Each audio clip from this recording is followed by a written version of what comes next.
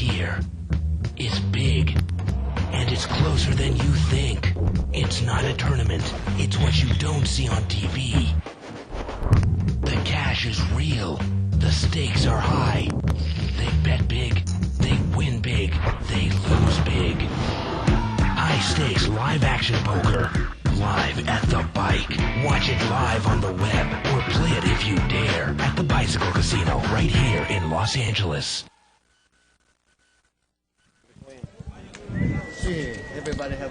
Hello everybody and welcome to Live at the Bike presented by the Bicycle Casino, the first and only webcast of live action cash poker. My name is Bart Hanson and I'm along here with David Tuchman. How you doing tonight, David? I am excellent. And my dream has come true, Dave. We are doing, for the first time, 2040 limit game. Now, people that have been watching the no limit games are familiar with the chips. The yellow chips are $5 chips, and the blue chips are $1 chips. You can see thousands of dollars on this table. It is a structured limit game. It's a 4-8 chip structured game. Pots can get up to easily over $1,000 in this game, in one pot. A lot of action in this game. Again, it is limit.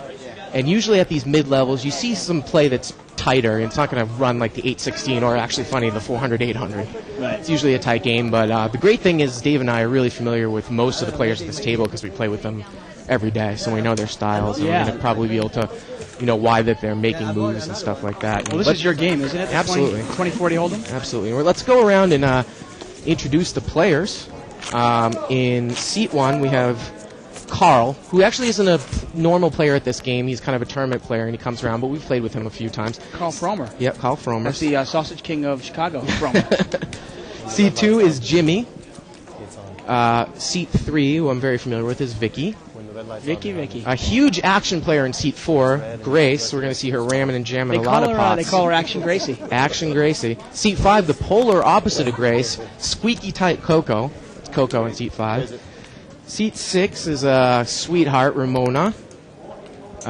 Seat seven here is George. Seat eight is Elmer. And funny enough, in seat nine, Dave, is Bart. One of the only other people I've ever known named Bart. There you go. But his name is Bart, so not to get confused. When we refer to Bart, we'll be referring to seat 9, but hopefully we won't get confused when you say Bart. Right. If I think you're referring to me. Clearly the Bart at the table. Right. So we got the cards up there for the first time, and for those of you that aren't familiar, we do this every Wednesday through Saturday from 10 to 6 Pacific time. And looks like Action Gracie's got a set of sixes. Is that what you? Yes, she does. Now, the funny thing, Dave, right away, now she got a set of sixes. She got lucky on the turn, but I don't know if any of the people picked it up. She probably bet right into that flop. She's not scared. If she's got 4-6 of diamonds and there's 7 or 8 people with a king-6 deuce, she'll bet right into it, especially if it's a pre-flop raiser. If she had the best hand. If she raises pre-flop, especially if I've seen her raise out of the big blind with ace-9 offsuit, king-9 offsuit, when there's 7 or 8-way action, it doesn't matter what the flop is, she's a jammer. She's going to bet, and she win. It's a style that she is comfortable with. Does it work for her? I think she's a winning player. My only criticism of her game, or critique of her game, is that it's very, very difficult for her to lay down hands, which is a common thing with action players. They want to build up the reputation that they're not going to be bluffed out of any pots, and they end up paying off a lot of hands in the end, which I think that they really have no chance of winning, and that they should lay down. But she's really, really action. And now, if you compare her play to Coco, who's the polar opposite, who do you say is more successful? It's tough to tell. I would say that Grace is probably more successful, and I was going to tell all you 2+2ers, of course, those people aren't familiar, there's a thread about the show on 2+2 every night, that Coco is almost too tight, and he doesn't really value bet. He's proud to say that he's folded pocket aces pre-flop when there's 5 people in for 4 bets because he just feels that his odds aren't good that he's going to win the hand, so he'll mock the aces, which, of course, is really not the right play, Dave. No. In a limit game, So, we'll see him play extremely tight. I've never actually seen him bluff, have you? Well, I was going to get to that, but I've seen him limp in with ace-king suited, and then there's one raise, and he'll be heads up with someone on the button, and then he mucks it under the gun. Something like that. It's just he's a little bit too tight for value. The hands that he actually plays strong and that he tries to represent are pocket pairs. He'll 3-bet someone from early position with pocket 4s and then just drive right into the pot. And we'll see a lot of that. And, I picked it up, and I don't know if some of the other players know it, but those are the hands that he actually tries to drive and represent huge hands. Yeah? With small pocket pairs. So we're going to see a lot of interesting action here. And the limit game, obviously, as contrasting the no-limit game, you can't make that big a bet on the river to drive out the draw. You can't make a big bet on the flop or the turn to really drive out the draws. If somebody's got a flush draw or a straight draw, they're going to go to the river. Right. And then, we talk about how the value of low-suited connectors in this game are really nothing compared to no limit because the implied odds aren't that high. But high-suited cards are very valuable in this game. And we got Ramona there's got a king-jack. Seat 3 has got King 10 suited, and that's kind of a big flop for. That's Vicky there. She hits. She got. And did she check behind it, Dave? Interesting. Slow play, and now look at that. Ramona took a lead. Wow. And Ramona bets it right out on her top pair there on the turn. Vicky's drawing to a club here. Oh wow! Oh. Ramona's going to be upset because she's going to lose with 3 jacks. Maybe I got over this already. Oh, what a river. Well. There's a flush there? There's a flush. How come I didn't see it? And Ramona says, how come I didn't see it? Yes, Vicky, we were wondering why you were checking the flop. Me too. Interesting play. It actually worked out well, though. Usually you definitely want to make a value bet semi-bluff. And you're going to be almost favored in the hand against a lot of hands anyways, Dave. Lower pair with 2 overcards and a flush draw. So not only... She actually had top pair with a flush draw there. Flop was 10-6-7. Oh, the flop was a 10, too. I didn't even pick that up. Oh, I'm 10, sorry. 6, 7. Wow. She had top pair and a flush draw. Well, that's huge. And the problem with checking that is just right there. You see what comes out. A jack, a queen, or an ace comes out, and it's very vulnerable. Yeah. She got lucky on the river. Absolutely. Jack clubs came. No, because if you have a king-jack offsuit, a couple of red king-jacks, and there's 2 clubs and a 10, you might not necessarily want to take one off depending on the odds of the pot. So you'd like to bet that and get those cards with, like, queen-jack out of there. Red queen-jacks, Without a doubt. Yeah. And you'll see, in a limit game, you'll see a wide assortment of hands being played here.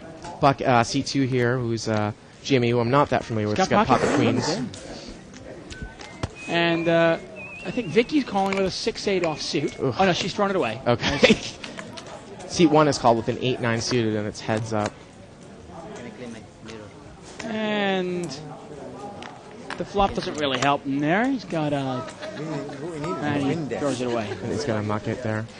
Depending on the style of play, if I know that the player is a very tight player and he's coming under the gun with a raise, I'm not going to call with a suited connector, not even necessarily Jack 10 if there aren't other people in the pot there, Dave. I don't really get the odds. No, you're not getting 8-9 suited, come on. Well, a good player is raising under the gun. A good player understands the value of position, and if you're raising under the gun there, you got to put him on a big hand. Now, if you have 3 or 4 cold callers, then definitely you're going to call the half bet with a suited connector like that. Oh, without a doubt. Then the odds are much better. Now, we'll see Grace play a lot of those suited connectors, a lot of 1 or 2 gap suited connectors from the blinds. She loves it. Man, she just hits them all the time, and then when she hits her card on the turn, she check raises and she drives at the pot. I've seen it happen time and time and again. Vicky's going to call here with a Jack 10 offsuit. And she's got a position here. She brought us up the button. Oh, she called and got the button. Yeah, she called and got the button. Now she's flop top here, and I would assume that she would want to bet it, not like last time. And she does bet it. Okay. And looks like seat 7 who had an ace 3 offsuit mucks on the big blind mucks with Jack 7. Not yet. See him throwing in his 2 chips there. That's actually for the next hand. Mm-hmm. Folding and throwing in a small blind already. So for those of you that aren't familiar with the limit game, this was a 20-40 game, which means that the first 2 rounds of betting, pre-flop and on the flop, the bets are $20 increments, and it's capped up to 4 bets, basically, which means people can put raises up to 4 bets. And then after the turn, it goes up to 40. Right. And then on the river, it's 40. So you can see $160 from each person on the last 2 rounds. Right, exactly. And in heads up, there is no cap. Heads up, there is no cap. It almost turns into like a no limit game. A no limit. It's just, right. As long as it's in $40 increments. Mm-hmm. Now, this game does not have a jackpot, so we're not really concerned with that. And Grace is going to raise it up with Jack 10 offsuit. Offsuit. Pot's been raised. And that's a Grace play. Again, not really a common play there from that position with Jack 10 offsuit, but Bart, who's in seat 9, is a very tight player, so he's only going to call with his best hands from the big blind. And exactly. She took the blinds. And as I predicted, most of the players starting to loosen up a little. You see Vicky's taking off her top there and loosened up a little bit. See if we can get a shot of Vicky from heads. There we she go. is. Thank you for that, Isaac. Flashing her pearly whites. Classic cards, players. One last time. Classic cards. And those are the classic cards here. For those of you, you can get one when you come into the bicycle casino for free, or you can actually get one online. And these players actually get money back. You get paid to play at the bicycle casino, and these players, they can get food for free while they're playing, and at the end of the month, depending on how many hours they put in playing this 20 game, they get money back. Right, and this game has got a big rake back. For the first 25 hours a month, you get $25, but then after that, it's $5 an hour. I know some of these so players if you play 200 hours, you get $25 for that first 25 hours, but then you get 175 times 5 after that, which is about 8, I think it's 820, 850, 825. I know Coco actually. 875. Coco makes about $500 a month from this. And Vicky's flopped a flush draw. And Ramona's got a flush draw. The second nut flush draw. And Bart in seat 9 looked like he led out. He's got a pocket 8s, looks like. Pocket 8s in seat 9. Pocket 8s. And Vicky raised with her flush draw. Ramona called. And Bart's got to be... I think Bart might muck this hand right now. Because even with an underbear, if people have 2 overcards to a flush draw, he's going to be a big underdog. Yeah. So he takes a shot and then... throws it out there. Yeah. And now it's going to... It's just not... Let's see if Vicky goes for a day. check raise here or bets. Let's see what she does. Oh, and Ramona. No. Vicky bet and Ramona raised. And Vicky does the reverse check raise, which I like to call it. When you think the guy's going to raise, you bet and then 3 bet on the turn. Yeah. And Ramona's going to shut down. And it's just not her night so far. It's going to be a bad beat. Ramona's going to be pretty upset here. Actually, you might see Ramona pop it up again here. I don't...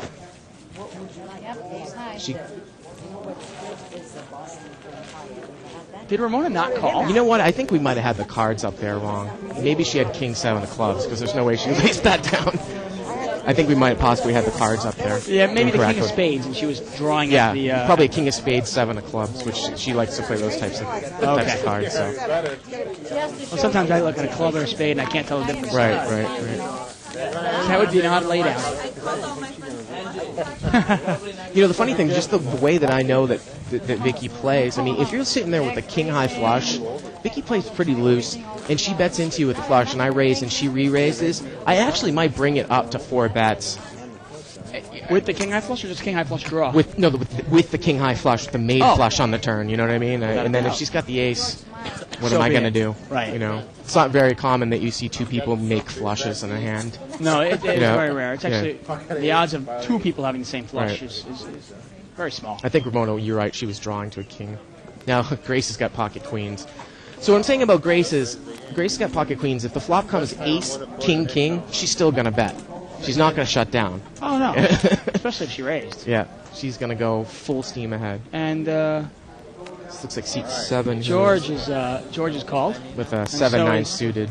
And is Bart? Bart's actually 3-betted. Bart's 3-betted. He's got pocket 10s. Yeah. And Grace has capped it. I don't like the call from 7-9 suited, but Bart's... in seat 1 has folded, but Bart's behind here. Oh, no, Dave. 2 sets right here. Wow. We're going to see it. Oh, Bart's in a horrible... And I can't believe that 7-9's calling here now, too. Now, Bart's going to raise. Now, Grace is full steam ahead. 3 bets. Now, what's 7-9 going to do right here? Now, see, this is the one thing that's kind of funny about Grace is... Yeah. She could be playing... She'd be playing pocket kings or ace queen the wow, same way. 7-9's calling, Dave. He's going to get squeezed right here. No, I think Bart is calling with the intent to raise on the turn. Oh, I would imagine as well. He's not going to 4-bet. He's going to raise on the turn, and he's going to get pounded by Grace. I love these hands right off the bat. Maybe a 10 will come. Oh, my 9. 7-9's got 2 pair now. It's gonna. 7-9 has 2 pair too. I was gonna say it might slow people down. It's not gonna slow Grace down. Oh, it's not gonna slow anybody. I think. Let's see if Bart's gonna pop it up again. Yes, he is. We're going to see a 3-bet by Grace, probably a call, and then a 4-bet by Bart. This street's going to be capped. That's my prediction, Dave. Well, this is an action game, and everybody likes it that way. I think if this guy calls, Bart's going to cap it here, Dave. Yeah. I mean, is there any way you put somebody on King Jack here? I mean, King Jack would be an open-ended straight draw, and the 9 gives him straight. Did Bart? No, Bart just flat called. Maybe he's afraid that he's... Somebody could have King Jack. I mean, you call with an open-ended straight draw. Can you imagine if a 7 or a 9 hits on the river here too, Dave? Giving everyone a full house? Oh, that'll just... It's an ace. Well, King Jack if he had it straight before, he has it straight now. Now Grace is going to lead. Now 7-9. You might just get a call and a call, to be honest with you. You could get a call and a call. Well, because now Bart might be scared of pocket aces. Yeah, a call and a call. Well, this pot's huge. Oh, wow. We're talking about, Dave, there's $800 or $900 pot right there. Yeah, that's just and sometimes you just got to chalk it up. It's the thing about Grace is that the reason with a rammer and jammer, if she had jacks, she would have played the hand the same way probably. She really wouldn't have slowed down. So I can't fault Bart for thinking that he has the best hand. Now he slowed down at the end there when the ace came, but she easily could have had kings and she could have had aces. No, she would have played it the same way. I actually like the way Bart played it because Bart did get he did check raise on the check raise. He raised on the turn, right? Thinking he had the best hand, and when then Grace made it 3 bets, and George still called, he said, "Okay, wait, I might be beat here. Let me slow down." And I like that. I know what you're saying. Queen hand? Straight. Pocket aces. I didn't like it one bit. Pocket kings or pocket aces. And that's the problem sometimes with calling the bottom, calling a cat pot with 7-9 suited. Oh, well, you catch a little bit of it, and then you catch second pair, and you're still drawing. First of all, Dave, you have no business calling a raise from under the gun with 7-9 suited. Okay, we talk about even big Broadway cards suited. You know, I was saying that I was reading Small Stakes Hold'em by Ed Miller, and which sometimes can apply to this game if it's really loose. He says that there really only are 2 hands that you really want to continuously cold call with. Can you understand what they are? Now, I understand pocket pairs you would cold call with if you have a couple other callers in front of you. Can you think of the 2 hands that you would always want to cold call with? The cold call. Cold call, yeah. Just and not raise? Yeah, well, usually it's better to play it kind of multi-way. Oh, I see. Yeah. What do you want to call with? I'm trying to think. Maybe like a Jack-10 suited? Well, he says King-Queen suited and Ace-Jack suited. Okay, those are the there 2. You go. You know, now Jack-10 you can be made a case for that, and Queen-Jack suited too. But he actually says sometimes to muck those hands if it's a strong player under the gun. You know what I mean? Big Broadway cards suited, right, not necessarily. Because if it's not going to be, I could make the argument if it's 3-bet to me. I think you might sometimes want to muck Ace-Jack suited. Well, if it's 3-bet to you, yeah. Actually, if I'm not in the blinds, let's say I'm in middle position, and I get a raise from an early position player who's relatively tight, somebody like you or somebody like Coco, and I have Ace-Jack in the middle, I'll muck it to a raise. Ace-Jack suited? I might even muck Ace-Jack because the odds of me hitting my flush are very small. And you think you're behind anyways there? If you've got kings or queens or aces, I'm drawing. Well, if you've got kings or queens, I'm drawing to 3 outs. And if you've got ace-king or ace-queen, I'm drawing to 3 outs. And the problem is I don't know where I'm at. Right. I don't like to call hands where I don't know what I'm rooting for. I like to know what I'm... if I have pocket 4s, I know I'm rooting for 4. Right. With ace-jack, I don't know what I'm rooting for sometimes. Now, Ramona's got an ace-king offsuit. Big slick. And C2's got one of those hands, king-queen suited. And look at that, Vicky... excuse me. Yeah, king-queen suited. Yeah, and Vicky and Grace both fold their blinds, and Grace rarely folds her blinds. Well, she's got a 3-7 offsuit. If she had 3-7 suited, she would have played it. Right. Sure. Well, this is interesting. Here, nobody's got anything. Let's see how it's played out. And Ramona's going to bet. I got to give her some credit. Yeah. Well, she raised before the flop. Yep. I like the bet. Sometimes it's really important if you bet. Now the question is he's going to try to outplay her here with a raise. He's going to raise her. He's putting on her big hand. And the thing with Ramona is if she doesn't catch an ace or a king, she's probably going to check and fold all the way down here. 2. Sometimes you can pick up some. Now, is he going to... Oh, he checks behind. Now, you wonder if Ramona can maybe put a bet here in the river. Now she's definitely going to bet, obviously. I would love to have seen a blank come. And the king-queen can't call. Well, it's either a raise or a fold, right, Dave? Right. Now, would Ramona have folded, you think, on the turn had... No, Ramona, I mean... She's Ramona, in the river. Ramona's a very, very nice lady, but she's a recreational player. She's and River Ramona, huh? I see her play, simple one over card all the way to the river, like an A7, you know what I mean? She's in there, so there's no way you could have... Well, then, you know what, I actually don't mind the play by seat 2. Right.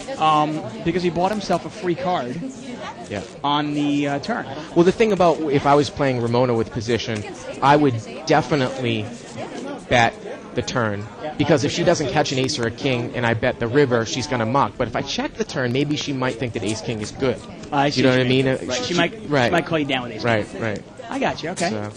It's an interesting play sometimes to get that free card, though, also, because instead of paying one big bet, which is the turn bet, and a small bet, which is the flop bet, he's actually getting 2 small bets and saving himself about $20 actually to see the river. Remember, these chips are $5 chips, so these are $20 calls. And call. Coco's going to see a flop. Now, Grace loves this hand in the blind. She's got a 4-6 suited. I told you these gap connectors. She loves from up front if she can hit her hands. Coco's got a pair of 8s there. Elmer's got queen jack. See if we get a diamond draw here. No, that's not going to help Grace. Doesn't look like. I'm trying to think if we got much of anything there. Well, actually, Elmer, seat 2 is Jimmy's got a gut shot straight draw. And he's got a flush draw. Jimmy's got a flush draw. Well, he's got Jimmy in seat 2 has a flush draw. Yeah, exactly. Now, Dave, I might have raised that with an ace up there.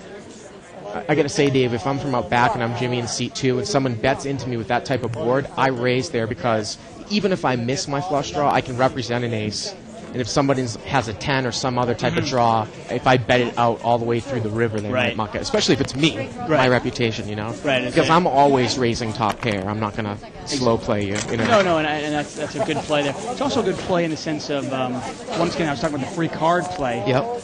If you bet that flush, you certainly want to see all 5 cards. Well, with that particular board, depending on the player, if I think that he's going to bet a non-ace, I'm raising with my flush draw, and I'm not taking a free card on the turn. I'm representing an ace. Okay. I don't care if I hit it or not. I'm betting all the way through the hand. I got you. Okay.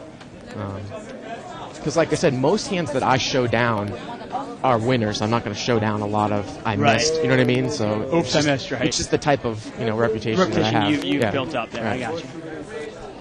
And believe it or not, this is actually a pretty passive game for a 20 game. Yeah. Some of the action players aren't even here yet. I think Vicky raised it with pocket 8s. Pocket 8s. And River Romano calls with. She's got a 10-8 suited. I don't like that call, Dave, from the big blind. Yeah. These look at that. Flops an open-ended straight draw. And Vicky's got the gut shot as well. The share. 8s. And wow, Ramona lays it down. I wonder if she realized she had it. It's not necessarily. I'm not going to say it's necessarily a bad laydown. I'm going to take one off there usually, but there is a 2-spaded board there. Yeah, I don't like to go for the straights when my straight card can come in and come in somebody else's flush. Right. That's what we talk about. That's generally my thought because you're only going to hit your straight about 31% of the time. Right. And then if you go to the fact that now two of your outs yeah, are going to give somebody else a flush maybe. Right. Well, then it even lowers it down to maybe 24%. Right. And then you're looking at it, well, do I really have the odds to go for this now? One of the other huge mistake I see players make is like from the big blind when it's multi-way. Like I said, suited cards have so much value and limit. If it's multi-way and there's like even 4 or 5 players in, an ace-10 offsuit or a king-10 offsuit really doesn't even have the value to put in the half bet, I think, in the big blind. What do you mean for a raise? For a raise in the big blind, it's just it doesn't work well multi-way. You're only going to win with a straight or if you get really lucky. The only times once in a while you have to call just to, like if Grace is raising, you can maybe she knows she'll raise with Jack 10 or King 9 offsuit, right? And that's Coco. That's his first hand that he's entered voluntarily, and you see that he's got the Ace Jack. Now, the funniest thing, well, I can say one thing for Coco, that he's on the button. Now, I don't know who brought this hand in for a raise. No, actually, I think Coco raised it. Oh, no, actually, I'm going to bet that, maybe Coco raised it here. I'm not sure. Okay, maybe. But Gracie hit top pair. Okay. Because if Grace raised, I actually, you know what I think happened there, Dave, is that Grace, now Jack King in seat 8 limped in, and Grace raised with an 8-10 suit. Now, if I'm sitting on the button with ace-jack offsuit, first of all, ace-jack, I talked about ace-jack suited being a thing that you can cold call. Ace-jack offsuit is not a hand that I like to cold call. It's a hand that I 3-bet muck. Now, if Grace is raising from late position with a blind that lays his big blind down a lot, that's a 3-bet hand on the button for sure.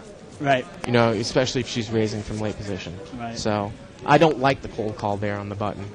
But again, we talk about Coco being a very passive Well, player. Coco, yeah, he's not a confrontational player. Right. He 3-bets it there.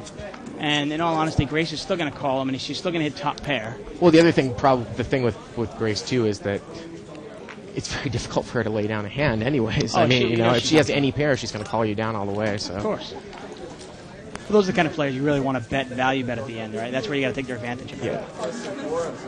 I mean, sometimes I have even me, Dave, if I'm sitting directly to Grace's left and I'm on the button, I've re-raised Grace with like hands as weak as like A7 offsuit, Yeah. if she's the first one in.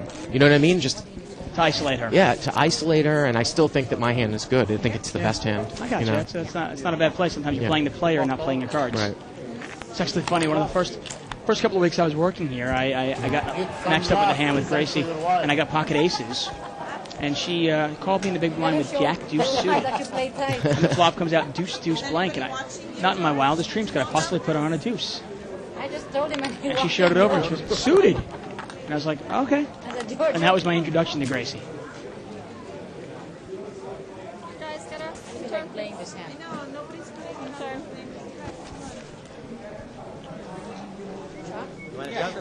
Sure. Leave the cards on the glass at all times. And then just fold from the glass. I'm going to tell you what. You watch your last game white mine. Where's the one? Oh, you did mine too? She worked too. And your son is downloading everything.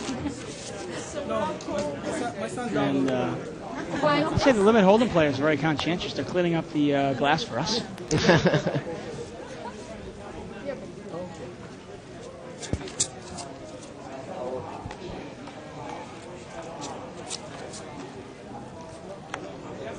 Well, that's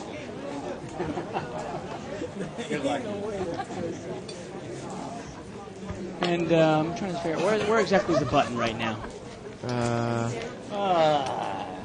Button is in seat 8. 3 players? You got a 3-handed pot here.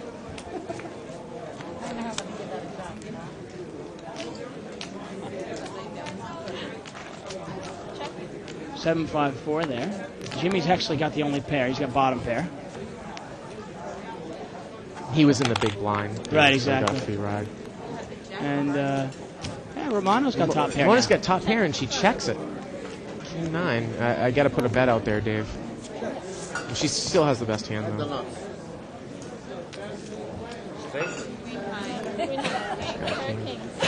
You know, it's wrong to play scared poker like we talked about. Maybe she thought she was up against the flush or something, but Right, I exactly. would bet that for sure. Well, she's played 2 hands now, and she's gotten, every time she puts her hand in the pot, she gets it bitten off by Vicky. I think she's a little gun shy now. Dave, we were talking about the tournament that was going on tonight, and it was $200 with multi-rebuys, and we got, I think it was 367 players. Danny's going to be in here a little bit later on, and Yeah, I was actually looking forward to playing it, but I had to decide if I wanted to play tonight's tournament or tomorrow night's tournament. and both of us are going to play tomorrow, which is Yes. Stud High Low tomorrow. Stud High Low. tournament. So hopefully we can both be at the final table. Yeah. So we're looking at a prize pool we were thinking about of $175,000 for tonight, averaging 1 rebuy per person. Pretty big I tournament would- for $200. I Not gotta a tell you. yeah. First place about $70,000 for a $200 buy-in. That's not bad at all. Again, this is the second largest tournament series that we do here at the bike. The first being the WPT Legends in August. Carl's going to come in here in seat 1 with a 9-jack suited. I mean, that's a hand I would raise there too if no one else has raised from the button. If no one else has come into the pot, Right. try to steal the blinds. Vicky's going to call with a ragged ace there. Ace-6. And she catches bottom pair though, but Thanks for advertising. Now she's going to. One of the Sausage biggest King there's got middle pair. got middle pair. I was going to say one of the biggest things. Let's see how this is going. I'm going to check behind. He's probably going to get checked down here unless Vicky tries to make a bluff, but he's going to get a call. No. I was going to say, what do you think about calling a late position raiser with ace rag from the big blind when your head's up, because chances are you might be ahead, but now you're out of position, and it's very, very kind of a unique and difficult situation. I like limit, to see the right? player I'm playing against. Because if I think I can outplay the person, or if I think the person respects me enough where I can make a play on them, well, then I'll do it, because I'm not a big fan, like I always say, because the few times you do catch them might not compensate for the few times they do have a real hand. Is that like a couple days ago when you re-raised me with queens when I had aces and ended up taking down that pot? Exactly. I think the flop was king, king, jack, and I think you bet and I raised and you re-raised and I called and you shut down the river. And I knew you must have had queens. That's the only hand that you would make sense for you to have. When a pair comes on the board, it's unlikely you have that pair. Because I didn't 4-bet you on the flop, so usually you're not going to say. Excuse me, I don't normally will 4-bet with like an ace king offsuit on the flop. Right, so exactly. You didn't put me on that. I didn't put you on ace king, and but I did only hand I 4-bet thought on could beat me was aces. Right. Obviously, jacks you would have caught your set on, but I was willing to take a shot at it. But in that case, I was very wrong. And this is going to be the 10 is going to he doesn't play the board. The 10's going to win. Well, actually, he can't beat. She's talking about Grace is going to win. Right. Grace is going to win it with that monster 10 kicker. Now this is the type of hand I'm talking about. Seat 7 is in early position, which is in one of the first 3 positions there. 5-7 suited, Dave. A limp absolutely has no value in this game whatsoever. A gap suited connector in limit from up front is just very different than no limit. Maybe you throw in one. You call a bet when there's 4 or 5 people in already in front of you from the button with that hand. Maybe. You know what I'm saying? Maybe. Exactly. You know, it's much different than no limit in the sense of, like in no limit, those hands have value because the implied odds are huge. Right. But in this game, the odds are capped by the cap of each betting street. Right. And there's Tim, one of our storied floormen at the bus casino. I know I'm biased, but I must say that we do have some of the best floormen I've ever seen. Nice. They get the job done. Accommodating. Very accommodating. And they know their stuff. You know, when you ask them for a ruling, they're right on the ball. And it's been, I mean, it really has been the busiest that I'm going to say that the last few weeks have really been the busiest that I've ever seen it here. Oh, it's packed. I mean, this area here where this table is relatively new. It's only about a year or 10 months old. It used to be part of the restaurant. They knocked down the wall to expand the no limit section. And so we're talking about if you have guys haven't been here in a few years and you come in. And there's Vicky there from below. She's got the 9-4 offsuit. And I must say there are some shots of Vicky I like. That's not my favorite. C2's got ace king offsuit. And look at it now. The big blind's going to re-raise with 7s there. Yes. Or maybe he just called. I thought he put it in. Sometimes it's hard to tell if they don't put it out the right way. Now the question is, what does 7s do with the 1 overcard? Is he going to check and call it away? It's going to be expensive. The ace is the ultimate overcard, though. It's the scare card. It's not like flop comes out 10-6-5. You like your 7s a lot more. But of course, that's the advantage of position, because if you have a late position raiser who's raised with king jack suited, king queen, queen jack suited, and an ace comes, you've got pocket 7s. You check to him and he bets. You're like, well, what do I do now? Of course, position is my rule for my own sake. In the sense of when I'm playing limit hold'em, actually even no limit as well, but especially in limit hold'em, is the king and the ace are the 2 scare cards. Because rarely do you see somebody in late position, except for once in a while. Rarely do you see somebody raise that doesn't have an ace or a king in their hands. Yeah. Unless they have a pair, obviously. Right. Because people raise with king queen, people raise with ace jack, people raise with king jack. But once you start getting queen jack, queen 10, you do see raises and you see people mixing up their game a little bit. It's not quite as scary. Pocket ace is under the gun for Carl here in seat 1. What I was going to say, Dave, was that sometimes it's actually one of my favorite hands to have ace jack or ace 10 to raise against a blind. Because it's a beautiful sight, isn't it? I love that. To raise against a blind with ace jack or ace 10, because if your 10 and your jack comes, now you have top pair, and they might not necessarily think that you have a jack or 10. But if a card like a king or a queen comes, it's a scare card. So you're looking at 4 cards that are going to help you there. Ace, king, queen, jack, or 10. Excuse me, 5 cards. Oh, look at this. We got a capped pot. Seat 9 with pocket jacks. Oh, Bart is just like... He just keeps walking into... Oh, I mean, what can you do? You got to do it. I mean, again, we talk about it for value, and, it's... Well, it's one of those days, when I'm having a day like that with Bart, I just call my wife and I stepped in shit today. The funny thing is that seat 7 3-bet there, I might only... I don't know, it's a question of flat calling or 4-betting for value. But seat 7, Dave, he 3-betted it with 6-10 suited. Well, there we go. We got Carl's hit his set. And that's going to be an easy hand for Bart to get away from. Of course, seat 7's got the flush draw. We do have a chance. Maybe. Seat 2 with the red king jack is going to lay it down. Let's give lay down. One down. And you win the side pot. 6-10, he's all in. And there's the club, Dave. There's the club. There's the club. Flush is going to take it. And there's limit hold'em in a nutshell, yes. Well, he was all in, though. There's a 20-40 limit hold'em in a nutshell. You got pocket aces, you got pocket jacks, and 6-10 of clubs takes it down. Well, I mean, love this again, game. to defend the guy, he's all in. But, you might see somebody, if you had a few callers in front of you, the guy with aces raises onto the gun. You have 4 or 5 callers. You call from the big blind with 6-10 suited. Now you pick up your flush draw, and you really aren't going anywhere. You have odds to chase all the way down to the river. I'm not attacking the guy. All I was pointing out that it's just limit hold'em in a nutshell there. Right, absolutely. You can't protect your hands, and limit hold'em, you got to know you're going to have a lot of bad beats. I keep harping on it that the value of suited cards in this game is just amazing because you can't get bet off of your flush draws like you can in no limit. Right. You know what I mean? You can come in. So suited cards have extreme value, high suited cards.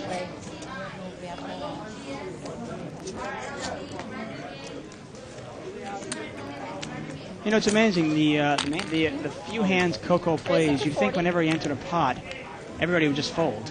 Yet he still gets action. But I'm going to watch and see those hands you want to play tomorrow.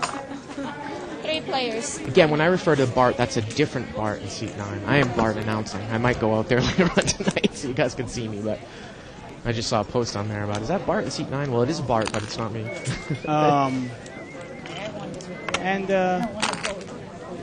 Ramona's got the top pair there. And Carl's going to call with middle pair. He's actually picked up a gut shot here. And I don't know if the pot was raised pre-flop. It was raised. It was, okay. Actually, Ramona raised it with the queen 9 Okay. hearts. I was going to say it's a question of you can possibly take one off if you have a pair for one half bet on the flop. Of course, there are diamonds out there, but I don't like taking one off when it's a flush draw. Once again, it cuts out on your outs because if a 7 or an 8 come out, might not still be good if Ramona's betting on the ace king of hearts, ace king of diamonds in that case. normally though, if you're not concerned about a flush draw, if your head's up and you don't think the guy has diamonds, if it is a race pot, you do have odds to take one out if you have a pair. Usually with an overcard, you'd want to do that to hit 2 pair. Because you're drawing to 5 outs. Right. And then you have more implied odds if you hit 2 pair. You're going to hit one of your 5 outs about 20% of the time. And the reason in that case where I just don't like to do it is with 2 diamonds, I can't play it aggressive once the diamond hits. Right. And if I can't play it aggressive, well, then I don't want to play the hand. And when I've got 5 outs, now it's limited down to 3 outs. I don't. Odds or no odds, that's me chasing somebody, and I'm not a big fan of chasing. I want to be in the lead. Let them chase me down. Well, actually, with one card only in the turn, it's actually less than that, maybe 11 or 12% to draw to 5 outs. That one card on the turn. Oh yeah, on the turn, he definitely has that. That's definitely an easy fold, I think. I think he's got ace queen there. Carl's going to call with queen 9 of hearts, and they both have a gut shot here. They both have the same gut shot, actually. Yep. And I like the bet by Vicky. Oh, absolutely. She raised before the flop, and then she continued. There are a couple of scary cards out there. The king and the jack are both, in that playing zone, that cards people like to play. And she bet it like she had it. The other thing about limit hold'em too is that if you are heads up as a pre-flop raiser and it's checked you on the flop, I think it's, except in very rare situations. That is one of our famous waitresses. Wonderful, wonderful lady. Look at her. There she is. Go ahead, I'm sorry. I was going to say it's almost always correct to bet because unlike no limit, you can't be check raised a huge amount. You could only be check raised the limit of that street. Yeah, well, you can't, exactly. You can't always be scared of a check raise. Right. Doyle Brunson used to like to say, if he says, if he raises before the flop and it's checked him, he's going to bet. And if somebody wants to check raise him, so be it. Right. He's not going to let him down. He's going to keep betting. He doesn't want to disappoint. Because you know what? It's tough to play against somebody who you know every single time you check it to them, they're going to bet. It's very intimidating to know that. Because you don't know if they have a hand or not. Looks like a lot of kings and jacks are used up here, so. And like I say, a lot of kings and jacks are used up, and sure enough, king comes out anyway. And Coco's got top pair. And he did he check it? See, that's what I'm talking about. Pass play. He checked it, Dave. He checked it. Checked and well, called. Well, he got a couple of people to bluff at it. But I don't think that's his intention, though, Dave. Yeah. I really don't. Look at that, and it gets checked around. This is what I'm talking about with Coco. And he checks it again. One by one. And that is my criticism of Coco's play. You have a flop like King 8 Deuce, and then you're saying to me, well, maybe he's going to try to induce a bluff because there aren't any draws out there. Well, I know Coco. He's not doing that. He's afraid he might be beat by a higher kicker or two pairs, you know. Well, I give him one piece of credit in the sense of that, King Jack is not a very good hand, and he knows that it is vulnerable. Well, but at the same time, I can say that he made $20 extra from seat 8 from Elmer, because I don't think Elmer would have bluffed that had Coco bet. Mm-hmm. But then again, he left $40 on the table because he didn't bet on the turn. And Vicky was going to call with a king. Maybe I'm wrong, but I don't think Vicky lays down king with a small kicker, does she? What's that? Is Vicky capable of laying down king with small kicker? I don't think so. Right, so that's an extra $40. Actually, $80 you could have bet on the river as well. That's what I mean. Yeah, he would have got called down then. And if you don't play, it's okay if you don't play very many hands. That can be very successful if you make the most of the hands you do. Right, you got to play tight, aggressive. And there's Coco again with top pair. And he checks it again, Dave. Interesting. I can't tell what Vicky. Well, now he's got trips. This is one of the few times he might bet it. He likes his hand. Well, Vicky's got pocket 9s. It looks like. That's not a bad flop for her. Oh no, she's got 9-10. Oh, excuse me. 9-10. So now she's got a gut shot. And Coco bets it and gets no money out of it. And of course, if he had bet the flop, Vicky might have called for one bet. So and that's what we're talking about. You can be squeaky tight, but the problem, like I said, with what I have with Coco's play is that he loses a lot of value the way that he plays. He doesn't pick up bets that he should. Limit's all about making bets when you have the best hand and saving bets. Well, that's like, poker in a nutshell. If you're going to check the top pair there where you could get called, well, poker in a nutshell is, in the end, lucky or not lucky, you're going to get the same amount of good hands and bad beats and tough beats and winning hands. And you've got to win the most. You could win the most you possibly can win on those hands that you win, and lose the least on the ones you lose. And that's all poker is. Mm-hmm. It's a simple, win more than you lose game. Vicky on the button's got an ace-queen offsuit. She's going to raise it up. Raise. And Coco's one of those players that people will take advantage of because they know he's not going to call in the small blind unless he's got something. And sure enough, he's got pocket 9s. Right away, if he calls in the small blind, you know he's got something. And we're going to see a flop 6. Wow, and look at the C2 is in there with Jack 7 offsuit. Well, this is limit hold'em to a T. Seat 8's got a good multi-way hand. Jack 8's. Well, look at that. Seat 2 with the Jack 7 flops an open-ended straight draw. And Vicky's going to bet her ace queen. I got to tell you, I'm not a big fan of the betting ace queen in a flop like that. With a lot of players, I think I would check behind it. Now, I think seat 2 and it to be a successful limit holder player, the right play there with that type of flop is to bet and hope that Vicky raises. Now you pump everybody else out of the pot. So even if you don't hit your straight, a jack could win. But if overcards come, you've gotten the kings and the queens out. You know what I mean, Dave? Right. The problem is, what happens if you're up against the pocket queens in this case? Don't you want? The only thing I'm saying in there is, don't you want, if you hit your hand, he's not. He obviously knows his jack high is not the best hand. He knows he needs to hit something to win. Doesn't he want the most money in the pot possible? No, Vicky. And good for Coco. He's got the best hand. Let's see if he can actually make any money on it. He checks it all the way down. Let's see if Vicky will take a shot at it. Nope, and Coco's going to take it down with his 9s. 9s and 5s. Now, the thing about Coco, what I would have done there, Dave, and where he missed is that on the flop, he's got pocket 9s from up front. I don't necessarily disagree with checking it down there all the way. But on the flop, he's got 9s. This guy has an overpair. Vicky bets from the button. Now, all those cards, everyone normally will have overcards to them too, and they have odds to take one off. But he's got to put a check raise out there and drop out, in that case, King Jack, Queen 10, Ace Jack. Do you agree with me there? Yeah, well, in actuality, if he raises Vicky on that check raise that flop. If he check raises the flop and he makes it a $40 bet, the Jack 7 in seat 2, he's going to call anyway, but it's not a good call anymore. Now suddenly he's really got to pay for his draw. Yep. And the problem with that is both Coco gave the open-ended straight draw. He's going to hit it 1 out of 3 times. Right. He gave him a free ride for it. Well, you can't give free rides. You can't give free rides, but I think it really comes back to the fact of that overcards. I mean, you have an overpair that's very vulnerable to overcards. Now, he got lucky that no one had a king in that hand, but if he check raises there, and he gets king, queen out of the pot, and a king comes on the turn, he still wins the pot. Because he just checked it and called, now someone with the king wins. So he's let somebody win. Yeah. You have to check raise there. I think that's the proper play.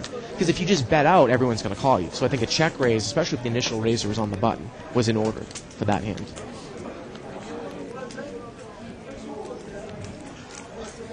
I think he's got ace-queen again. Ace-queen, and this time she just calls. There's a little gunshot with that ace queen. It hasn't come out yet. I can't. Well, people don't realize. They look at ace queen and ace king and they think it's a monster. You're only going to hit a pair on the flop 1 out of 3 times. Yeah, well, Dave, though, if you're the first one in from that position, I think you got to raise with ace-queen. I agree with you. But people overestimate. And this is an interesting one. There's 3 spades out there and they both have a spade. And it's both checked around. Even the ace doesn't take a shot at it. Ace-queen's going to win this one. Very, very passive play at this table. That's good enough. I have ace-2. I mean, obviously, you can't make the types of moves that you can make in no limit in a limit game, but there are some things that you can do, Dave, and I think they're missing their opportunities here. Well, clearly, when it's the same as no limit, where especially in a heads-up game, there's a heads-up pot. Oftentimes, nobody has anything, right? And when nobody has anything, those are the pots that are kind of dangling in the air, and whoever wants them goes out and gets them. And obviously, that pot could have been won by either one of them. Right. Oh, you know, Dave, someone was asking on 2+2 how Shirley and I did in the high-low tournament last night. Unfortunately, both got busted out again pretty early. Omaha can be really frustrating sometimes if you can't scoop pots in the early levels, and I was just having people chase me down with ridiculous high draws, and I just couldn't scoop a pot, man. Well, that's tournaments for you, it's- right? Tournaments are, you only, because of the great chance of winning a ton of money, Yeah. you don't have to win very many tournaments. You can win 1 out of 10 and make a lot of money. Yeah. And this is more like the 20 hold'em that I know. You get a lot of multi-way pots. I think Carl in seat 1 raised with pocket 10s. Pocket 10s. He's going to get called by, I don't think, Coco's. I think that probably is Grace with 4-5 suited. No, it's not. Grace has got 9-10 offsuit, I think. 8-10 offsuit. 8, wow. 8, Whole 10 call to offsuit. raise with that hand. And good for Ramona. She's got top pair with the ace kicker. See how she plays it. Raise, Ramona. Ooh, she calls. Well, And with 2 spades out there, she's really got to protect her hand a little bit. yeah, I would like to, or make people pay for a draw, Dave, you know. Obviously, you're not going to lose a flush draw. She still Right. has the And best hand. No, she doesn't, actually. George has picked up 2 pairs. Oh, to do 7, excuse me. And how many people say deuce 7 is the worst hand? Hey. Yeah. Let George laugh at him now. And now probably people like Carl are thinking that they're up against a flush. No, they're only up against 2-7. Well, Carl's got to throw his hand away Oh, here. Because obviously, even if it's not a spade out there, there's a jack out there. And with 4 callers, he knows his hands are no good. Now, seat 8 is still in with the ace high And flush look draw. at that. Ramona lays it down. Lamona, a good lay down, but she made her own bed there. Yeah. What's interesting? The only caller there was ace deuce. And that was because of the spade, obviously. Well, yeah. Well, he does have bottom pair here. Bottom pair with a spade draw. Well, again, that's a great example of a hand where people can say, I like to raise too much with top pair. Well, if Ramona raises there on the button, She probably deuce wins the 7 pot. is out. She just lost that pot by not raising on the flop. Although we saw George before play that 9-7. You think George is going to fold his deuce? For a raise on the flop, I mean, He called 9-7. He called the capped pot. maybe. Well, then it's just up to the player there. But I mean, normally you'd like to raise with ace jack in that spot. I generally, if I flop top pair with top kicker, Yeah. I'm generally going to raise it. If somebody's got an overpair to me, then they're going to re-raise me and they'll show me. Yeah. And then you can use your judgment and shut Exactly. down. Yeah. But with 2 spades out there, you don't want to give everything away. No.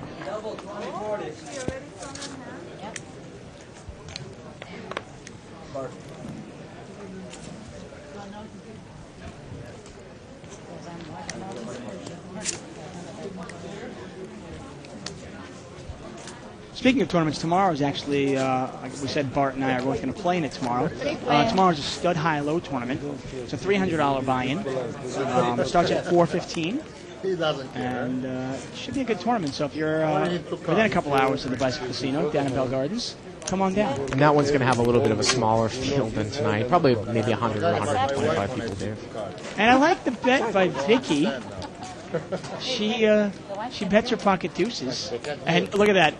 Unfortunately, she's not going to now. be able to beat anything now, Right.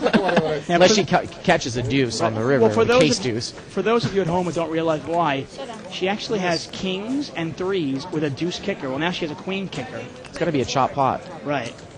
As Bart laughs because they both play the board. They both have kings with threes, two pair, and a queen kicker. Well, Bart was actually drawing to flush draw too. Right, exactly.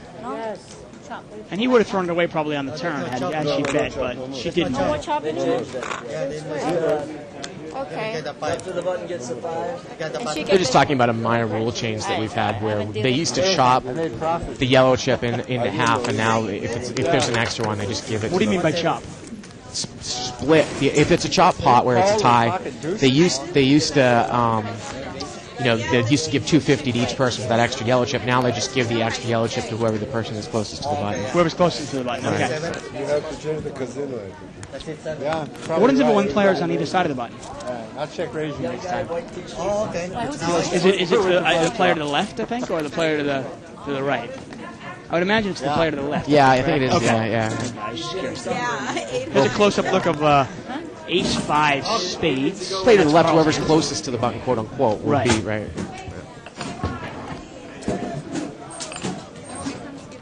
And we got a bunch of spades out there. You know what? Grace calls with 6-7 spades. One of my early problems with Limit Hold'em too, Dave, is I used to limp in with ace suited in games from up front. Unless it's a really loose game, I don't like to even play that hand anymore from up front. Ace 5 suited, ace 6 No. suited. From up back, it's worth a bet, but not from up front. Ooh, diamonds, wow. And No one has a not diamond. one person has a diamond. And this is one of those, whoever bets is probably going to No, win. but Ramona's got a set of deuces. She's got bottom set here in seat 6. Oh, good for her. And And a raise from Elmer. oh, he's got top pair. He's got queen 8. Okay. Don't shut down, Ramona. 3. Oh, yes, she 3 bets. Get her. Go Get him. Ramona's a favorite here at the Bicycle Casino. We're really rooting for her. And look at this. The queen 8 lays down the hand. And I like that lay down, Dave. Oh, that's 'cause, it. I mean, you're drawing to, it's, well, It's an easy laydown. He's got top pair with a terrible kicker. and black And no cards. diamonds. Yeah. I mean, Yeah. and she's shown strength. She's going to have to rebet it, and that's not like Ramona. Well, the other thing, too, about some players that you watch a lot is that, Ramona isn't going to usually make a play on you. If she bets into that type of board, I don't know. I might have raised, and then she 3 bets, I would muck. I think I might have played the hand the same way, Dave. Yeah. Unless you might have mucked it right away. Maybe not. Maybe she bets in with the ace of diamonds, but usually we see her play pretty passively. If she rebets it, Oh, yeah. unless Yeah. I can 4-bet it. It's one of those things, if you can't raise it, get out. Yep. And this, you can see this 20 game, it's pretty live. A lot of action, a lot of loose play Bart's got pocket 8s. He's bringing it in. for a raise. Now, Carl is cold calling the small blind with ace 10 offsuit. I do not like that, Dave. That is what we were talking about before, especially with ace 10 offsuit. I mean, Bart was. If you think he's putting in for a steal, then you could 3-bet him, but there's already a limper in front of him. Ace 10 offsuit is. The only thing is, Bart did raise it. Bart did raise it on the button, which doesn't necessarily mean he has a real hand. Well, there was a limper, though, in front of him. There were 2 limpers in front of him, so it's not like he's trying to steal the blind, right? And this is one thing that Carl likes to do, I noticed. He seems to like to raise with, pretty much nothing. Well, he's check raising, and it's a total bluff, and Bart's not going to fall pop for him it. up He's going to again. 3-bet, and Carl throws it down. Now, Ramona's got a pair and a flush draw, and she's probably actually a favorite in this hand right now as it stands, Dave. Of course, Bart has the 8 of spades, so. I'm trying to think here. Is she a favorite? She had Let's see, an she's got overcard with a pair and a flush draw. She's got 3 queens to call draw to. She's got 2 3s and the spades. 2 3s, 3 queens is 9. 12 or 13 outs. 5 plus 9. She's got 14 outs. Right. Which actually, look at that. And they both got a straight. And they both get the straight. Oh, look at that, though, Dave. Look at that. That's. I was just going to say, if Bart had the presence of mind, why not bet it? Because you're not going to lose anything. And Ramona either didn't realize that it was a chop, and he bet and he took the pot down when it was a tied pot. Bart's actually tried to play that move on me before. A lot of times you see a good player when there's a chop pot, if it's checked to them, why not bet? Because someone's not going to check to you if they usually can beat the board. It's interesting. I've actually done that. I've actually done that. Similar board like that, and I've done that. Yeah. And it was four-handed. Yeah. There's still 4 players in, and I did it. I only got one person to fold, but hey, each made about an extra $20. Mm-hmm. So sometimes it's funny, but it's worth it. And that's actually a poor Ramona, a bicycle favorite. That's a bad laydown by her though. And actually, she had 14 outs, and 14 outs in the flop make you a slight underdog. 15 outs makes you a slight favorite. Just for people at home. Well, we won't debate that one, but I tend to a little bit disagree with you there.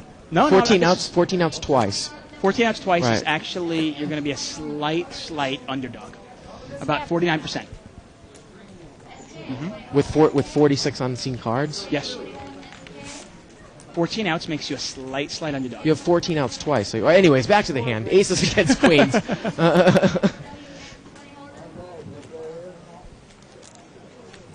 Overpair.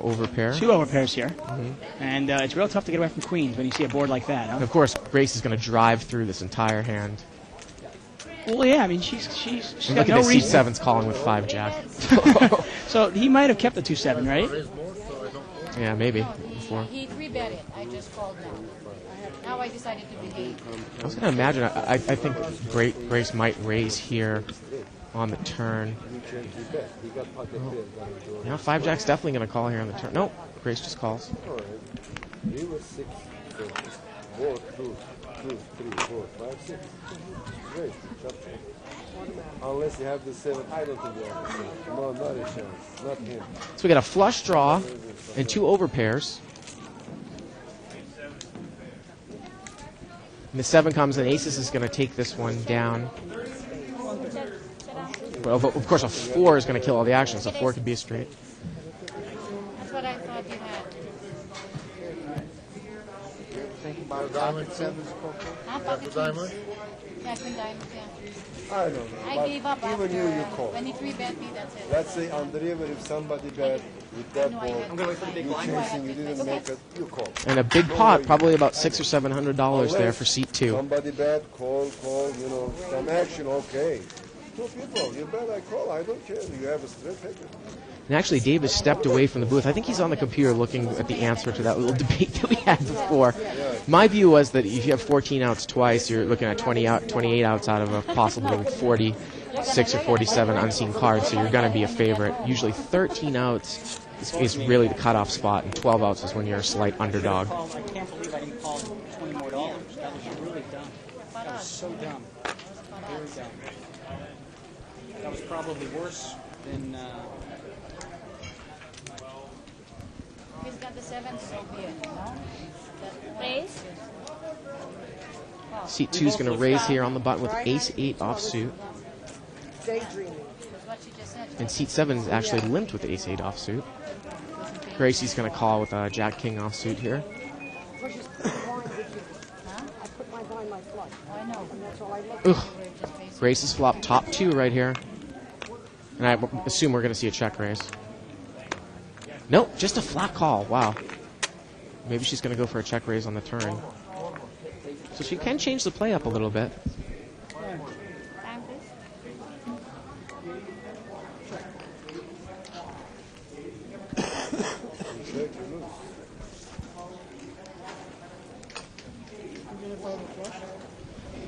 Check your list.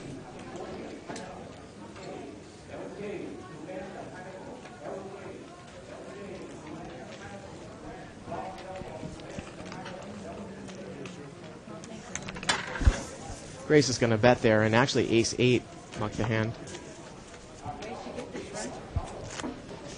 Splitting it. Ah, these girls eat good.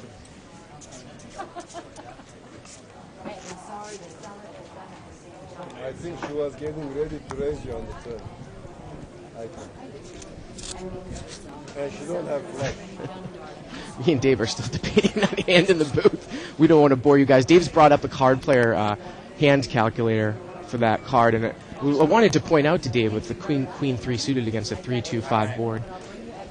And Yeah, just for the record, The exact hand we had up there was Right. Queen 3 spades versus 2 black 8s. Right. And with that exact flop, Right.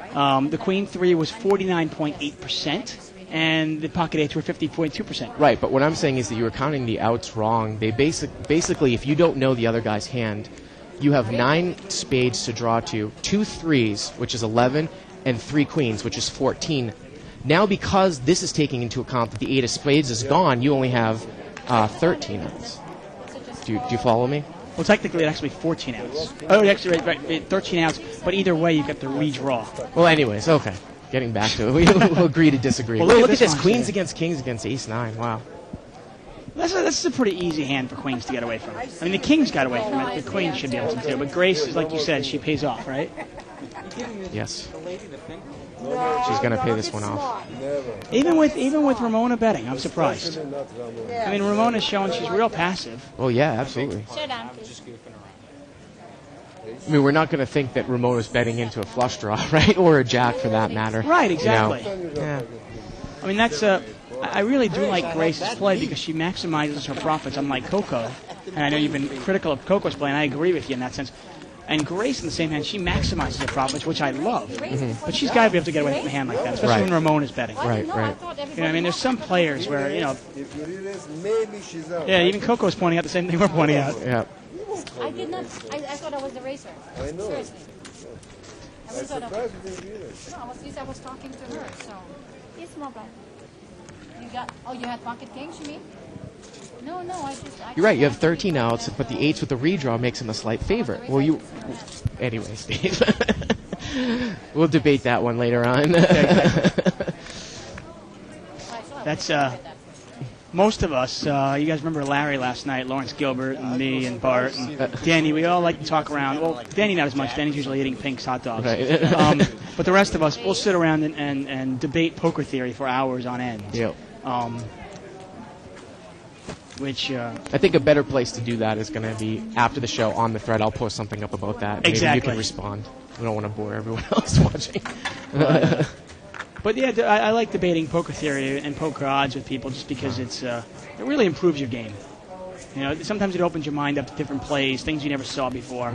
You know, because like anything in life, especially in poker, you never stop learning. Oh, absolutely. I mean, never. Yeah. I really tried every time that I come to the casino and play. You know, and I'm playing thousands of hours a year now. I come to the casino, I think I learn something new every single day I come here. Oh, yeah. I mean, and you can read as many books as you want on poker, but you're really not going to learn as much with compared to experience. Right.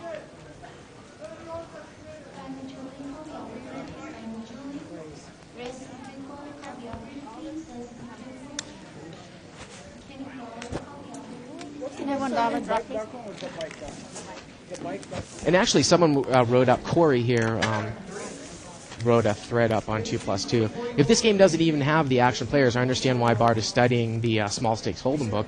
Some of these players would fit in with Barney's 50-cent $1 game. I don't know quite about 50-cent $1 game, but that book, you know, at first, you know, I had, you know, was reading and rereading Skolansky's book for Hold'em for advanced players. But then I realized, actually, Rick Nebbiolio, you know, told me to read that book, and it really does apply to this game. You know, maybe not 5-10 years ago when mid-level poker was kind of a tighter knit game, but now even at this size of the game, you know, small stakes theory, you know, really will help you maximize profits. Well, people don't realize it's kind of a double-edged sword. Generally speaking, the better players are going to be playing higher limits, obviously, and you're going to get some professionals playing.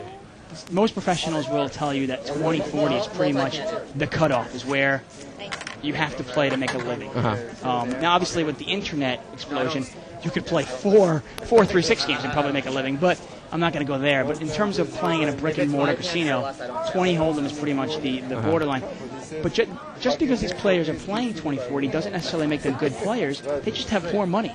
Right. Well, actually, you know, and a characteristic of especially players here, because we know all the 20-40 players, it's a lot of people that, say, own businesses, and they come here as recreational players, and they have money to kind of, I mean, they're not, they might not be super, super rich, but they have, they own businesses which give them free time to come and play. Of course. Oodles of free time. So, well, I mean, you think about it. If a gentleman, I know a lot of players, if a gentleman owns his own construction company and making $100,000 a year, he's not going to get much of a thrill of playing 2-4, 3-6. Exactly. Right. So he likes to gamble it up a little bit. And he can afford to take a loss if he isn't that good of a player. Well, if he plays 4 or 5 times a month and he loses $300 or $400 each time, or $300 here and he wins $300 and he loses $500, it's entertainment for him. And Coco's got pocket nines here, and pocket at least he bets it on the flop. It was checked to many bets he raised. Like you said, he does like to push his pairs. Yep, push the pairs. True to your word. Mm-hmm. You do know your players you play against. And one thing I can say, Bart is an excellent limit hold'em player, and one of the reasons he is an excellent limit hold'em player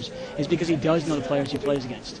And in any game you play against, it's imperative that you get to know the players you play against. And you can see as you see these 9 players, when Ramona's 3-betting, you should probably get out. If Coco's in a hand, he's probably got something. If Grace raises, doesn't necessarily mean much. Well, and it's one of the classic cases of it. Also, if you see a passive player like a Ramona or someone that usually doesn't bet with the goods, and they're betting, normally that type of player isn't making a move on to. What's Vicky eating? Moving to you. We'll get it after the sand. Normally that player isn't making a move into you, and it's. No, yeah, well. You're beat. It's one of those things you sit down at a table and you go, okay, who's capable here of making a move on me? Right. And Ramona's not one of those people. And once you get to know those things, you can really move around. You got an ace-king suited from, I believe, George in seat 7. And, wow, he's flopped the nuts. And is he going to slow play here with 2 clubs? Oh, well, that's a pretty easy flop for... He is slow playing it, but that's a pretty easy flop for... For Coco to get away from. I hope he doesn't slow play it too much and a 3 comes out. Oh, he does. He's going to check it twice. Well... Oh, now he is. There you go. Well, the funny thing is that he could have slow played himself into a chop pot easily, though, there, Dave. Yeah. I mean, we know that Coco isn't going to play something like... I don't think Coco is in the blind there, but we know he's not going to play something like a king 4. But if someone were to come in with that hand and you check the nut twice, and then on the river, now you've slow played yourself into a chop pot. Maybe check once, but if it's checked you again on the turn. Well, the problem is there's just no point. Once again, I get back to knowing your players. There's no point in bluffing, a squeaky tight player like Coco. Right. I mean, like I said before, he's not going to take a shot at that flop of pocket 3s. Literally, I think Coco just walked away. You can probably hear him at home. His ass is squeaking as he walks. He's that tight, and he's not going to bluff at it. There's no way Coco's going. Some players, you know what? If you bluff it, if you check it twice to me, I might take a shot at it. You might take a shot at it. Right. But Coco's not. No, he's not from up front. Coco's the type of player, and we've seen it again, like where he'll have ace king and flop a king, and from early position he'll check and call the whole way. Yeah. Check and call the whole way. So. You see, sometimes there's no hand going on. That's called a chopped pot, basically. It's just nobody's entered the pot, and people in the small blind and the big blind have decided to just throw their hand away and just move on to the next hand, taking their money back. Looks like the guy in seat 8 who is Elmer. Elmer's got 1, 2, 3, 4, 5, 6, 7, 8. 9, 10, 11, 12. 1,300 in front of him. So this is a big game. I mean, actually, Bart's probably got well over 1,000 there, and he's lost a couple of big pots.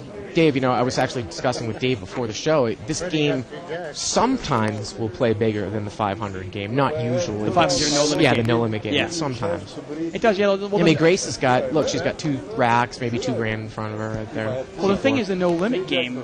Obviously, it can be a big game, but the no-limit game, the blind's only 5-10 in that game. Right. So there's less money at stake right in the beginning. In this game, it was $30 right away. So, because of 10, 20 blinds. And actually, if you play, Jimmy takes it down uncontested. You can play cheaper in the no-limit game if you play squeaky tight, right? Because it's only costing you $15 a without round. a doubt. Yeah.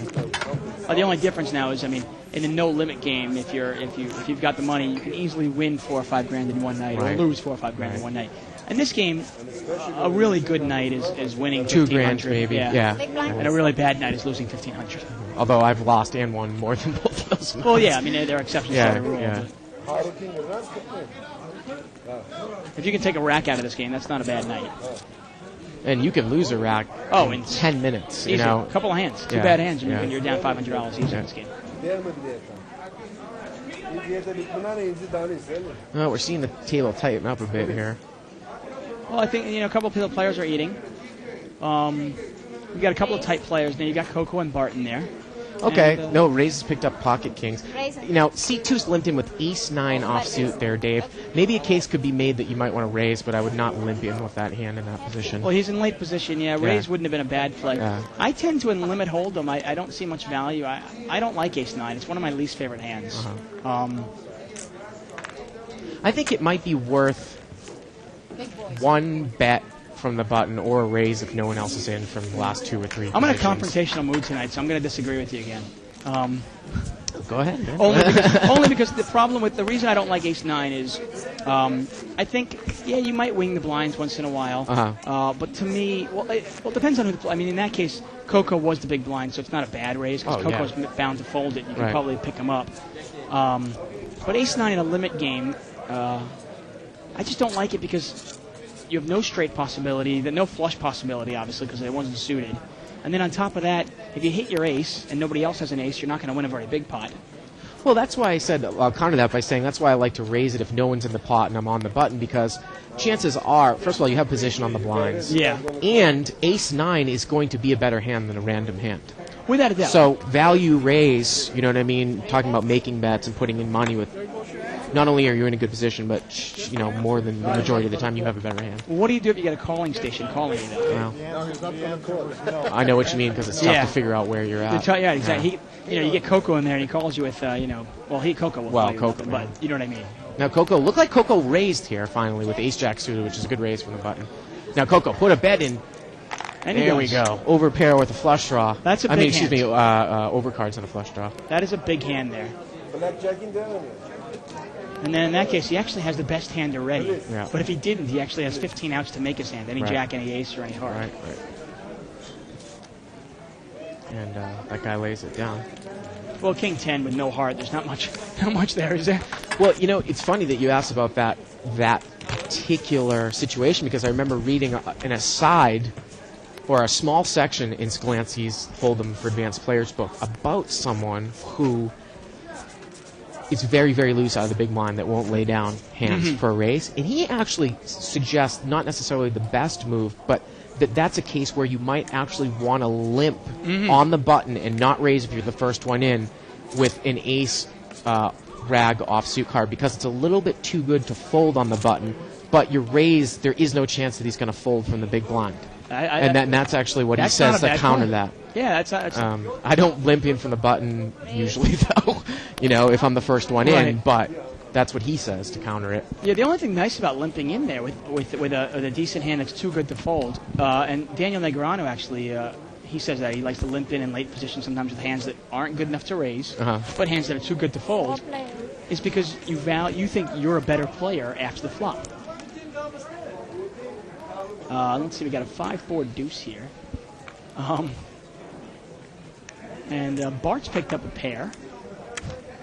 And George has got a pair as well. He's going to bet his pair. Actually, George has got a gut shot as well.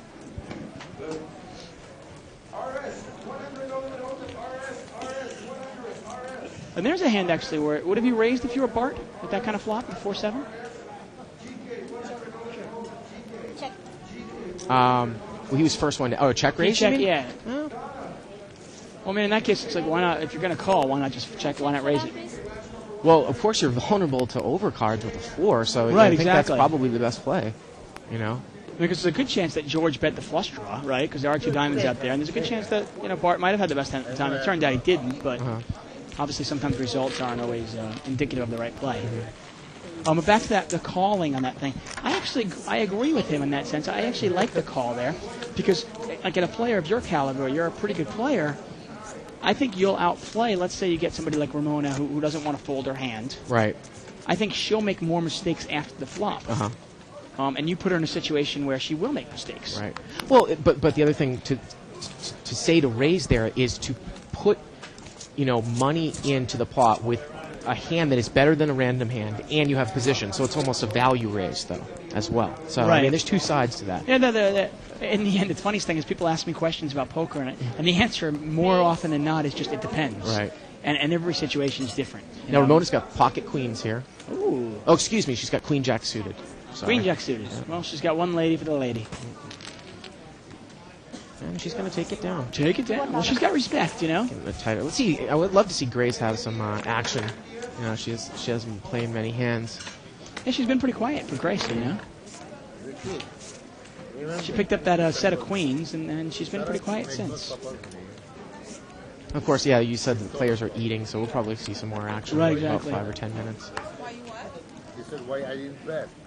And I don't know if it was you or somebody else said players seem to tighten up when they're eating, and it is true because you don't get to pay attention as much, and you're just not involved, right? As Well, much. without a doubt. Without a doubt, if you're doing something else, Right. you know, you're casting eyes at your hand. But if it's a marginal holding, if you're bored and you have a marginal holding, you're probably going to play. But you're busy eating, Right. you don't need to play those marginal hands. Now, Grace is a linked good in tell. here with pocket threes. Because this table is so tight, I don't like that from early position there, Dave, because you're vulnerable to a raise and the fact that there isn't a lot of pre-flop action. She doesn't have the odds to call here. No, I agree You know. with you. Now, she does have position, and she probably, if she plays it well, can probably take it away from them. Well, Carl's got a 7, and he's going to check raise it. Now, see, and Grace doesn't lay the hand down. This is what I'm talking about, Dave. So is she... Maybe she thinks, well, Carl could be doing that with a flush, and now she's Right. got trip 7s, but he could be doing it with a flush draw. No, I Grace like, lays it you know down. what, though? I like Carl's play. You know why I like Carl's play, actually, is he figures Grace is pretty aggressive, and if she has any ace, she's going to raise. Yeah. So he goes, okay, she doesn't have an ace. Well, I think that's a great... Yeah, and it's a good read. And what Absolutely. he did there, he read the player. Uh-huh. You know, obviously, he only had second pair, but he thought maybe my 7's good here, and he was right. And that's a pretty expert play, and it's a good play when there's a flush draw out there with an ace in early position, and someone hasn't raised to pre-flop, or even against a pre-flop raiser to check raise them. And you could almost check raise them with almost anything, Right. and you could get somebody to lay down, even kings. Well, You know 'cause what I mean? You know what? Generally speaking, if I'm playing any game, and I'm giving away a little secret here, but I'm playing a game, if somebody does not raise and an ace comes on the flop, I'm rarely going to give them credit for the ace. Uh-huh. Of course, but of course, you know that someone plays any ace, you know, it might be Right, then it might be a little different, right. Yeah. But I know if I'm playing against you and you're in late position and you limp in late position, you know, and an ace comes out, Right. If I'm the first one in the pot. yeah, it's certainly tough for me to put you credit on an ace, you know? Which is maybe even gives it more reason why you should limp in with an ace. Wow, and Coco, uncharacteristically under the gun there, raised with ace-10 offsuit. Under know the what? gun. I've seen Coco. He hasn't picked up much in the way of hands today. He's starting to steam a little bit, and I think he's loosening up his starting hand guidelines. The other thing about Coco, we talk about how he's so squeaky tight, but when he goes on tilt, he'll cold call raises with deuce 7 offsuit. It's just without funny, a doubt. two sides of somebody. Excuse me, Coco was in second position there. I thought he was. I got a under great there. little anecdote about Coco. I'm playing he was having a terrible night, and I'm playing with him, and I'm in the big blind with King 9 of hearts. I don't like the hand, but 6 people called. So, of course, I put in the extra half a bet, and I call him. And the flop comes out 3 hearts. Okay, so it's my jackpot hand. And I bet he raises, I'm re-raising. And I'm trying to tell him, because he's my friend, I'm going, Coco, I've got the nuts, get away. And he called me all the way down with 2 black aces. And he got mad at me, very mad at me, because he didn't think I should have been in the pot.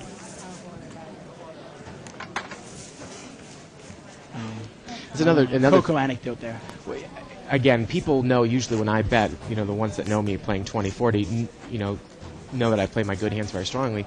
But if I'm playing in a different card room or places that people don't know me, I especially like to fast play my hands because a lot of people just don't believe you. Why would he raise with the nuts in that situation? Oh, exactly. Why wouldn't he slow play? You know, things like that. In limit hold'em, as opposed to no limit hold'em, I am I'm staunchly against slow playing, because the bets you give up, Right. you cannot. In no limit hold'em, I can go all in on the river and get called. And get all the bets that you lost on right. the other streets. In limit hold'em, you just can't do that. And if you give up a bet here or there, you can't get it. And you see how Grace actually, way before, I hate to reference a hand way before, but she had a set of queens over a set of tens, and she never took her foot off the pedal. Right. And she made the most money she possibly could off that hand. Oh yeah, they both hit top pair. See if Grace does check raise. And, And does Carl re-raise here or wait to the turn? No. Okay, now maybe he pops it on the turn. That's a move I like to make if I get check raised, if I think I have the best hand. Well, of course, that's a another scary diamond card might there. slow it down. although he's got the queen of diamonds, which is going to make him just call. See, now he's scared of the flush, but of course, you're right. He does have the queen of diamonds, so. Now she's going to bet, and he's going to call, and he's going to win. Oh, she checked. Wow. Very surprised. Well, he said I'm going to pay Oh, you and he off. bets for value. I like it. I think Excellent bet. I think I would have bet there, too. Excellent bet. Yep. Well, that's an excellent bet. You know why that's an excellent bet, actually? I'm thinking about it. Get a queen of diamonds. What kind of hand would Grace not bet there? Right. She's certainly going to bet ace king, right? Because she didn't get Absolutely. she didn't get raised when the diamond came, so Right. she knows he doesn't have diamonds. Right. She's not going to check raise. She's not going to check an ace king. I don't think she's even going to slow down with king queen either. Well, at Yeah. worst, it's a chop. Right. Right. So he's got there's no real negative to it. Right. When she checks to him, she's saying, okay, you can bet. You know, one of those hands that you talk about how you say it's rarely correct to slow play is, let's say you flop the nut flush and there are 4, 5, 6 people in, and you just check it and you don't pick up those bets on the flop, and then a fourth heart comes on the turn and you don't get any bets without the a whole doubt. hand, Without a right? doubt, You yeah. know, Well, especially if you've got the nut flush. the nut flush, yeah. And it's even dangerous. And if you don't have the nut flush, let's say you're in there with 6, 7 suited. and Oh, you flop you've them, gotta then drive you've got to those bet it too, forward. because Yeah. if another flush comes out, you might not Right. be good anymore. Right. Got to drive that hand forward. And I also think that it's important, and sometimes you don't know it, but if there's a 3-suited board out there, and you just know for a fact that a guy's jamming just with the ace of clubs, because you think he's the type of player that would wrongly slow play a small flush, to jam him back with top pair. And don't shut down, because you're a favorite there, and put your money in with the best hand. You know Without what I a mean? doubt. If a club comes or whatever flush comes, or complete it. So Right, well, you know, flush oh is well. going to hit about 1/3 at a time. Right, 35% of the So time. you got to look so. at it and go, well, that means he's only going to make his hand 1/3 of the time, Right. which means I'm going to win the pack 2 out of 3 Right. times. So And there's definitely value in- value in Right. that bet, Right. in that raise. I agree with you. Well, there's a change. I agree with you. Look at that. We've only been on the air for about an hour and a half, and finally we agree. That's up. C-Date's got pocket queens. I was now. actually thinking about it. Well, let me see how this hand lays out first. And George in there with 10-7. Well, he was in the big blind, and he's probably one of those guys that just calls anything in the blind, Dave. Yeah, obviously. Under the gun raise, and you're going to call a 7-10 offsuit from the big blind. Right, and Elmer's a pretty good player. Seen Elmer play pretty tough. It's one of those mistakes that a lot of... And look, he actually thought about it. You see, some players, it's kind of funny, they'll look for... Well, he's got overcards, Dave. Right. You know? I mean, I like to push the people toward the play of look for a reason not to play. And did you find any reason not to play, then muck your hands. Uh-huh. And the opposite, there are some players that look for any reason to play. And actually, you and I have actually been taking a lot of heat on 2+2 about our early position hand selection. And that's something you told me a few months ago about, you know, when I play from up front, I look for a reason not to play the hand. And, you know, people just think that, you know, you're too tight, or you and I are too tight from up front. But I don't necessarily think that's a bad thing, you know. No, in early position, you have to understand that your winning hands are going to make less money in early position. Your losing hands are going to lose more money in early position. Right. And your drawing hands are going to cost you more to draw in early position. I don't want to. I want to. If I could, I just skip the first 2 positions. I wouldn't even play them. Because, like you said, your completed hands, especially if they're draws, you're usually not going to be able to put a raise in like you are if you're from out back or something like that when you complete a hand on the turn. I Exactly. mean, you know what I mean? I mean, you could check You raise gotta, or put it's a bet tough, in right. right away. You've almost got to bet straight out, and you risk if you try to go for the check raise, you don't get a call. Look at this, we have threes and deuces. Pocket deuces and pocket threes. Let's see who outplays each other here. I don't know if George is capable of doing it in seat 7. No, and seat 2, you've got Jimmy, who's a pretty tricky player. Check and call with pocket twos The there. thing is, George is just not. George, I don't know if George is smart enough to throw down the threes. Actually, I don't want to say that. That's actually pretty rude of me. But I apologize to George. But in the sense of, why not raise him there at the threes? Right. You know? See where he's at. Just calling there, you're calling Well, for he did. 2 outs. I think he did 3-bet before the flop there. I couldn't quite follow. Did he with the 3-flop twos? Action. The threes. Oh, actually, did he? out of the Wow, blinds. okay. Yeah. I give him credit for that. And I There's- do apologize to George and any friends that are watching this. There's a nice shot of Vicky. Oh, Carl's arms were in the way.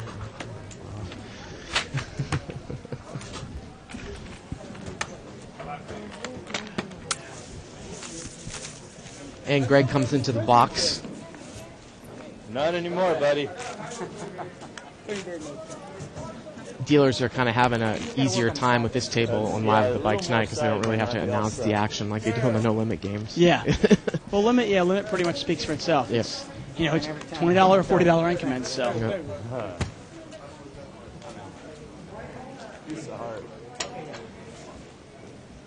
Spot has been raised. Pocket kings, seat 2. And once again, that's an early position hand where there's no reason not to play it, so enter it. Now here's a classic case where Mona, she's got ace-9 suited from out back. I don't like the call, Dave.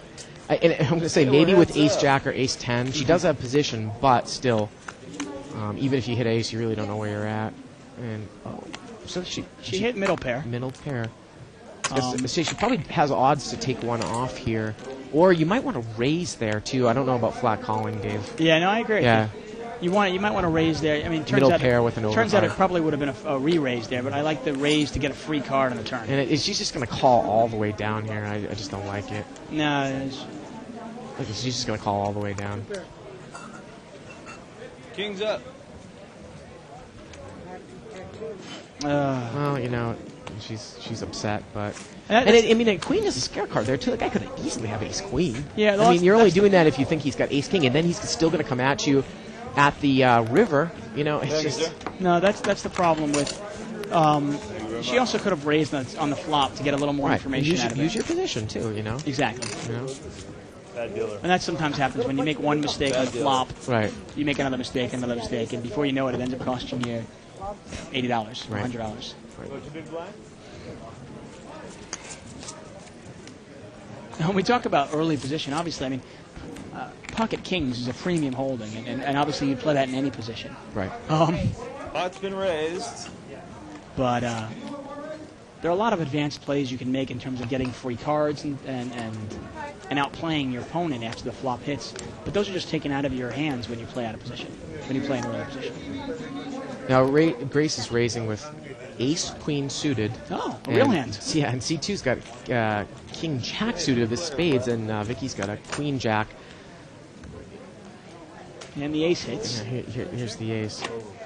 And, you know, again, I talk about it, and I don't know if you necessarily agree with it, but if you're in the big blind, you know, in my early days, I would always call there with queen-jack offsuit from the big blind against three people. You know, maybe you have odds to call there, but it's just really tough to play those unsuited Broadway cards against an under-the-gun raiser, I think. Well, you know, yeah, I agree with you. Because of course, Grace is a crazy raiser, so that's another reason why you'd want to call on it, right? You know? The problem with, though, is Grace is not going to let down, and it's tough to know where you're at. Right. You're playing a hand that's easily dominated. And when I say easily dominated, you think of the hands, and in that case, she actually was dominated. She had queen-jack, so Grace is ace-queen. Right. So she's drawing really only to a jack. Right. She's got pretty much 3 outs. And she didn't know that the other guy actually had king-jack, so she wasn't drawing anything. Right. I mean, and that's the problem with playing those big cards. Right. C3's got a... And that would have been an interesting flop last hand. You know, Vicky's in the big blind. She's going to bet her top pair right away. And different schools of thoughts on that one. Now George has picked up a flush draw. And he missed. Two pairs? King 6. King is good. King 6 is good. And actually, you know, I didn't even notice the 6 of hearts gave it 2 pair. Vicky checked on the turn, so maybe she was trying to go for a check raise. It's a little bit... Yeah. I don't know if I necessarily agree with that move either, because with a flat call on the flop, you know, it wouldn't be that unusual for someone to check behind you on the turn, Especially too, George. you know? Especially George. George is, from what I've seen here, George likes to call. Right. His playing style. He likes to call, but he doesn't like necessarily to raise or be the initiator. Well, the other thing, too, is I think that hand was contested 2 or 3 ways there. Now, she did have top pair there, and I like the aggressive play from up front, but with that type of flop, I think I'm going to check King 6 from up front and see what the action develops behind me. I don't know about you, if you'd bet that right out. Because what happens if you get popped, if you get raised? You know, it's... Well, then you're in a situation where you got to play it. The only problem with it is, what if you got a smooth call, then what do you do on the turn? Exactly. Or what happens if, I'll throw something out. Let's say you have King 6, right? You don't bet it, and nobody bets it for you. And then you get a queen or something. Right, and you get a scary card on the next card. And here we got, Vicky's got middle pair, and she's going to bet it right in a small blind, and I like the bet.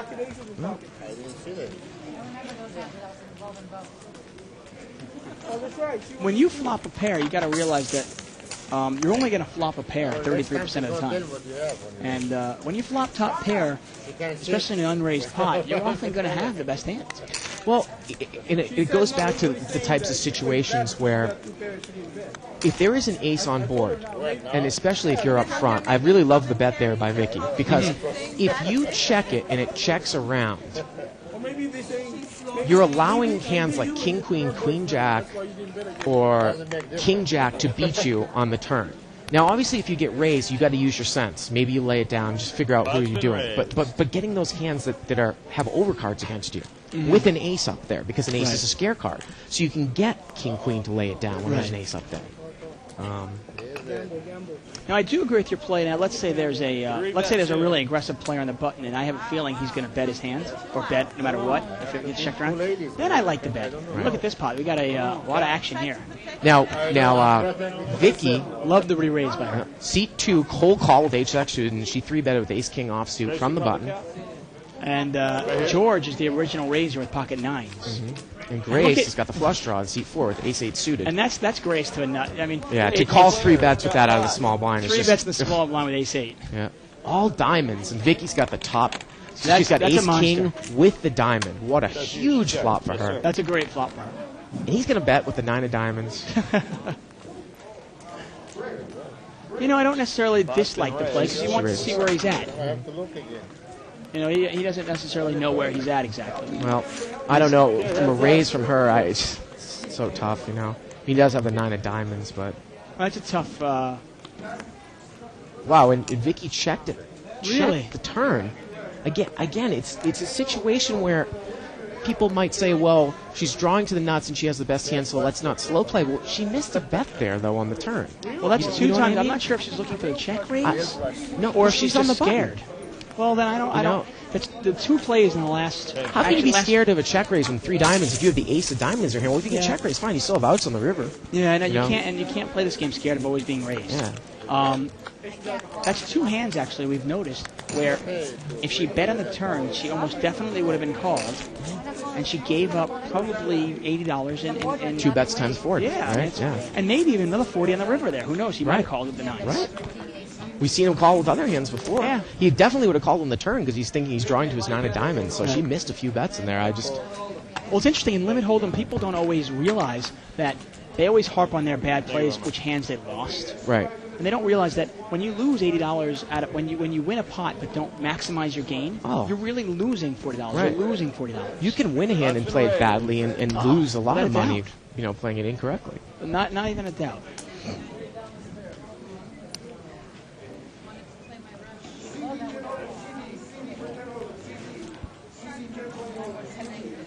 And okay, 3 players. 3 players. Got a bunch of aces out there. And nobody's picked up much of anything there, huh? Let's see who bets and takes the pot. I like the bet by Jimmy there.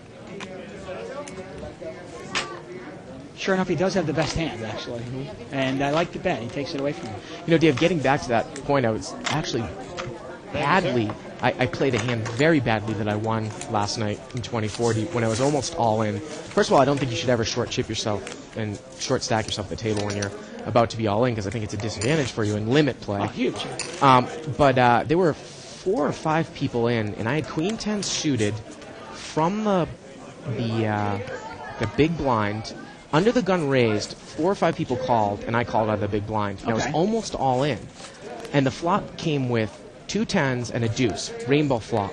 Mm-hmm. And instead of checking my trips and getting the guy to bet and having all the callers come in and then check raise, I bet and he drove everybody out. Just because I got excited about the trips. You were the small blind or the big blind? The big blind. I bet. Did the small blind bet first? No, I bet. No, the original raiser was under the gun.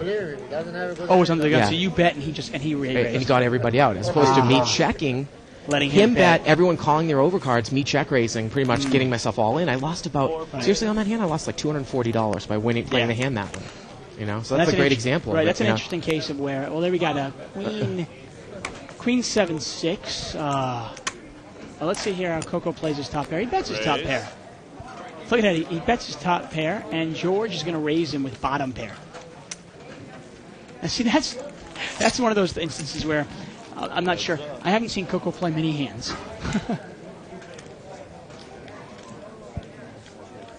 And George is going to call again with 10-6. That's an interesting play. He's looking for his second out. He's looking for his second pair. And look at that. Oh, wow. And Coco has no reason not to bet this. But,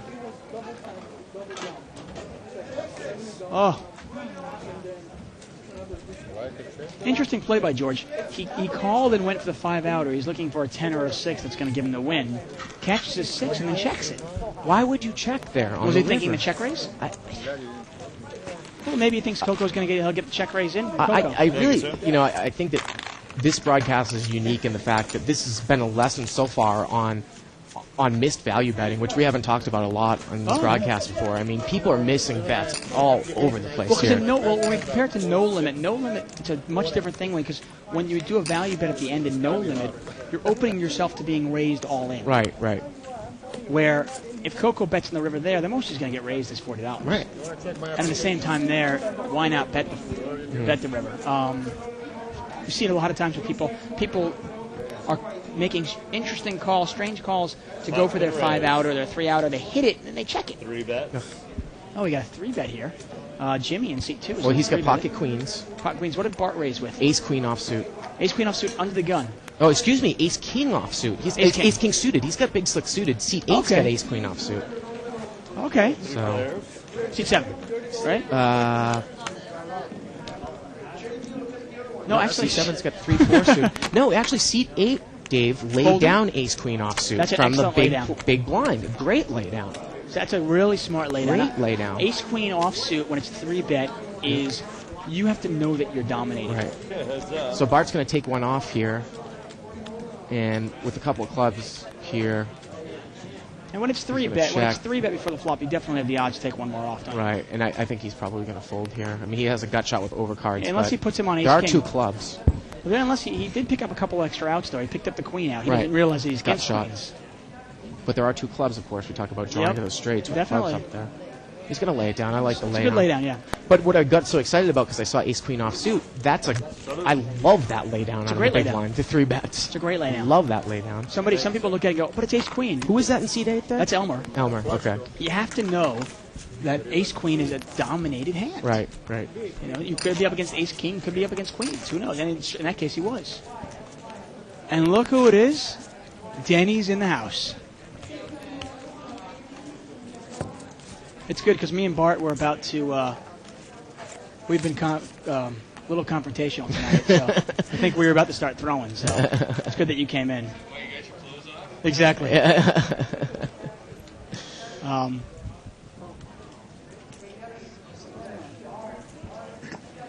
Okay, actually, I just found out that I'm going to stay here for another 20 minutes or so, and then Danny's going to come in and. We want to see if you guys do throw blows. There you go. We yet to have cameras in here, though, so right. You guys won't be able to see it. It wouldn't be that interesting anyway. We got an 8-6-2 flop there. Flop's been raised. And Jimmy in seat 2 has raised it there. He's raised it with, he's got, a gut shot, right? Yeah. Well, he had a gut shot. And Bart bet on the bottom pair there. And Jimmy takes it down. I like the raise, He gets to see where he's at, and sometimes you get lucky and the guy folds it anyway. Well, a lot of times I see Bart do this play, and I actually do this play too. If you have a pot that's, maybe only 3 or 4 way, and it hasn't been raised, so there isn't a lot of money in the pot, and you have a ragged flop, from up front, you can almost bet any ragged flop, especially if you think people, have limped in with high cards, because they don't have odds to chase their overcards. No, without a doubt. Because the pot's not big, they go, what the heck. Yeah. So and people are always scared. They always go, you're in the big blind, you could have anything. Right. And Vicky's picked up pocket 9. She's going to raise with it. Second setup. Yep, since 6 o'clock. Yeah, boy. They've been good. Oh, No, we have one setup. Well, we had one setup, so this will be the second one. Now, pocket 9s are one of those questionable raising hands in early position, as far as I'm concerned. And you have to really read the table you're at. Now, this table is a little passive. Mm-hmm. And Coco's actually gotten up and walked away, and Grace wasn't really paying attention either. So it was a kind of a shorter table there, and it was a good raise in that case. Well, if you get a lot of limpers and a lot of 6 or 7 way action, or actually worse than that, you get 4 way action, you might not want to raise with pocket 9s in early position because obviously you're probably not going to win unless you get your set. Right. Usually I'll bring 10s in under the gun in early position. 9s is always a question of who's behind me and how the table's going. And You really 8s usually I will limp with. That's the kind of... You got to read the table right. Yeah. Under 8s I usually, and depending on the table obviously, but if it's a full table and I have a pair less than 8s, it usually goes in the mud because I'm under the gun. So I'm just not going to hit my set often enough to make it. And you can't take a lot of heat because if it's 3-betted and 4-betted back to you, you know you're We're gonna change. And even if it's raised, then I'm only going to hit my set. I mean, people say, hey, you're going to hit your set 1 out of 5 times, but that's only if I see all 5 cards. Right. You're only going to hit your set 1 out of like 7.5, I think, on the flop. Right. And that's just not enough, unless you're getting 8 callers. Then again, if you're getting 8 callers, you can call with pocket deuces. Well, one of the things, though, too, that people will come in with their pocket pairs, and I see it time and time and again. The whole reason why pocket pairs are good and easy to play is if you don't hit your set, then you release them. But I see people call one raise. They don't hit their set on the flop. There's a bet and a raise to them, and they'll take one off for pocket 4s to try to hit a 2-outer on the turn, Dave, which is just absolutely ridiculous. Usually, unless it's a very, very huge pot, you do not have odds to take off a card on the turn for a set. There's only 2 cards that make your hands. hand. Yeah. Loosening up a little bit. Unless Ace King, Ace Queen. Ramona's got Ace King. Yeah, and she's got best pair. She's got top pair and top kicker. And she's going to bet it. And George is going to call with the gut shot. 2 clubs out there. Now there's 3 clubs out there. Again, Dave, that is a classic instance of seat 7. You either raise or fold there on the flop. I don't like the cold call. First of all, I don't like drawing to a gut shot with 2 clubs out there either. Now he's calling 40 on the turn with a gut shot with no club. Right. And I like the bets. I like the bets by her. And she can't. Nobody can. And obviously, you can't call.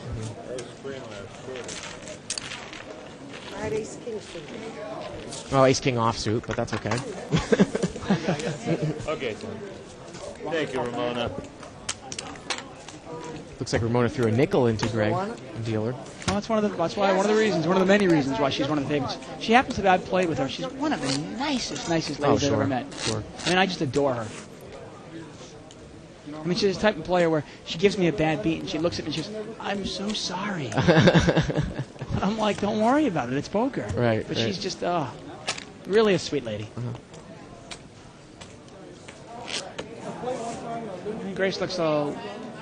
Doesn't look like she's been able to be picking up the hands that she likes to play. No. We haven't seen her in many pots, which is very unusual, Dave, because she usually drives the table. Interesting. Yeah. Think maybe she's a little camera shy? It is the first Knowing her personality, I would doubt that. It looks like she has a live at the bike card protector there. I got to get myself one of those. You'd think that for us commentators, they would give us one. But I bet you can get one. I'm sure Mo will hook you up. Yeah. We deal just these 4 tables with the internet thing, so. Pushed all in too, huh? Well, he actually pushed all in before me. Oh, so he had no choice. He had the top pair. Okay. I gotta tell you one thing I'm learning from this, having played this game. It doesn't look like a very tough game. Not right now, no. I think you and I should beat it for more than we do. Bart's coming in with an ace-queen offsuit. He raises it. He's in middle position. And C2, who's posted on the button, has picked up king-queen suited, one of those hands we talk about cold calling with. And he's smooth calls. He's on the button, so it's not a bad call. 4 players.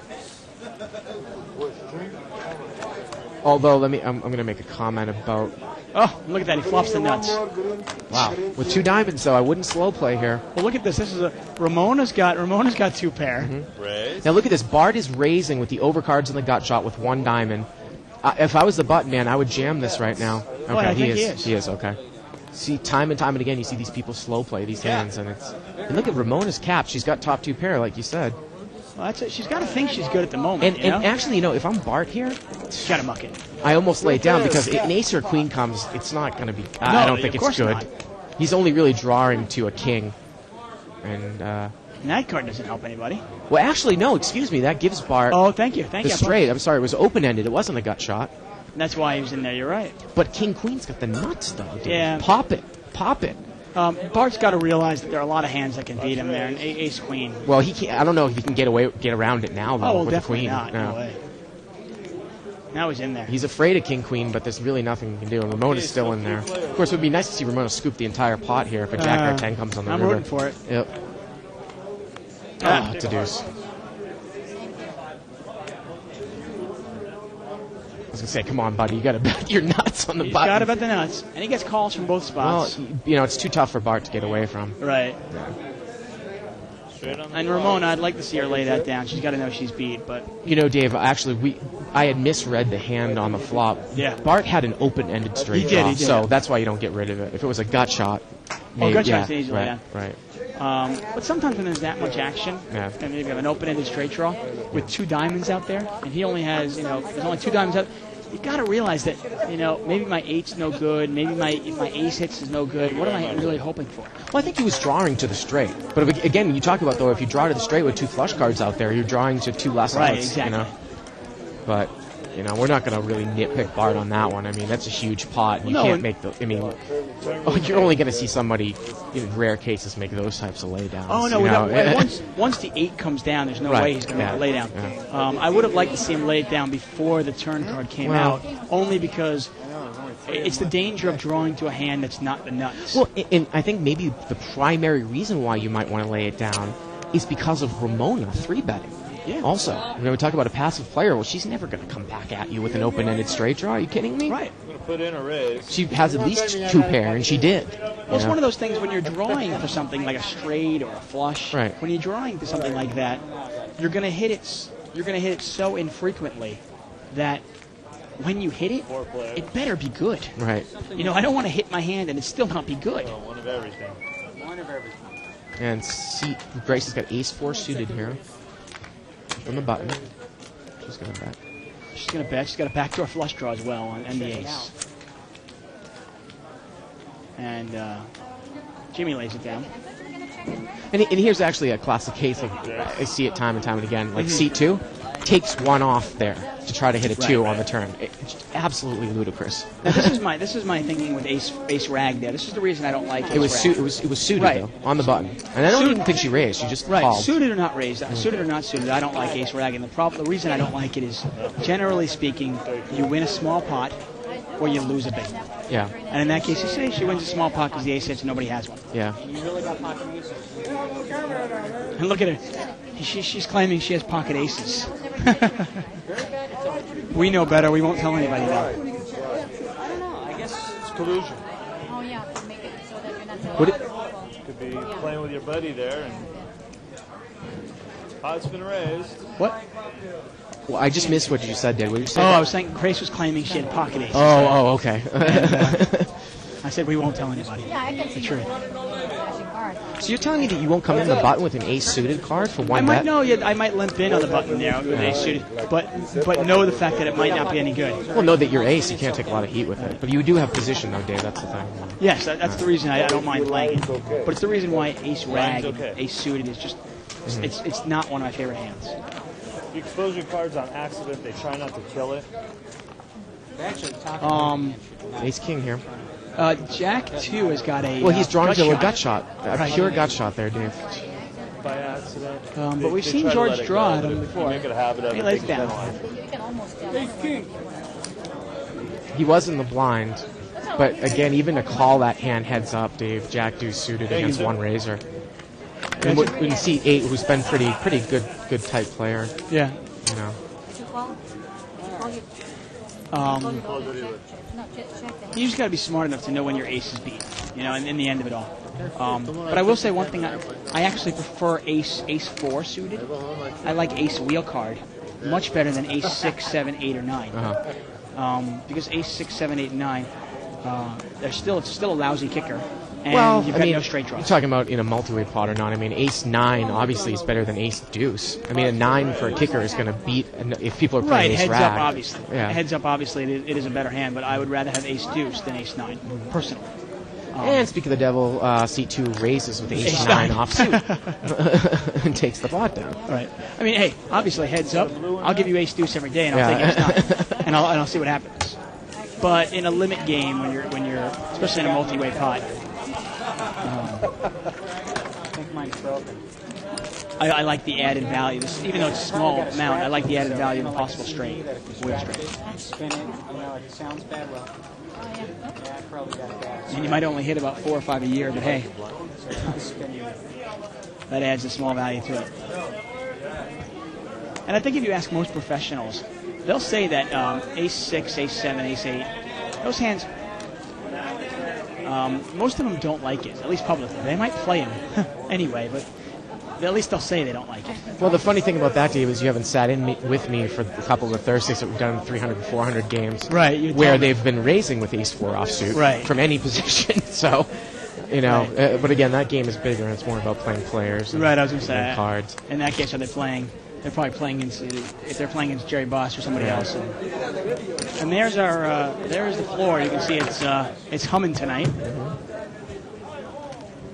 Got a David Schwimmer lookalike, which we've seen on the No Limit table there. Oh, there he is? Yeah. He actually plays a 20 game sometimes as well, doesn't he? Yeah.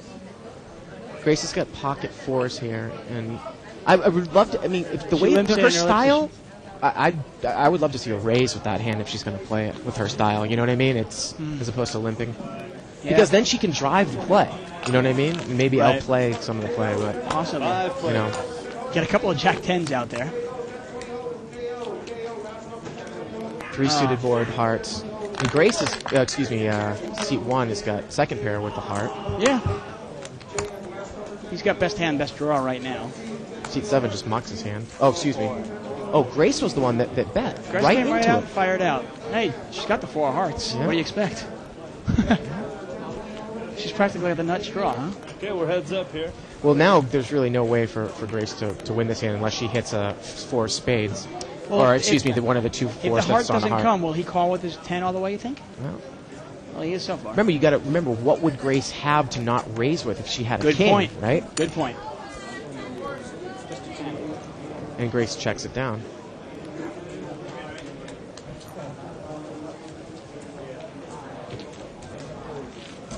Good point, though. I do You know, like that like point. we said, if like she has an under ace the or a gun. king, she's going to raise Right, it. right. She's not going to limp in with king 5. Right. So. Some uncharacteristically passive play. I like taking a shot at it. We've talked about it. I've talked about it before when the board, specifically if there's an ace up there with a suited board, and you can take a shot because it's very difficult for anybody to call you without a high suit of the same hand or an ace. So if no one doesn't have it, you could take the whole pot down right there. Especially if somebody only has a high card with no pair, and they're not even sure it's the nuts, because you might be betting, let's say it comes out ace, and they think you might be betting the king, and they only have a jack. Right. It's hard for them to even call in that case. Usually you're going to have to see somebody with the king or queen of that suit if the ace is out there. Okay. Yeah, someone's normally not going to draw to the jack, although Carl had middle pair there. With no pair, right. Right. It's, That's why we don't have to shuffle. We don't have to shuffle. and George calls the race. Heads up. And he's in pretty bad shape here. But there again, he's in pretty bad shape, and he hits top pair. What a rough time for Bart. Yeah, he's just... he's going to check and call. I mean, he's here. a huge favorite over king 7, and he just didn't get the lock there.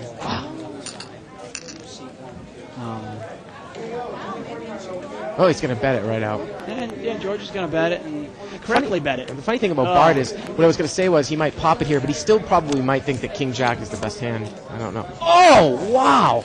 Oh, and it's going to be a chop pot. Yeah. Unbelievable. 4 4s with a king. I actually would like a bet here by Bart. And Bart bets it. Is he going to lay it down? Again? Is Bart going to bluff another person out again with a chop pot? Unbelievable, Dave. Unbelievable. Look at look how much money he has made tonight from bet. Look at he's not. I'd love to see Bart just kind of wink up at the camera here, but you know.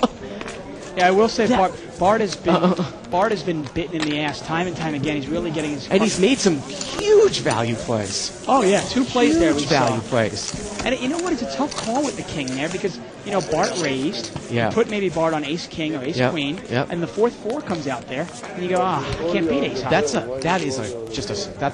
expert bet and a super bet on the river by Bart. You know what, though? Bart probably thought he had the best hand. Well, at that point, too, yeah. He probably thought, hey, my king is probably the best hand. I'm going to call right now. So it's also a value bet.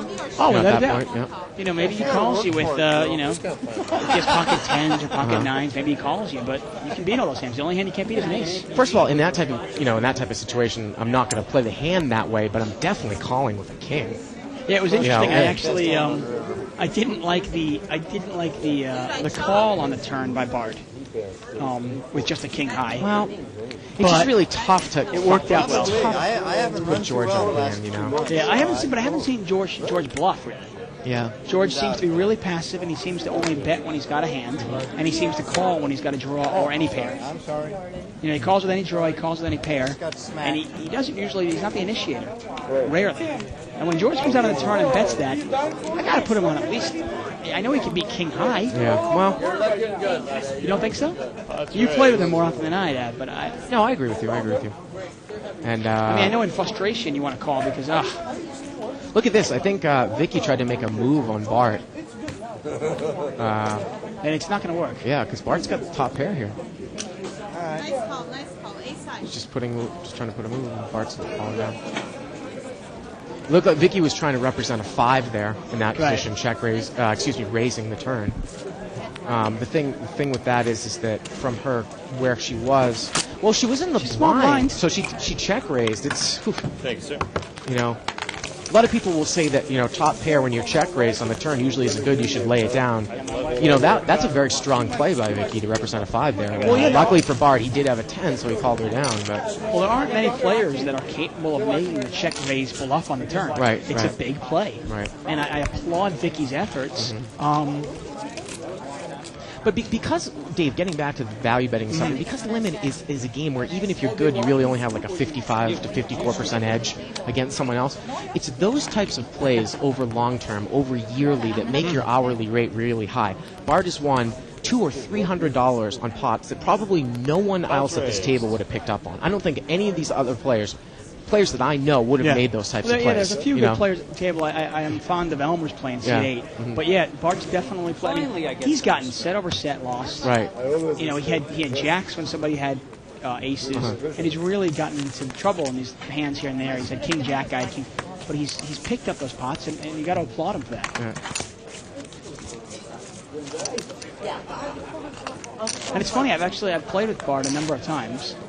Seat 9, and I've never had as much respect for his play as I have right now. Yeah. There you go. Thank you.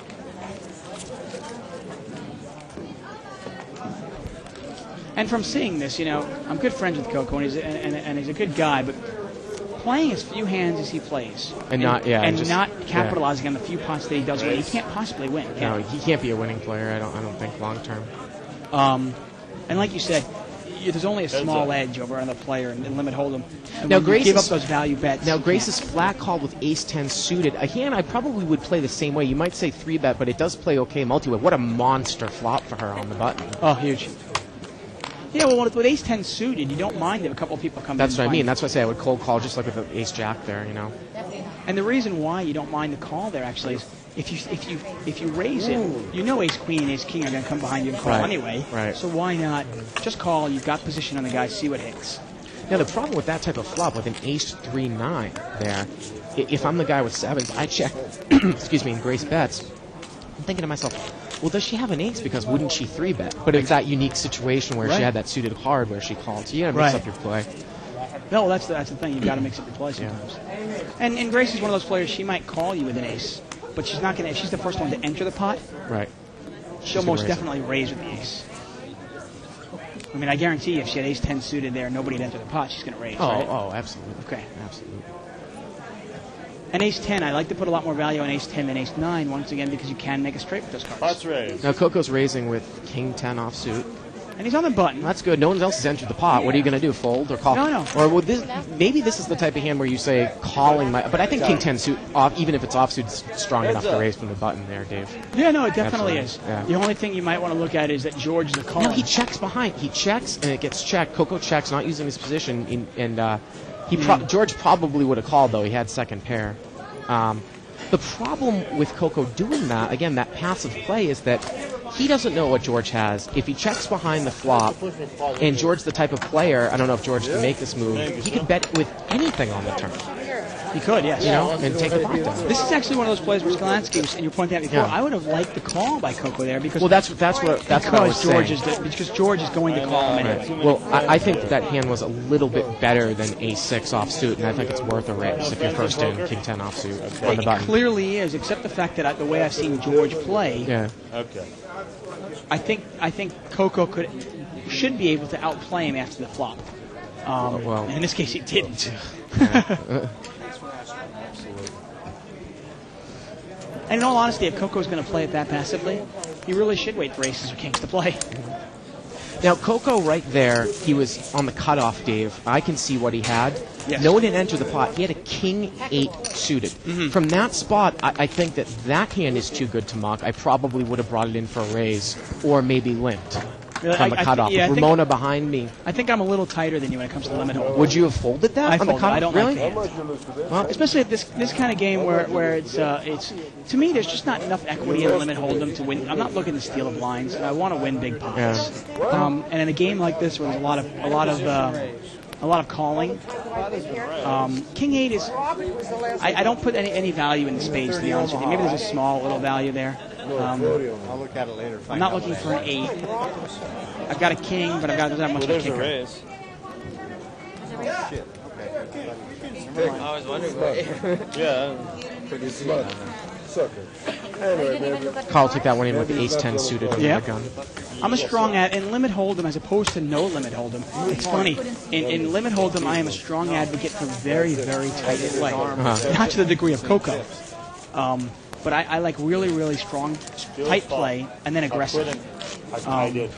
While in no limit, I'll call flops with King 8 suited. I actually love. Right. You know, I like 3-2 suited. Right. You know, in no limit.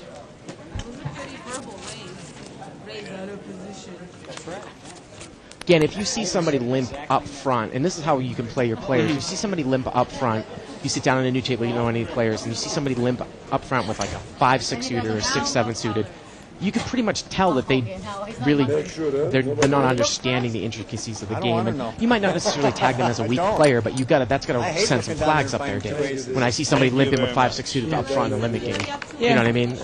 Well, you know what? I was going to actually ask you. What are some clues? Now, obviously, you know the players of this game, and we're trying to tell everybody that the best way to some of the best things you can do when you sit down to poker players get to know the players you're playing against. But unfortunately, a lot of players you don't get to know them very quickly. What are some instant clues you use to pick up that? You just said somebody limping in on your gun. What other things? Well, I think one of the biggest tells is what somebody cold calls a raise with. What we were talking about before. If you see somebody cold call a raise with Ace-10 off, this is the perfect example when someone asks me this question. If you see somebody cold call a raise with Ace-10 offsuit, I don't right away. I'm thinking that they're not much of a player. Now, obviously, that could be gross over.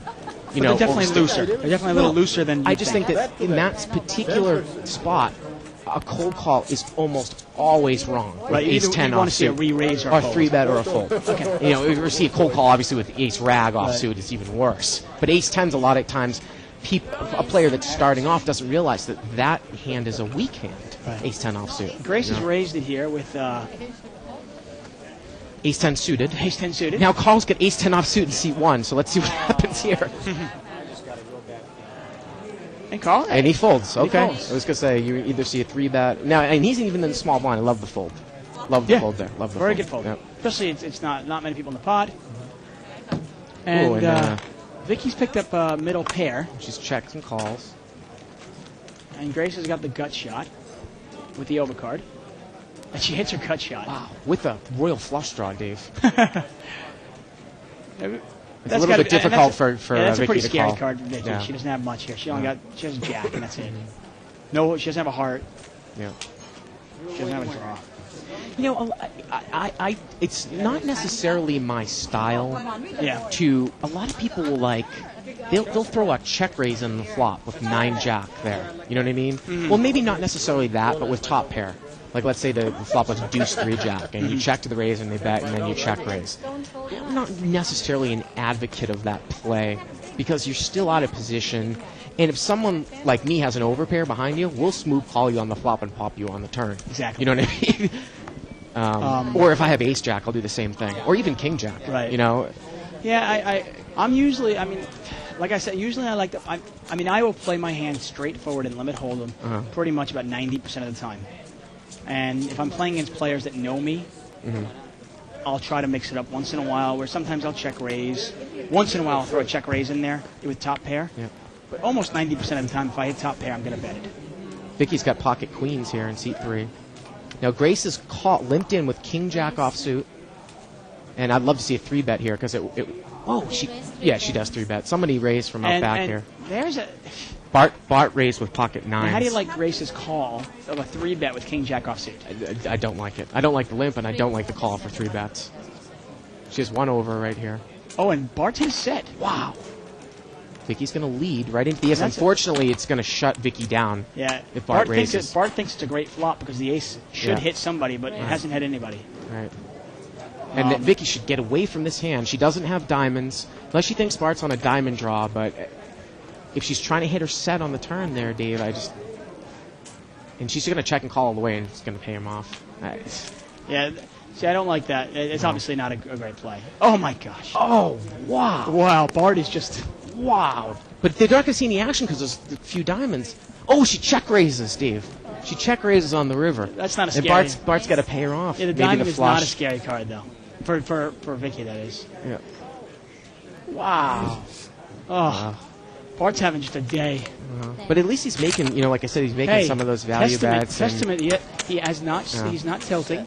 Again, when we look back at the flop, and because we know what type of player Bart is, what would he raise with there that wasn't an ace with a flush draw? The only thing that you can think that he's going to have for a flush draw, where he's going to call maybe 3 or 4 bets, would be a king-queen of diamonds or a queen-jack of diamonds, and she holds 2 of the queens. So the chances of that are even slimmer. So how do you put him on a flush draw? He's got to have an ace, or something big, and like that's a the set, reason why Vicky was able to check raise on the river.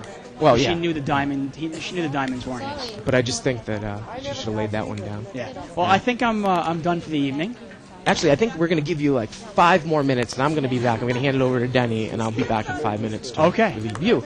Go ahead. So, Denny?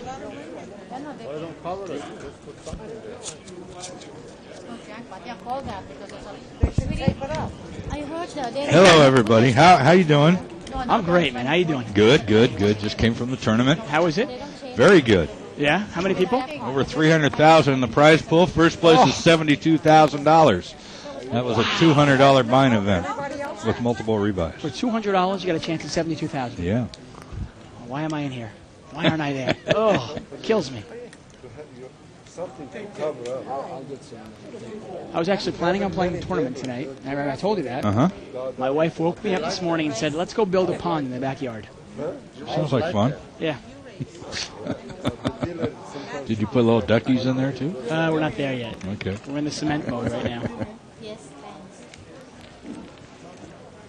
We got a multi-way pot here. Bird, you got many bets on this table. Maybe. Wow, and Vicky's hit her set of 2s. Sure has. Nobody's got a diamond draw. And Grace is going to call with her gut shot. Gut shot wheel draw. She does have runner, ace, diamonds. Where is Grace? I lost her. She's in seat 4. Okay. Yeah, the live at the bike sign's over her head. There she is. She calls. Thinks nothing of it. And look at that. All the women are in. Yeah. The set of 10s We got and look at that. Vicky makes it 4 bets. No, that wasn't a bad beat at all. And at this point, Grace has got to realize that her ace deuce is no good.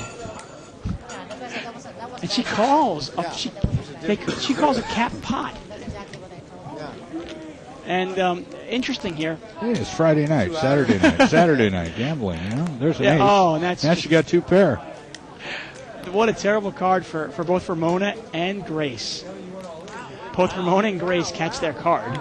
They think it's their card at least. And little do they know that Vicky's got them in a world of hurt. And Vicky can't like the diamond on the river, but I don't think she's gonna stop her. And she's gonna win with a set of deuces. Awful lot of money went on that flop there. Man, I'm going to play in this 20 game. Yeah, it's a good game. I think I'm going to go play it right now. Huh?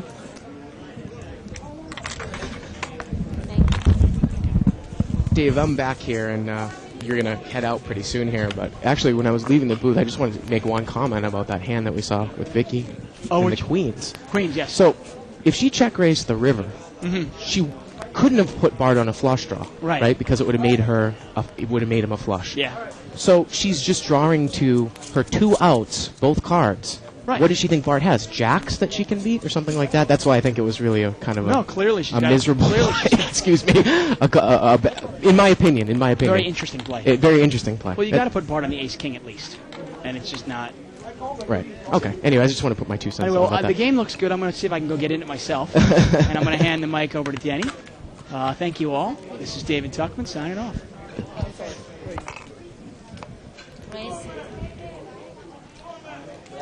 All right, Denny. All right, here we go.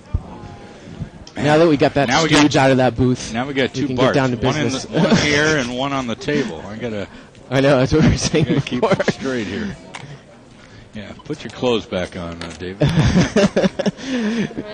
You know, it's actually nice to come in here where it's nice and warm because it was freezing. Was it freezing outside?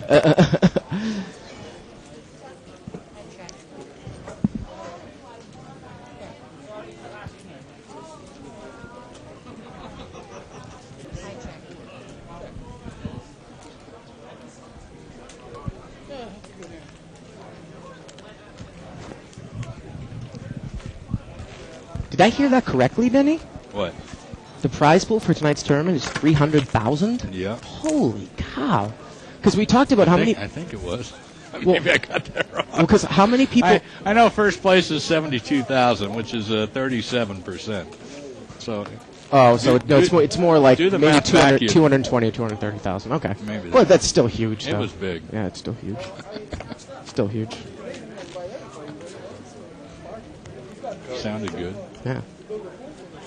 Because how many people did you say? It was something like 367? Yeah, I know that guy. What's his name?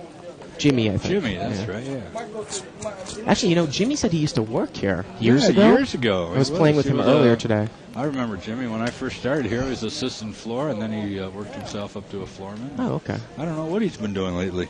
Haven't seen him. Maybe he's playing poker for a living like so many others. Oof. Coco in the small blind has pocket queens, 2+2ers, just limping in the small blind. We talk about raising out of the blinds for value, or at least trying to get the big blind out. Definitely put in a raise there. And he probably was going to go for a check. Well, I assume he's going to check raise here, Denny. He is, but he didn't raise with queens out of the small blind, which I think is a mistake. Who's Coco? Coco is seat 5, I'm sorry. Okay. 3 players. Ramona's going to call with open-ended straight draw. Coco's still in the lead here.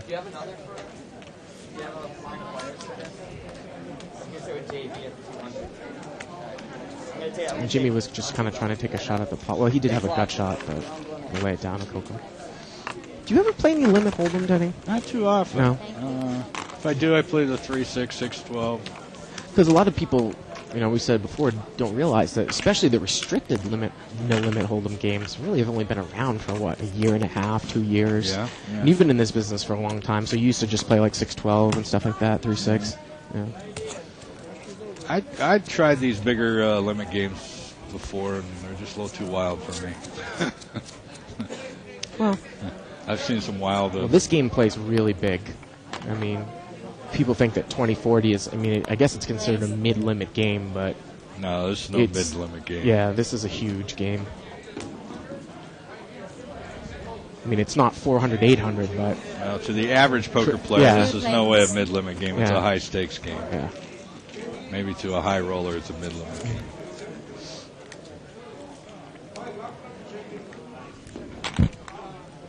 this is a mid-limit game, I'm in Povertyville. Seat 7. Wow, he's put a move. He's check raised. Pair there. He has the best hand. Of course, the scare card comes on the turn, but he continues to bet. Actually, Dave and I were talking about this earlier, about how I don't really agree with necessarily doing that play. Because what happens if you get popped on the turn now? What do you do? But he wins the hand. So how are things going in there, Denny? Everything's great. Yeah. Got a 6-table super satellite going. Thank you. Got about 15 tables left in the tournament. How many seats are you giving away for the super? Don't know yet. Still a rebuy period. It's not over yet. Super started at 7:30. So they got about a half an hour rebuys and then add-ons. Denny, you're familiar with seat 3, Vicky, right? Yeah. Yeah. Of course, she has her coat on, but earlier she didn't. And I just see actually a quote on here saying, "What's it going to take to get the heat turned on? Seat 3 needs to take the coat back off." Oh. It does get cold in that room, though. I got to tell you, in the air conditioning. Looks like a seat's open there. Got to get you in that game. Seat 8. Seat 8. Oh, please. This is your game, isn't it? This is my game. Well, we'll see when we go to quiet. See what's going on. How many seats are open? I might take a shot or something. Race. We do that half an hour without commentary.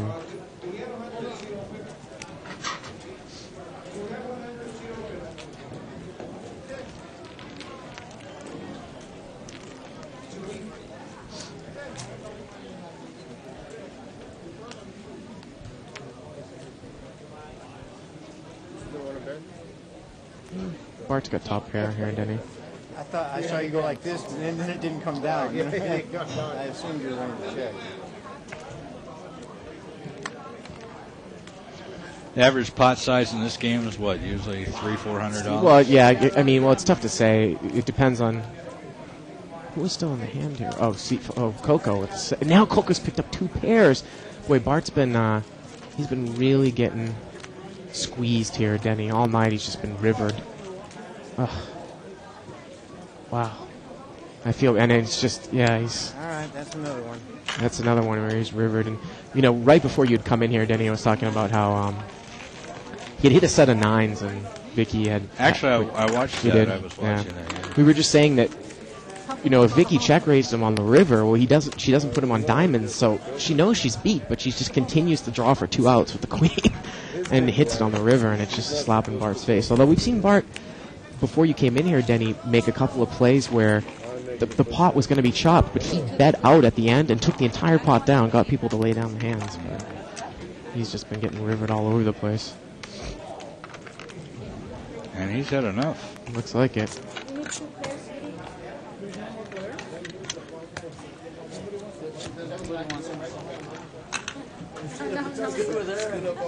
Oh, I can tell you need a hug now. See if David gets in the game. He might get in the game, he said. Okay, I'll go with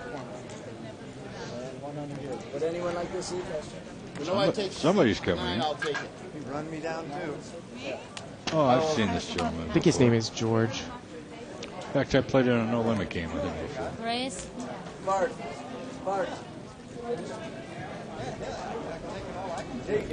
Anytime someone shouts Bart, I think they're talking to me, Denny. The name is so odd, but I assumed Tim was talking to the player Bart, if you guys heard that in the background. How about Hey You? I answer that a lot. Hey You. 3 bets. Wow. Carl is calling 3 bets with 8-9 offsuit from seat 1. And Coco's loosening up, calling 3 bets with ace-5 suited.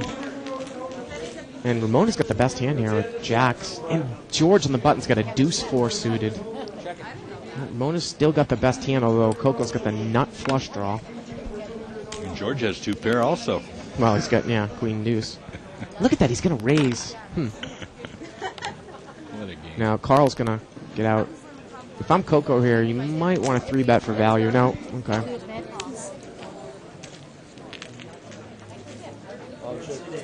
And he says he checks blind. There's the club. That's going to give Coco the best hand. Mona's totally pretty much drawing to a jack to win the hand. And George continues to bet with a red deuce 4. Let's see if he gets check raise. Yeah, there's the check raise. Oh, Mona gets away from the jacks. I love it. Denny, I hope you wouldn't play this hand like this if you had a red deuce 4. No, I wouldn't play George's hand. Yeah.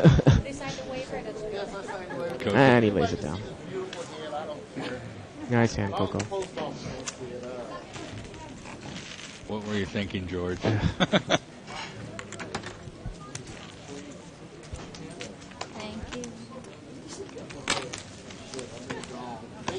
George was just playing his position. Do I get a hand or do I get a pose? Which was what, blind? Early position. He was button. Oh, okay. I'm sorry. He was from up back. I thought the button was earlier. So we're about 4 hours into the tournament, Denny, and it's actually kind of, I always find it the math interesting in terms of tournaments and levels. That pretty much you can say what percentage of the field is left after what level, right? It usually falls exactly the same each tournament. Well, I guess it depends on the type of tournament, but like a no-limit tournament, after 5 levels, there might be, 15, 20% of the field left or something like that. I've never calculated it, so. I can tell you right now there's about 13, 14 tables left. And how long were the levels tonight? 30-minute round. 30 minutes. Of course, it was a rebuy period, so everyone can still be in after 3 levels. Level so. 7, maybe level 8 by now. Of course, like I said, it's much different during a rebuy tournament when everyone's still in after 3 levels.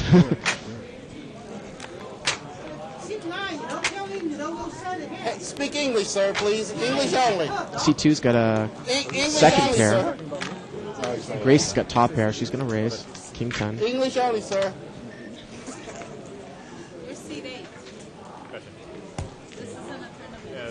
Counting thing, I get confused.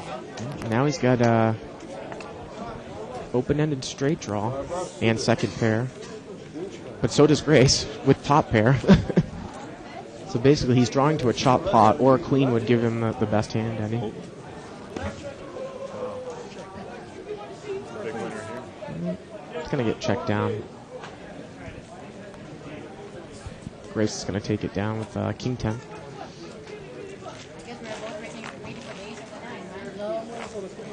Does the people see you, or they just see the cards? I was telling people that this game does not have a jackpot.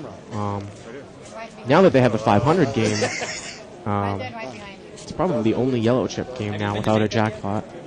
If you consider the 500 game a yellow chip game. No, they added the jackpot to it. That's what I mean. The 500 has a jackpot, so this game is the only one without the jackpot. Oh. And we get a good see to that guy's head. Good shot of his head. His name's Tony, I think, actually, by the way.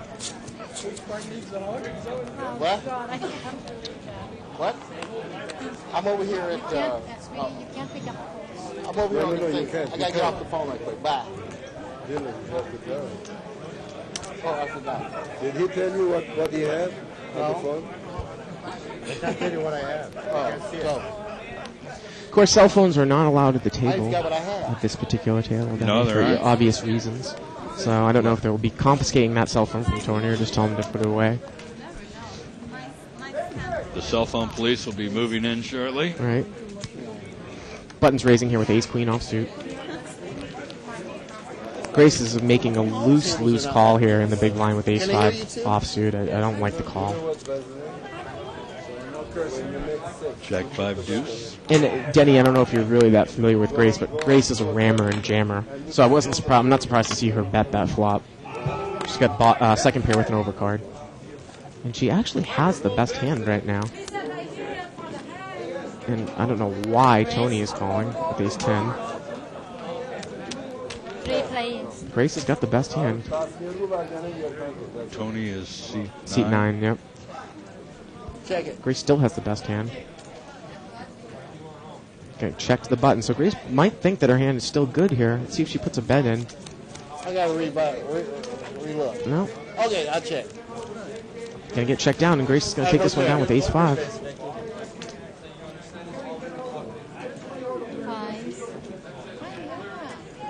Tony says he has one pair. I don't know if he was just kind of being a goofball or if he misread his hand, Denny.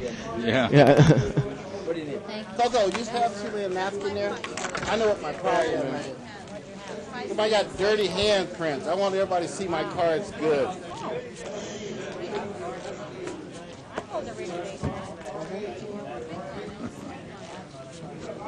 And Vicky is like, oh, I had ace-5 too. I should have called. But in my opinion, Grace shouldn't have called either with offsuited ace-5 from the big blind.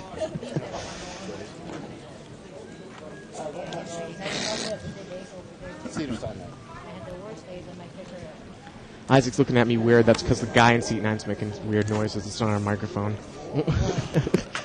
Sometimes the kids play. Yeah.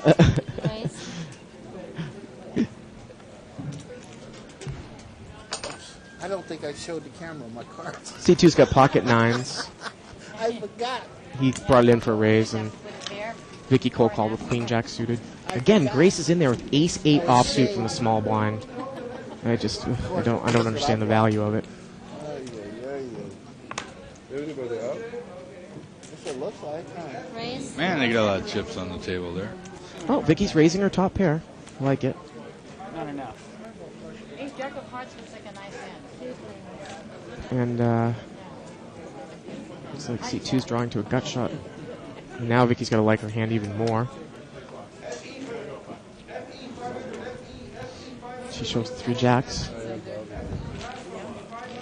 Oh, I know my other problem. I don't have all my chips stacked in front of me like you guys. I can tell this guy in seat 9 is going to be a talker, Denny. Yeah, yeah. Oh, William is his name. I'm sorry. I thought it was Tony. William in seat 9. Tony could be a William, I guess. No, that would be a Bill, huh? Bill. William. Yes. Tomorrow's tournament, of course, is stud high-low. Tuchman and I are going to play. Stud high low, 300 buy-in, 30 entry fee, and no rebuy. Yep. Starts at 4:15, winning of the green. I already paid Denny off the bet that we had last night. The Omaha tournament last night was only 136 players. I think I took the over. Double or nothing? 180. I'll set the line I at think I actually 130. lost. I think we made a bet about tonight, and I lost that too because I took an over at 400. I'll take, let's see, I'll set the line for tomorrow at 130 players. I got to take the under on that one, I think. Okay, for $1. All right. 3 plates. 3-5-3 flop. Now Coco. Okay, he's going to check raise. I was going to say you might want to bet right out there, but he's trying to drive some other people out. Grace calls with 2 overcards. Wow, and he checks. Did he bet or did he check? Oh, he did bet. And Grace calls. Again, I don't know what Grace is drawing to. We don't have that authority? Grace could be drawing totally dead with if Coco had a 3. And he's got 6s. You know, it's just the type of thing where, Coco isn't going to make a lot of moves on you, so I don't necessarily know if I would call with ace-7, although I said he does play his pocket pairs pretty strongly. I wonder how he got a name Coco. I don't know if that's his real name or what. I hope not.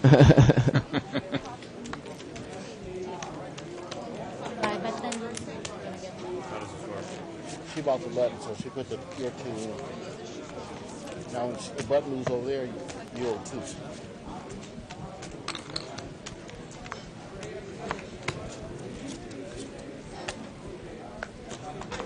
First back.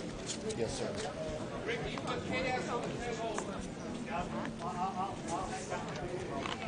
It's actually, there's a post here listed about whether it's fair for the commentators to play in the game that they're commentating on, that it might be an unfair advantage because, we can see the whole cards.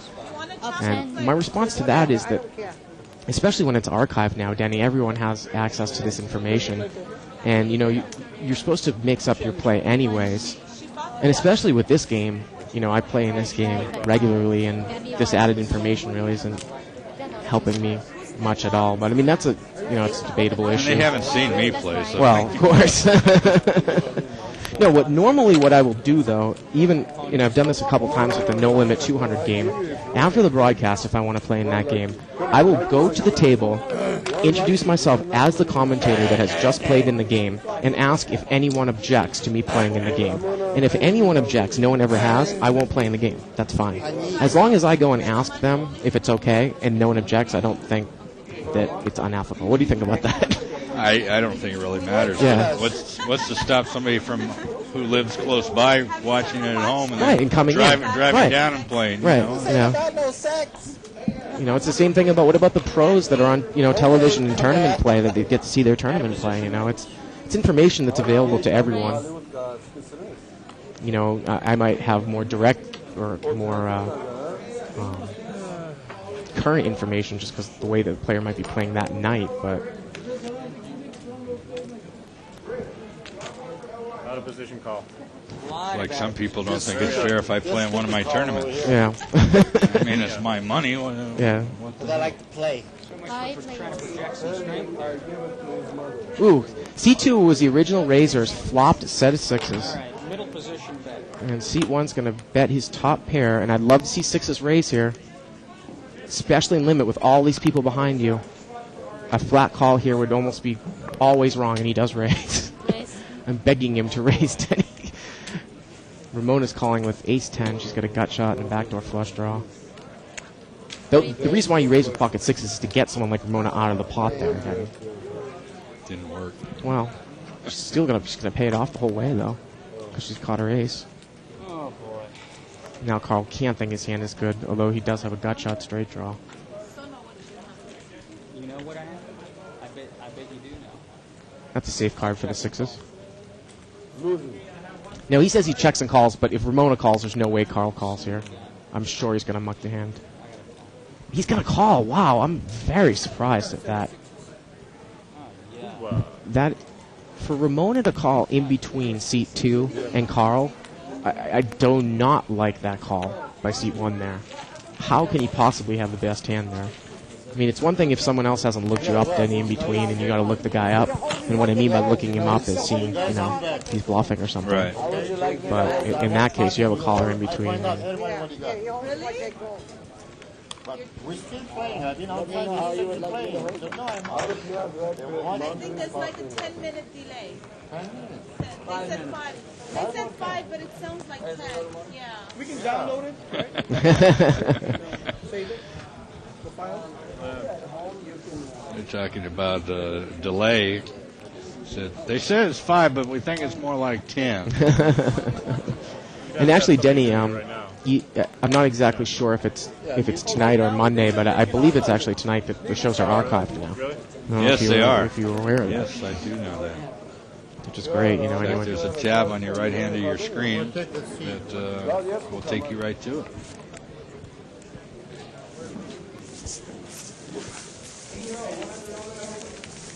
Place has been busy the last few days. I was saying to Dave before you came in, it's actually it's really been the busiest that I've ever seen it. There's been more business in here these past few weeks during Waiting the Green than I even remember when Legends came around last August, I gotta say. I mean, I remember on Friday and Saturday the last couple weeks we didn't have any tables available. Every single table in the house was used up. Just to let you know, it's normally that way on Friday and Saturday. Friday for sure. Friday, we always go through all the tables. Most Saturdays. Little rabbit. But it has been busier earlier. Like you, little rabbit. Not like me, Godzilla. Thanks for stealing my thunder on that one, Denny. Hey. I'm sure I had to get on the internet and look bad. Ooh, ace-jack suited against ace-jack suited. Seat 2's got ace-jack suited. Vicky has ace-jack suited. And it was kind of funny. I said that there's a couple cans you like to cold call. Ace-jack suited is one of them, but Vicky's 3-betted them both times. Ace-jack of spades against ace-jack of diamonds.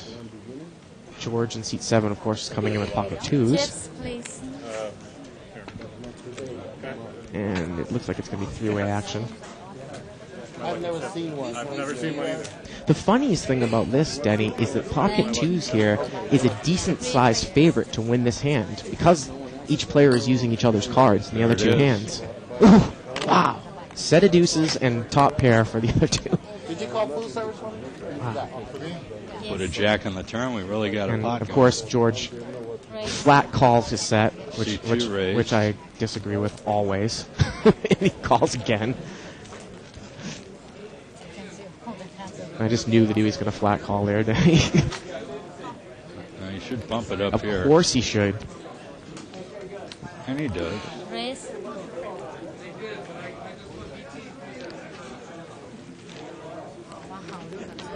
Go ahead, put a jack on the No, they're actually totally drawing dead, Denny.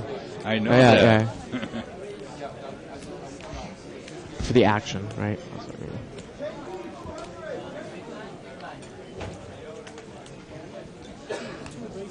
Yeah, he's going to get one of them to call, I think. One of them will look him up, right?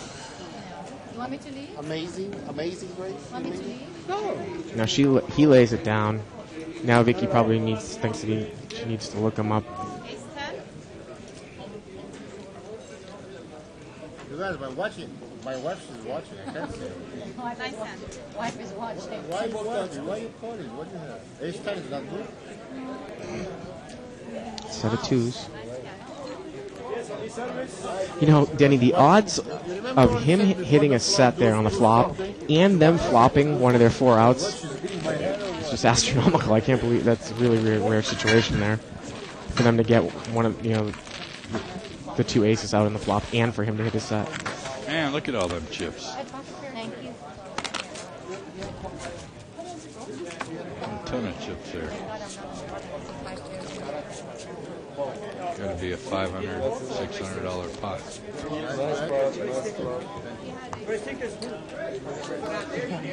Exactly.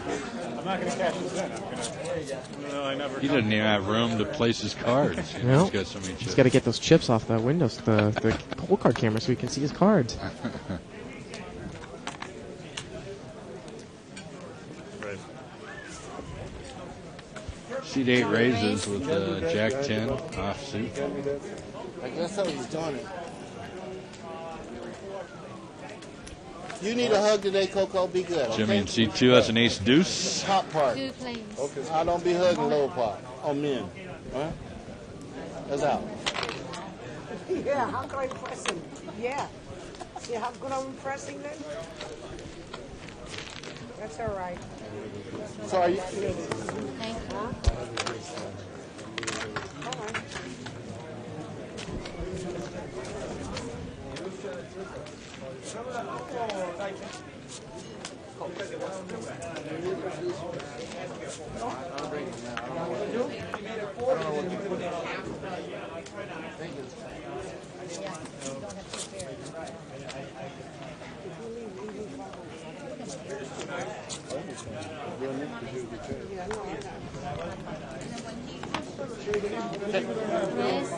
Grace is raising here. An ace 10 offsuit, classic Grace raise from under the gun.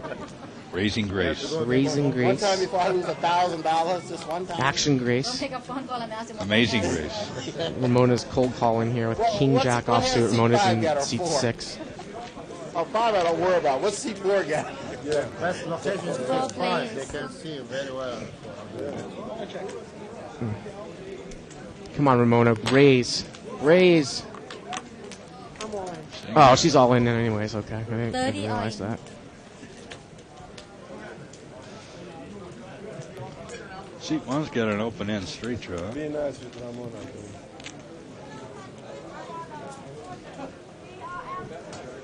Oh, yeah. Oh, you don't. It's going to get checked down. Ramona's going to take the pot. Let's see. Yes. Nice hand, Ramona. Oh, good. My Ramona. Oh, that was my Sharona.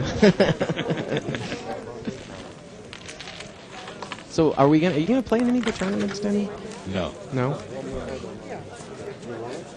Just too hectic for you. All the $100 buy-ins have gone by, and that's about my limit for a tournament. You're not taking the blind? No? Be starting up the $300 buy-ins here tomorrow. Gets bigger as we get closer to the end. take Here we go. Just one more weekend. I think. Isn't it? Yeah, I think you're right. I'm going to play tomorrow in Stud High Low. No, and then 2 weekends. It's actually 2 weekends. I'm going to play tomorrow in Stud High Low. I'm going to play maybe Monday on the $300 limit, and I'm going to play in the $500 Omaha High Low. She said she was. You want to use this hand? Who's been here longer? Who's been here longer? You know, I can't play. I always say, you know, people will change seats to think that they're changing cards around for superstitious reasons. There's legitimate reason to change seats if you want a specific position on a player. Like if I want to be to the left of Grace because I think she's super aggressive and she's raising, I want to isolate her or know if she's going to re-raise me. But to change seats and ask for setups, it just slows the game down, Denny. It doesn't kind of work? bothers me. Well, I mean, what are you going to change the color of the cards, a new setup, and that's going to change your luck or something? You know. Okay, blind. Every hand is independent Even of if each the dealer other. scrambles to the left or Oh, to the right, right. I have to doesn't scramble it matter. more. Every hand is independent of each other. And Fighting with a lady? How dare you? How dare you? How dare you? We're going to tell I us. was the first one there. I told him when he got up. Remote is moving over to seat 5. He wants it. He's winning it. You know what? I'm not going to change my seat. No, you weren't. No, you were not. Don't say you were. Grace and I were. They're fighting about who has seniority at the table, so who can move over to Coco's seat. Vicky was the last one. Vicky was last. All right, let me look at my cards. I didn't see my cards. Never argue with a lady at the table. So, George is raised with pocket 4s. Seat 8's re-raised with ace king. And Mona has ace 9 suited. And she's going to call. Right? You're raising. Three bets. I'm doing exactly what they Oh, you're just calling. Just call. I thought they said 4 bets. Mona's dominated in this hand. Oh, look at that. George Full flops house. a full house. He checks. Of course. Well, I mean, here it's a little bit different. I don't necessarily No, I disagree agree. with checking here. No, that's fine. Yeah. Of course, the problem is that he's gonna if a high card doesn't come, he's gonna check the flop, and they're gonna check right behind him. So he's gonna miss a bet. I just know that's gonna happen here. Let's see here. No, guy bet with ace king. Seat 8 keeps betting. Okay. Now he should raise it. Yeah. Raise. And quickly he looks. Bad card. Boy, that $5 chip flew over the dealer and she pushed it back. Accident or not, that sucker's in my tray. That's wrap it. Thank you. Well, it's in mine away. Blind deck, please. I had 3-4. My dice was sitting down, you know.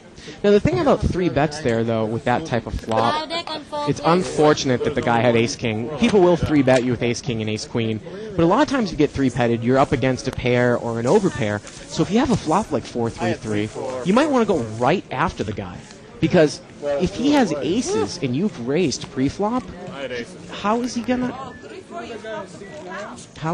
You know, what is he gonna think? Like, is he gonna be able to lay it down? You know what I mean? How is he gonna put you on 4s if you raised under the gun? Just something to think about. I didn't say the guy misplayed the hand, but in that situation, he did have ace king. But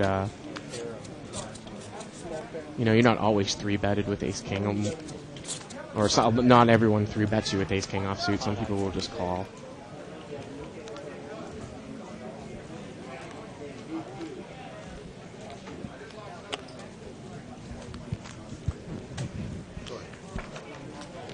Two plates.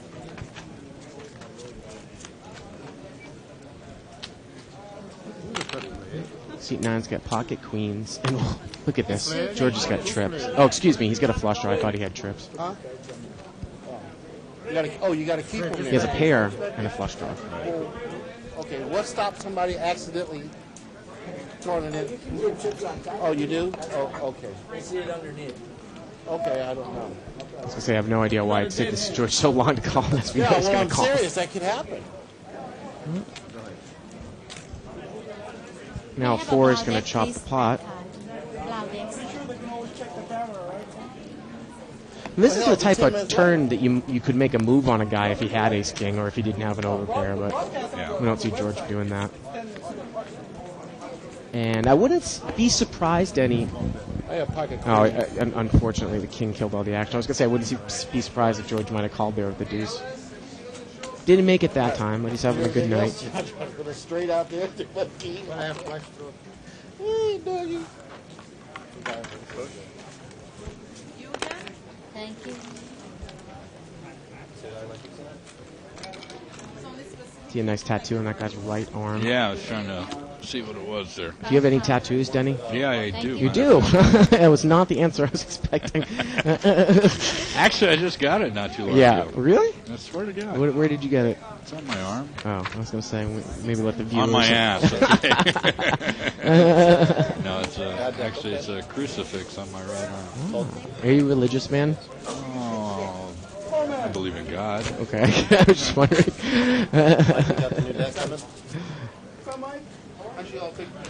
I go to church once a decade. Once a decade. But you chose to get a crucifix tattooed on your arm. Right. Okay. That way I have God near me all the time. There you go. Mike, actually, I got the tattoo's actually the Father, the Son, and the Holy Spirit. It's all three. I'm well protected.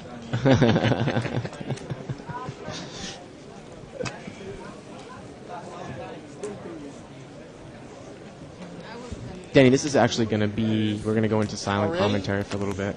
Now that Brian's here and announce some of the action for about probably the next 20 or minutes or half an hour. Silent. Yep. 30 minutes. 30 minutes, okay. Got to get the sign language down, you know. 4 players. It's like charades, you know.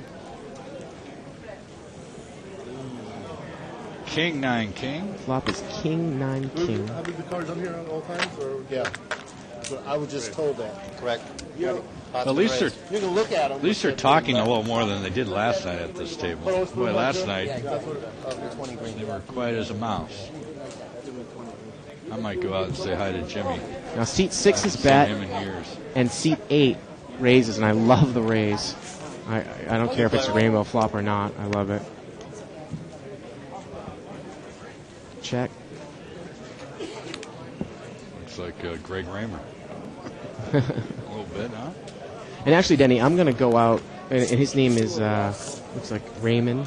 GT in seat 6. I'm going to go out there, too, and wave at the camera when we're off, just so people can get a look at my mug, because people ask, just to prove that I don't look like Bart in seat 9. Not that he's not a bad-looking guy, but I'm a little bit younger. All right, the folks, other Bart. we're going to set up for a half hour, and then we'll be back.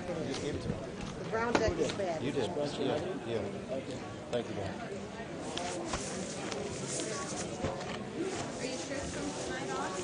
No, just they said tonight only for free, and then after that you can pay the $5 to go in there. And, you know, that's what the producer guy told me.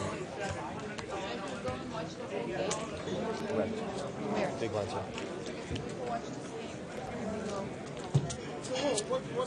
What link do you click? www.thebike.com. Click on Live at the Bike. It's about 10 spaces down on the left-hand side. Live at the bike. Live at the Bike. Very easy to get to. That's where the archive is? Correct. Oh, okay, so we can see They it have a tonight. special archive button. Yeah, he said, When did you see it? At what time? When you go home and get into the computer. no. Oh, what happened to Coco, yeah? Go ahead. Thanks for being... Hello, how are you? 4 players. How you good last night? That day when I left you. You were doing very good when I left. I did at night. I did okay. I won. For a change. Damn, I forgot to bring that red chip with me. Oh, no, actually, you know what? I was up 1,000 and I... Raise it. I was up 1,400. I won Raise. 600. Re-raise. I was really mad You at put some myself. back. Because when I left, you were doing good. I was really mad at myself, you know? You capped it? No. Yes, this player capped it. No? Oh, I'm sorry. You're the capper. Did I tell you my seat was lucky, C5? Did I tell you? I know, sweetie, I know. That was bad. Coco I win? never gave it. Yeah, I know. I never gave it because I'm a jackass. Because I said 5 or 9. So then Coco said I'll take 5. Then you said Thank you, don't man. take 5. Race. 120? Yes. Go.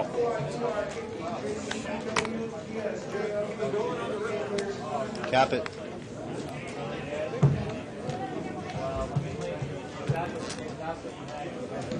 You called? Yep. One more chip. Right here, buddy. One more.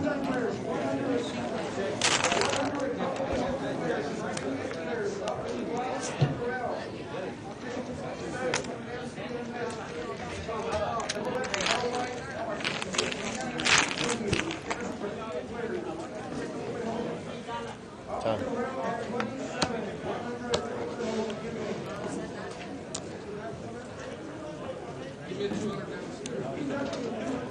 I'm out. Straight.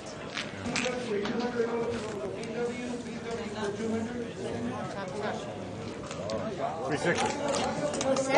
That's what I put you on 360. And I was hoping, I thought maybe I'd be fine. Yeah. no, but there's spade on the river. He said this bag of spades on that. You the one I was worried about. I said, please don't give him this bag of spades. Weren't you worried about the flush that was That's out what I there? said. Please don't give. I've already put him on a straight, but I said, please don't give him this bag of spades. Because I'd be fine. Enjoy my money. Hey, he's gonna call, guaranteed. You guys are chopping the money. You don't raise, you make $20 more each. I don't care about those 20. I just want to chop it. I want to win it. She's absolutely right. I can call one more time.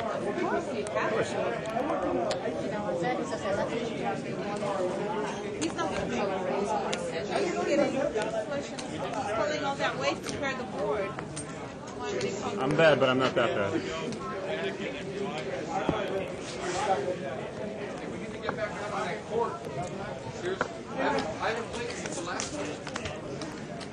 Great timing.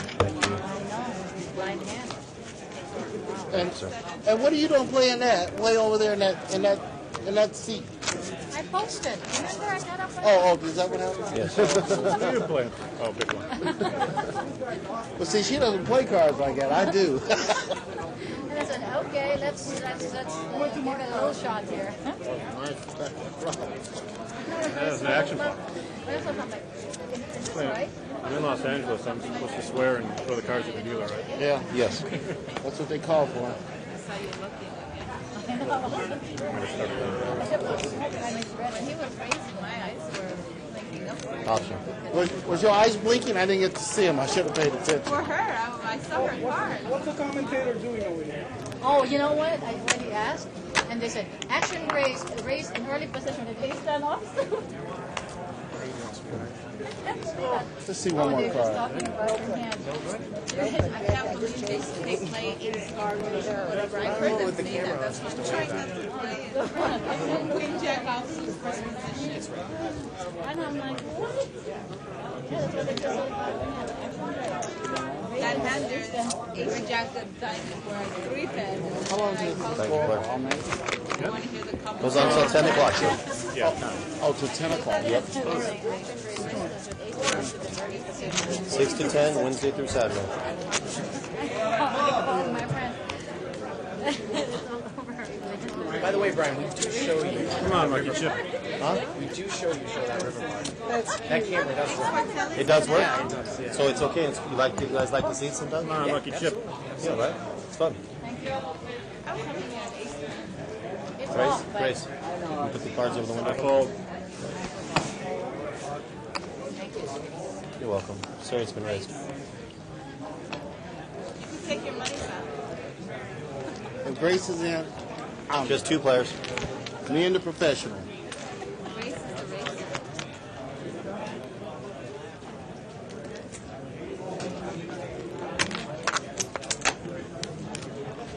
Two of you.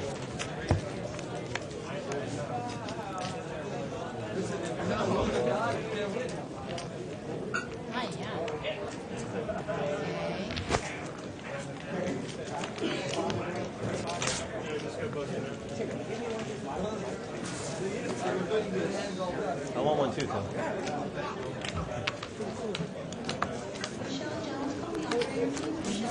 nice hand. I'll check it tonight, see what you raised me with. He had a 7.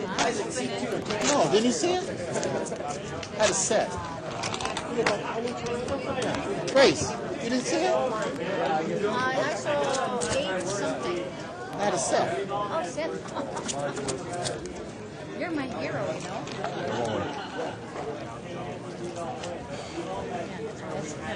Cut him in the middle. Oh, cut him in the middle. Okay. Try that. Okay. Try it.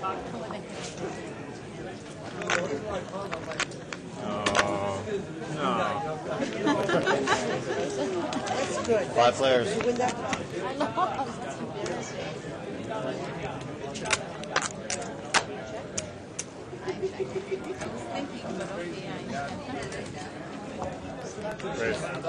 Raise it. Absolutely. 3 bets.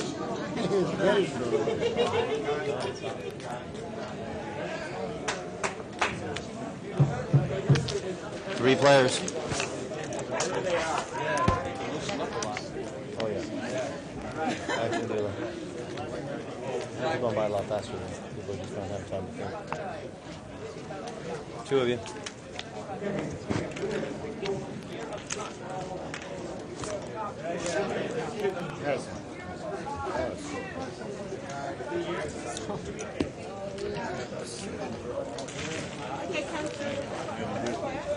Thank you, sir.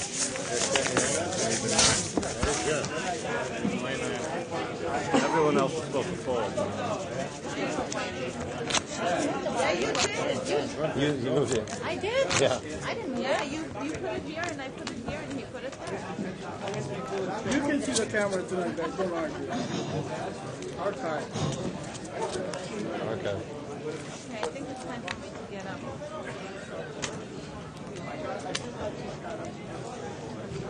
Where's Mike? I thought he was on the board. I thought Mike was on the board. Mike, I thought he was on the board. Mike? Yeah. Did he put himself on it? No, it's joke. 1, 2, 3, 4, 5, 6. You have to I come in. donate. You have to. Option. Raise it. I'm on tilt.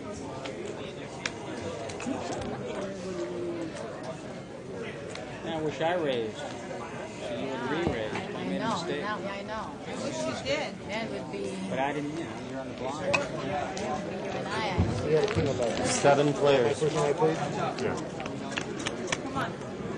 Yes, I do. I'm glad I graded. Jack.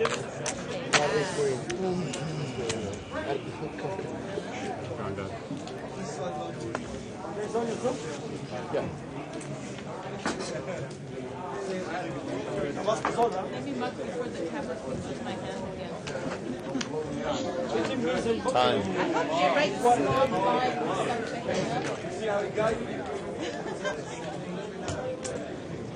You need to mark this. 3 players. They found out too. I saw my hand. Now I'm going to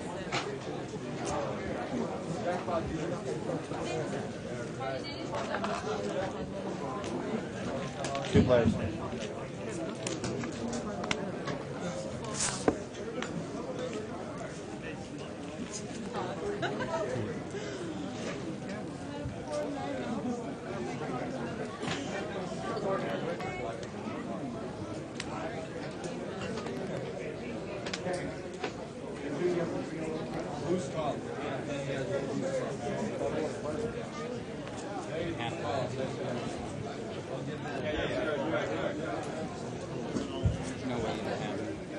Value bets. You can look. You can look. Thank you. Ah, yeah, you bluffer.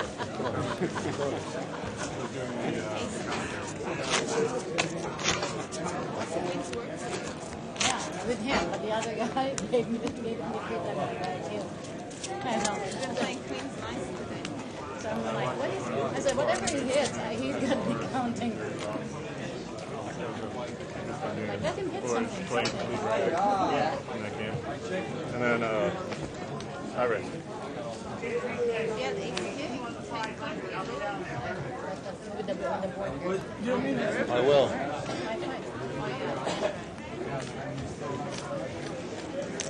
The turn 2 players.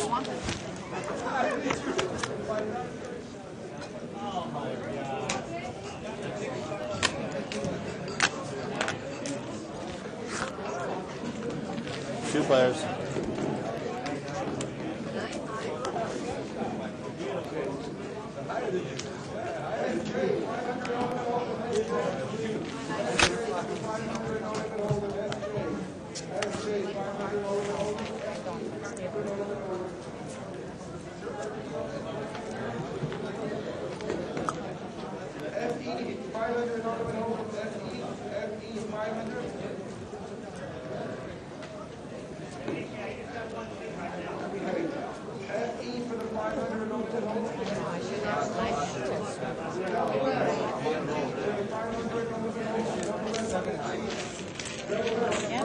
I would have won. Doesn't look like this kid. I gotta do something. Maybe I should go. He raised. I will do it. If he didn't raise, I would have come in for extra chips.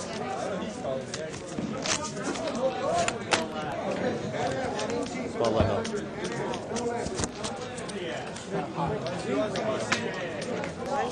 It's not cold, but borderline cold and warm. So. What do you think? Because That's the reason he has you won't be able to eat it. Does this have a Raise it. Does this have a jackpot to it? 3 bets. Huh? No. 3 players. You were dealt in.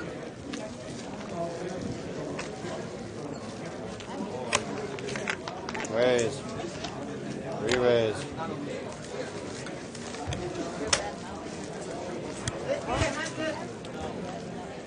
Two players. No. Who cares? Tunis na tapet. Nice one, nice one.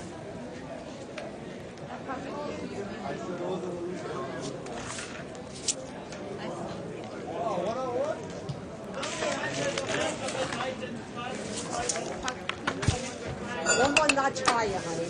Okay. One more notch. I had. One more card here? Yeah, you did. They're getting better. They're getting better. They're getting better. Right, where do you want it? Right in the middle. Okay. Go all the way to the bottom. Let's try it one time.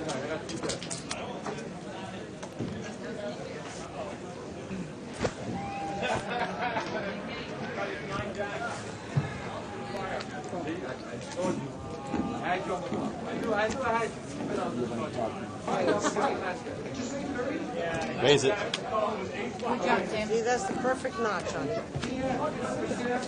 I know they keep on dropping a buck in there. Have they? They said they're going to tape it. They didn't tape it. You say I'm not a nice guy? You do that? I'll just say I know I have. No. No, thank you.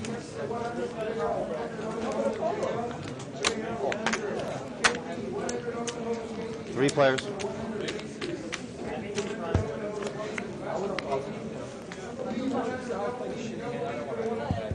What's your kicker with the ace?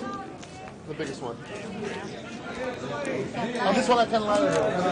If you guys were, that's why I told her I picked her up.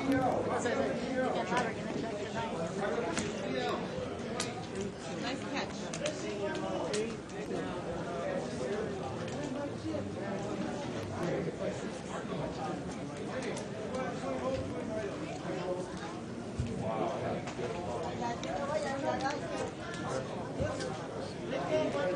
Yeah, unbelievable. Right? Unbelievable. We were here first, huh? Weren't we he said he was here first. I should take this. That's what I said. They were all fighting for the seat. They were all fighting for the seat. Small blind, sir. Thank you very much.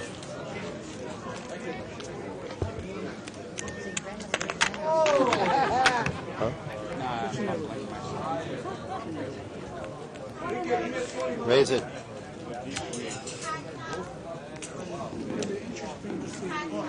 Sambuca, please? Yeah. Sambuca.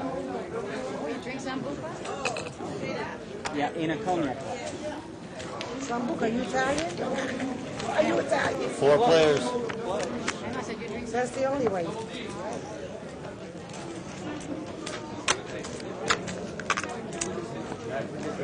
Raise. They always do. Excuse me. Can you get Sarah to come over? 3 players. Sarah, service. Check it.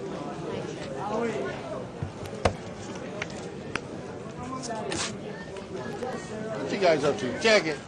Okay, I'll bet this one. Just a king. I don't know if my kicker's good though. Oh yeah, king 3. Your kicker's good. Yeah, nice. Be nice. Check that. Be nice. Yeah, be It's okay. When nice. she sees me, she'll come. She says Be nice. Thank you, ma'am. Appreciate She that. says please. Nice hand. No, When she honey, gets a no. chance to come, whenever she gets a chance. What So, do I have to play? yeah, she knows there. Yeah. What do I have to tell her?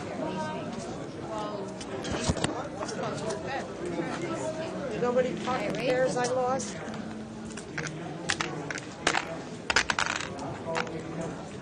Raise it.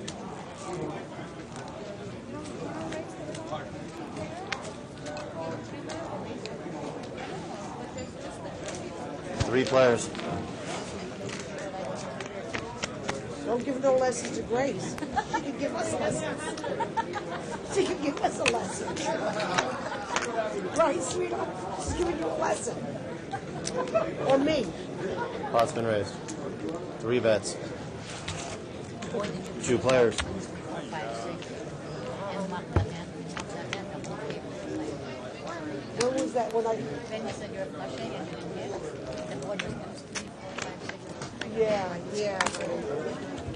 Right, Show. right. That's... 8s and deuces. I can't stand it.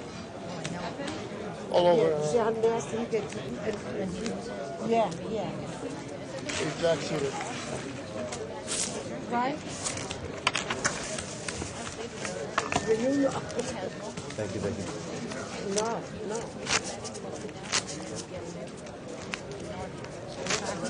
Right, right. And he says he's going to leave before. Then again, he said that the second Yeah, I time saw again. that. If you want to get something.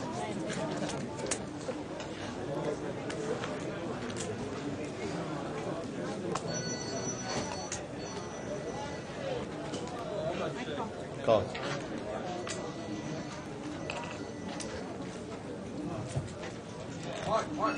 Raise. Raise it. What happened to camaraderie here? Tim. It's a bad card.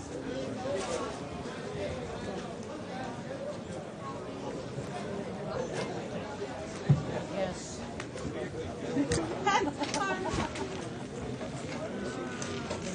6 players.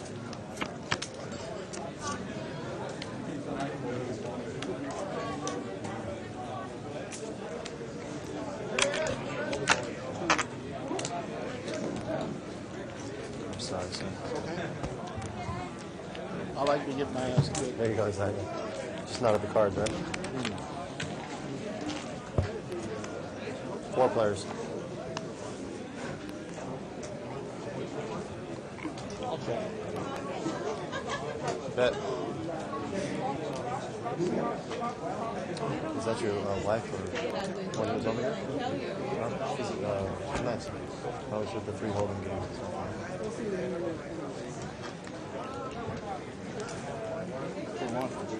Yeah, right.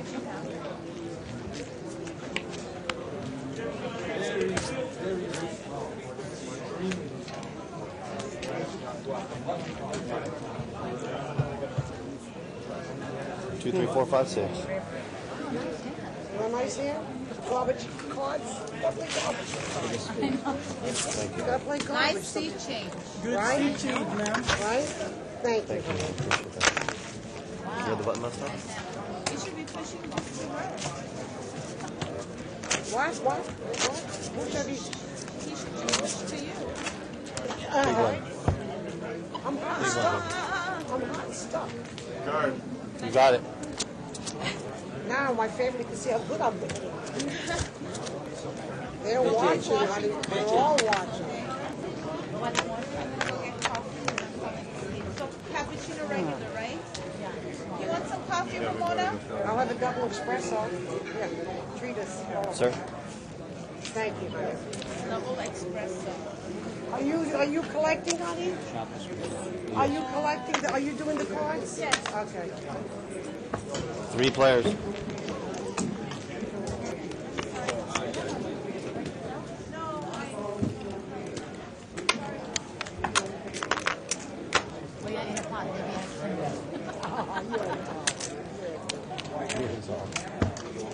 Two players.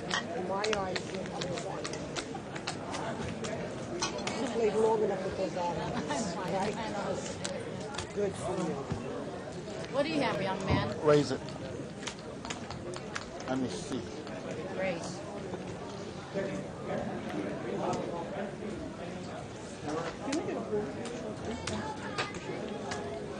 Yeah. One more chip. One short. Thank you, sir. There are 2 players. Diamond.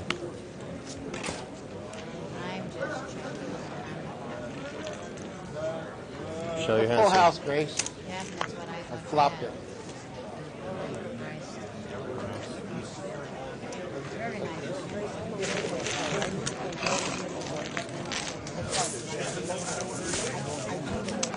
I'm sorry. We're just bumping into each other. That's it.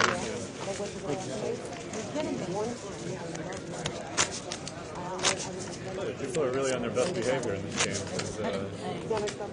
We're there, guys cussing, throwing You get caught cards. here and we can get Yeah. People, well, you just let them get away with it. That's it. I think because they know they're on television here, and everybody don't want to be More noticed. like 10 people are watching. I will. I just called my dad. He's watching, so I gotta be. Hi, Dad. No, do it right up there. I was up there. Right there. Hi, Dad. I'm trying to take your son's money. Trying to take your money. Raise it. Raise it.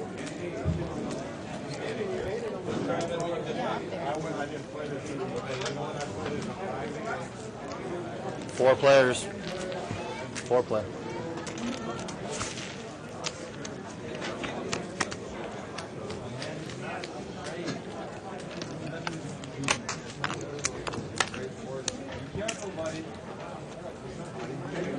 Check it.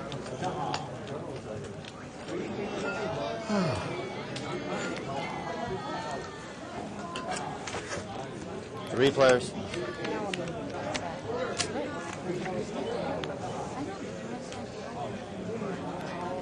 Check it. Check.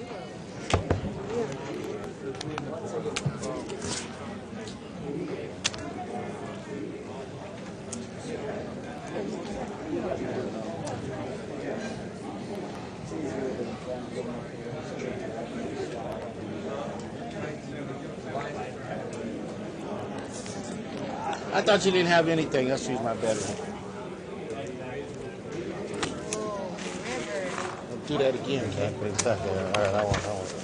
Thank you, sir.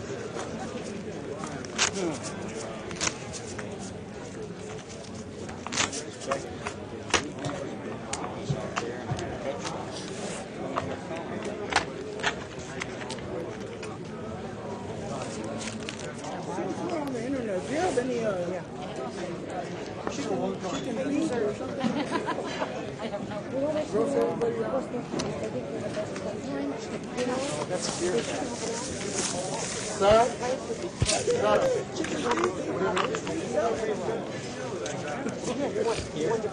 don't know. And in Hawaii, guys, they have this guy with the cards and selling the Chinese. Small blind.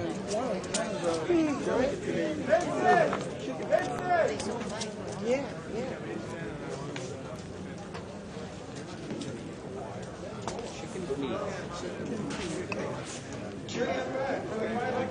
Raise. 3 bets.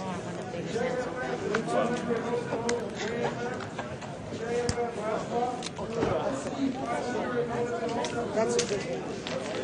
3 players.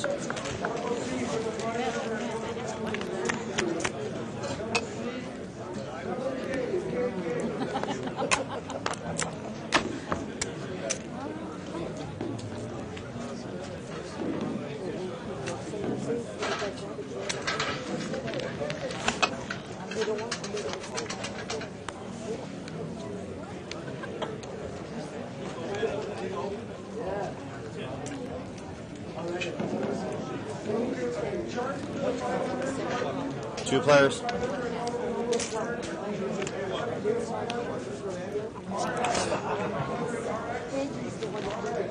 Check it. I have no pair. I missed. Tens and deuces. Come on.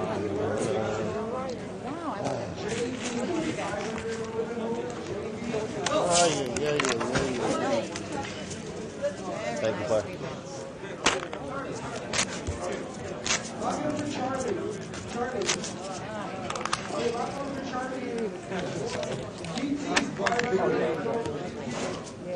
Who's going to get one of these spinners?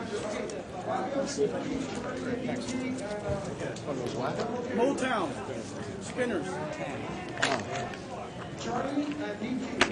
That's the wrong guy. Oh, that's the wrong spinner.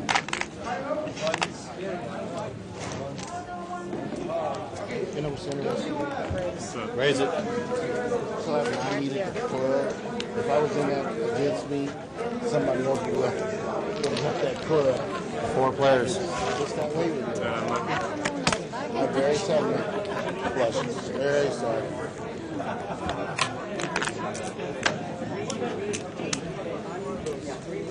Oh, I didn't even see her in. I'm sorry. It was a raiser. She raised it. I said, I'm sorry, guys. I didn't see her in. Don't cut my throat. I'm sorry. Three players. I learned my lesson. Check it. One action.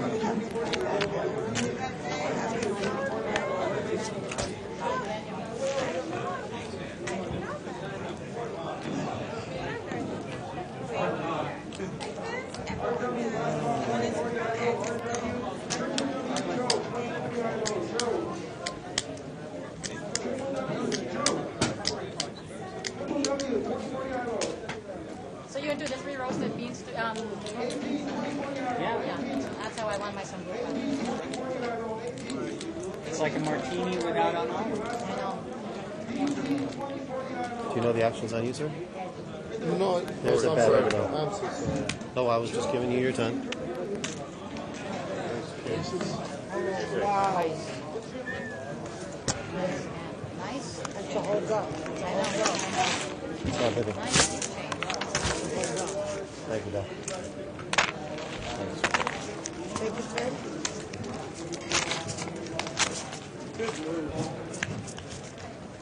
No wonder 3 guys are fighting for it. It's actually her original seed, you know.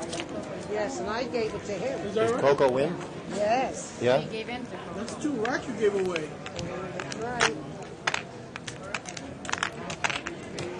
Can't seem to beat you, young man. That's like, oh yeah, I should have. Don't worry about me. Shit, I'll give it. I mean, shoot, I'll give it to you. Thank you. Anybody else like it? Okay, you got a pocket full? Souvenir. I need one. We need that, right? Oh! Don't look, don't look, don't look. And it was on Go ahead. Look at Bet. I had 7 spade and Bet. king. Nobody saw. Last night. Vicky, nobody saw. No. Yeah, sure. Just 1,000 of It's been raised. That's right. Wow. That's good luck. Three players. There goes your Double espresso on the floor. Look at me. Oh. Check it. Check to you, ma'am. Check to you, ma'am. I bet. Bet.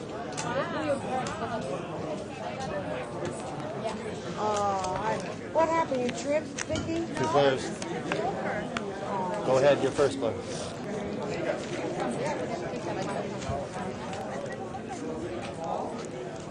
How funny. Bucket put it in a row? I'm going to see it. Show. Queens? Queens and sevens. Aces and then queens. Honor us. I hope the whole family's watching. I hope the whole Hey, grandchildren. This young lady just got all the money now. Show them how well she played aces and queens. Back to back aces and then queens. Yeah.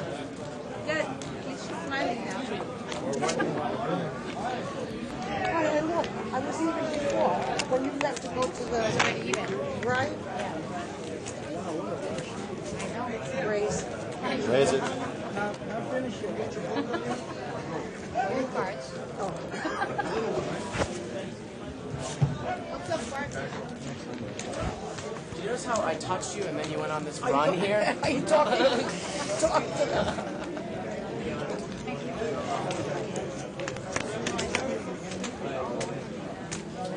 We'll look her up.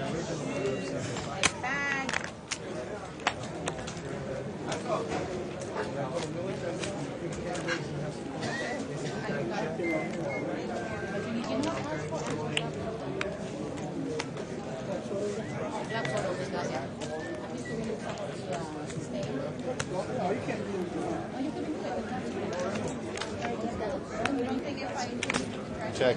I check. Let's see it. Jacks. Wow. Aces, queens, and jacks. Wow. You can have you can have 2 lucky. Thank you. Awesome.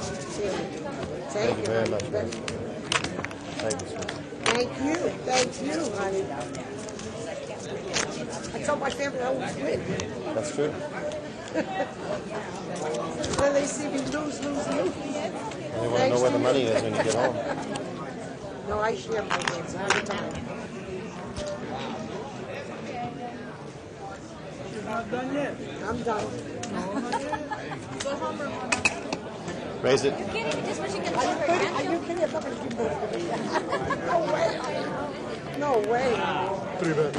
3 She's bets. got 1 more hour of fame. You gotta show her grandchildren how hard you 3 players. Games played, yeah. Yeah, tell them. I thought nobody knew you come here. No, they know. They know now. When I go home and I win, I share with my grandchildren. So now I lost. Sir, you're first. All in 15. So now then I gotta see when I get my run. 3 players. Rest of you on the side. Grandma, let's go shopping tomorrow. No, I give them money. I give them money. They love it.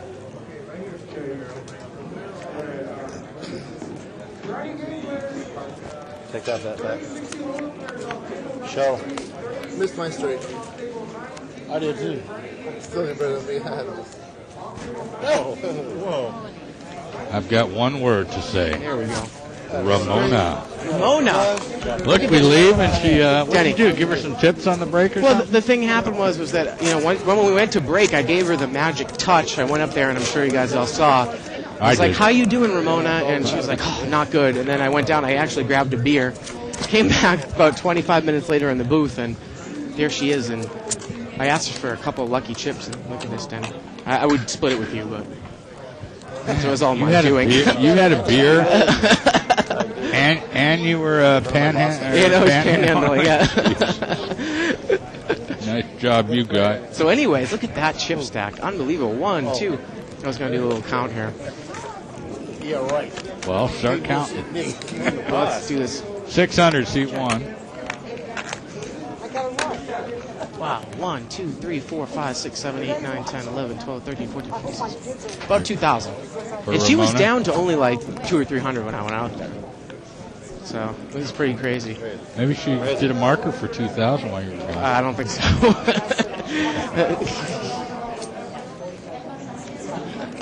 I went and played online and I lost $80. All right. It's funny. I was like Ace King versus 9-10 here, and I was actually when I went out there, I'm off of my shift at like right around 10 o'clock. I came in at 2 today. And what is this Ace King? I'm trying to figure out if.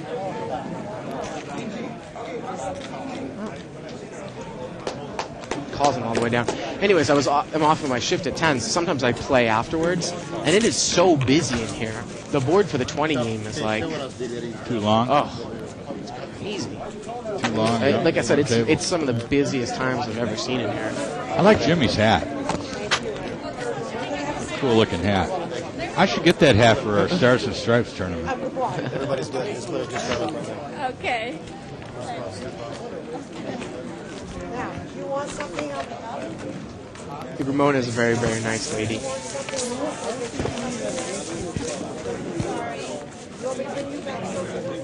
Did you go and check on your tournament? Yeah, down to 8 tables. 8 tables. Did you get a prize pool? Prize pool total? No. No.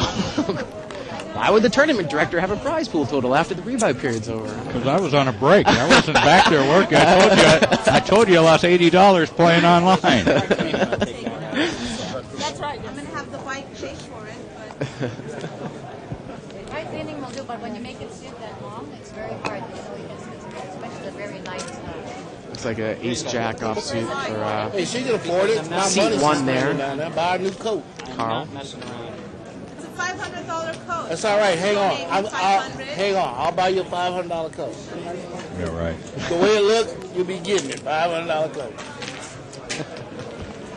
I can't wait to read the threads after the show's over, Denny, because I'm very interested to see what they had to say during our quiet period. Like I said, that guy's a talker in seat 9. Pretty good flop for him with the nut flush draw and an ace. And he checks it. Check and call here. She put it that way. I thought it was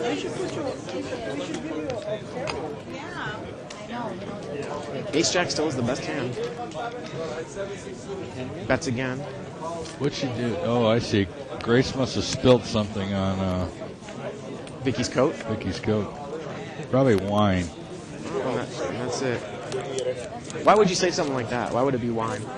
It's Grace's drink of choice. Oh, okay.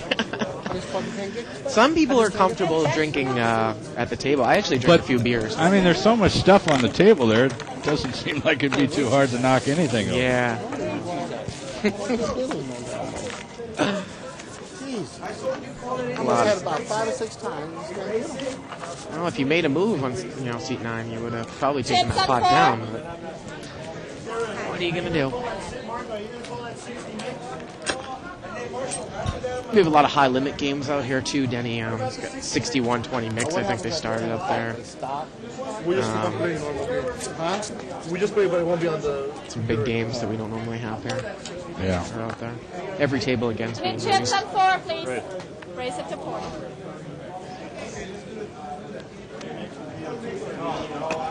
Did she get some on her pants too? I could help. I could go out and help her. Clean her up. I would think you would want to clean her jacket off. Are you kidding me? Actually, the poker manager has a shower in his office. Oh, okay.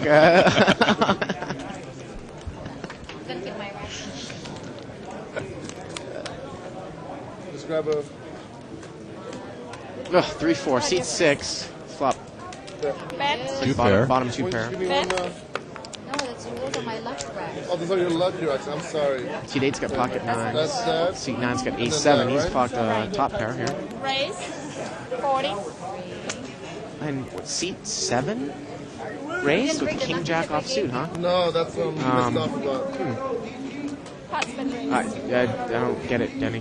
Maybe you can fill me in on that one. 3 bets. Now he's going to 3-bet. Now, if you got jack king offsuit and you made a pure bluff, you should lay that hand down for 3 bets. Why? Catch runner. Runner. He's got the king of diamonds, I guess. Okay, you raise. Runner for a straight. King jack? Oh yeah, I guess both ways, right? There, see? Well, then he's actually come closer in both ways. Got a gut shot, and he has the nut. Excuse me, he's got the second nut diamond draw here. Nobody has the ace of diamonds, so he'll make that if he gets it. 3-4 is pretty vulnerable to a lot of things that come on the river here. Oh, ace-7 pairs ace up, makes 2 pair. Make 2 pair. Like I said, 3-4 is very vulnerable to a lot of hands. He didn't even raise it. Well, it was actually checked to him in that. Raise 7. He gets it on the fucking river. Whoa! I didn't hear that. I know how you feel. You're going to have the FCC knocking on your door now. Carl says you're going to have the FCC walking on. Luckily, we're not regulated by the FCC. I don't think. Seat 6 was first to act. He plays 3-4 offsuit, and then he gets mad because he lost the hand. Right. It's not like 3-4, couldn't have been counterfeited at all in those last two cards. I could see if he was the big. I could see if he had been the big blind. Oh wait, actually he was. I'm sorry, he was. He was the big blind. Okay. Oh. There's an out button in seat 5. She didn't play. I think Ramona's basking in her glory right now. She's out smoking a cigarette. Or Are you that. saying that Californians being laid back is a myth? Is that what you're saying? Not in here. Not in the card room. Seat 8, pocket 5 is going to raise. Seat 9 with ace 3 suited. All It's enough, going honey. to We play long enough. I'll give it to you. Okay. That's for sure. Heads up. So C5 is a pretty big favorite against the ace 3 professional? suited here.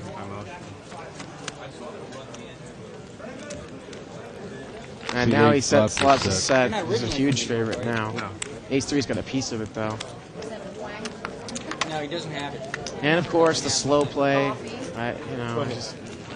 Denny, I've made my thoughts on this very clear. I just don't get it. Look at this. I mean, luckily the guy wasn't drawing to spades, but so he's lucky.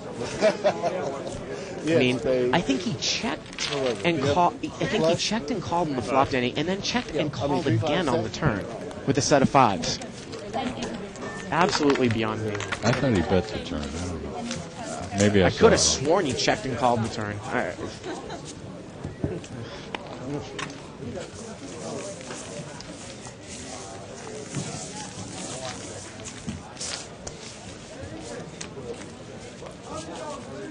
You know where people are truly laid back is in the South. Really? No, there's no more laid back than Hawaii. Now you're right. Been to Hawaii before? No, I haven't. No. Never been there. I got a sister who lives there, and I've never been there. I should go visit her. Why did you bring that up? Because the guy said, you think I just randomly brought that up? Yeah, I did. You were listening to the table talk then. No, I wasn't. Guy just mentioned Hawaii. Just listening to our producer. Oh. They don't roll it over there too. We got a local weed. Oh, look at this multi-way pot. Looks like the pot's. I mean, looks like the game's getting a little bit looser than we saw at first. Coco's out of the game. And ace Jack, ace 7, ace 5, and 8-9 suited.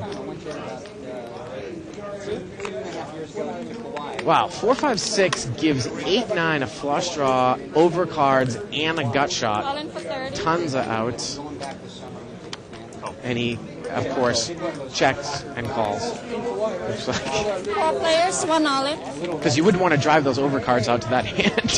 8-9. But anyways, like I said, there's a bunch of ways to play different hands. I just don't happen to Don't forget, you're a pro. They're amateurs, okay? Oh, he's got the best hand right now. And he bets the... Actually, I think he just called. Did he? He just called. He didn't even raise behind it. Amazing. Absolutely amazing. Serve some hookah too. And what I mean by this, Denny, and like I said, I have no intention to personally insult anyone, is you have a bet there on the turn. You have 8-9. You have top pair. You have a gut shot straight draw. And you have a flush draw. There are 3 people behind you to act. You can lose to any card that comes over a 9. Somebody bets into you and you just call. Do you kind of get that? Like, yeah, it's I just, got it. You're begging to lose the hand. You got to give yourself the best chance to win the hand. Drop the set. 4 or 5 hands ago. 2 hands ago. No, over at the Marriott. I don't remember what city that's in. Coco dated one of the number 1 beach in the world. Thank you, honey. And Ramona's back. She probably is going to post, I would think. She's probably feeling hot. I don't think she's going to wait for her blind. Racking chips. Yeah, she is. She's going to have about 4 racks there if we counted correctly. Yeah, she wants a color change or she's leaving. I'm not sure which. No, I think she's just going to rack up her No, I chips. didn't play it. I threw it away. But she's not my good deal. 4-5 suited against Queen 7. gotta pay for a 4-5 Coke. bet. There's $1 towards it. Oh, you Pure 499 bluff. more. Like I said, sometimes that's the advantage of being in first position. You can take a shot at a flop with a big pot, and if the other guy doesn't have a pair, he's not going to call because there's no money You in the got the pot. scalper for it, yeah. Took it amazingly well. You didn't even matter now. Oh, if it was off there, flipped out. Do women really buy $500 jackets? I don't think they do, but they might be wearing a $500 jacket if you get my drift. Yeah, right. Man. You ready? Yeah. That's cool. Ace Queen offsuit from C2. I'll buy a jacket for $14.99 at Walmart. Probably got you both beat. How much do your shoes cost? Blind like that? These are about $100. Oh, okay. I thought you were. Oh, that's not. Well, these are work shoes. I can ride them off. Pretty nice flop for Ace Queen. He's going to probably get paid off all the way here. Small blind calls are early position raise with Queen 3 offsuit, Denny. Look at this. He's going to lead right in. Yes. The thing about this is if you lead right in, you wonder, well, should I pop it or am I just going to call? Oh, he's going to raise. I might be scared of Queen Jack here, too, but you would think the guy might check raise if he had that. Sometimes I don't quite get it. He's probably going to get checked down both One pair. times. I had a queen. I think I was waiting for you first, I think. Yeah, you got me beat. Yeah. Okay. It's just yours. Good hand. Got it? I got that. Just Put one in there. Good Yeah, hand. a lot of California games, Denny. It's, a lot of people, like I said, I always read on the threads after broadcast, man, I want to fly out to LA in a second, go to the bicycle and play the 2040 game. Come on Just like they out. say, the 200 game. This game's gotten pretty soft right now. What's right here? So she's leaving, huh? Well, congratulations to Ramona. Take the money and run, huh? Two grand, right? 4 racks. Hopefully we'll be able to get to the cage there without dropping that stuff. Who wants to get even, take C5. George is taking it. Yeah, give it to George. I tried last time. I didn't work. George is a good man. Vicky's got a ace jack offsuit, and she's going to bring it in for a raise.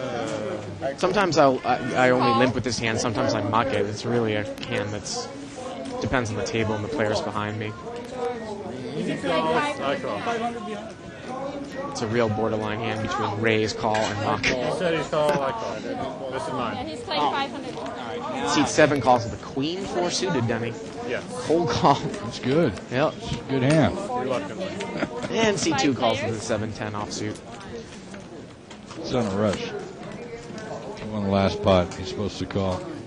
Well, what more can you ask for with the rainbow flop and if you hold ace jack and you're the original raiser?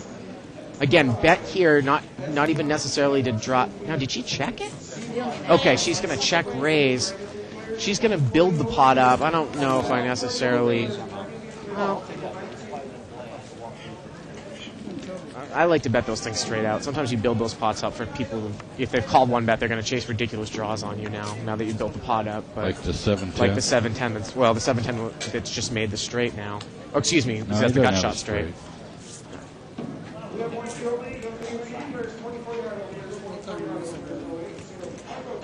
Kings this time or queens again?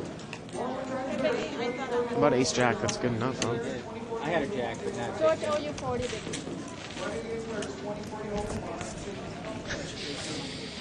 We're getting a side angle of Vicky's jacket here, but I don't think we're going to be able to show.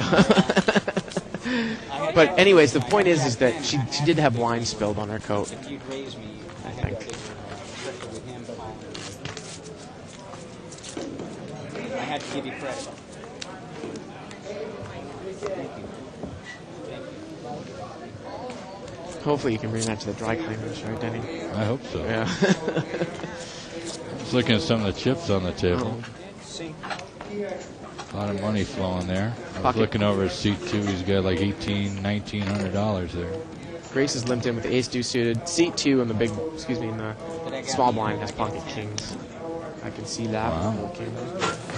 Praise. Let's go hoist it up a bit. And Vicky is calling with Jack 8 offsuit from the big blind. Go, Vicky. Like I said, I don't get it. 6 players. I just don't get it. She's a professional too. She plays every day, right? Ugh, set of kings. Top set. He's going to bet right out. Like I said, when the pot is big, of course, again, there's absolutely no reason to slow play.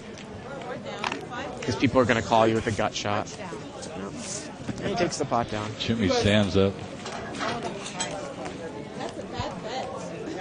Oh, come on, Vicky. I'm definitely.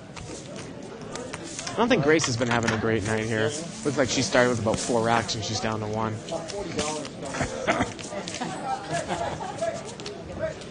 Grace, of course, was like kind of the host of this game tonight, and hopefully we won't lose her for future weeks.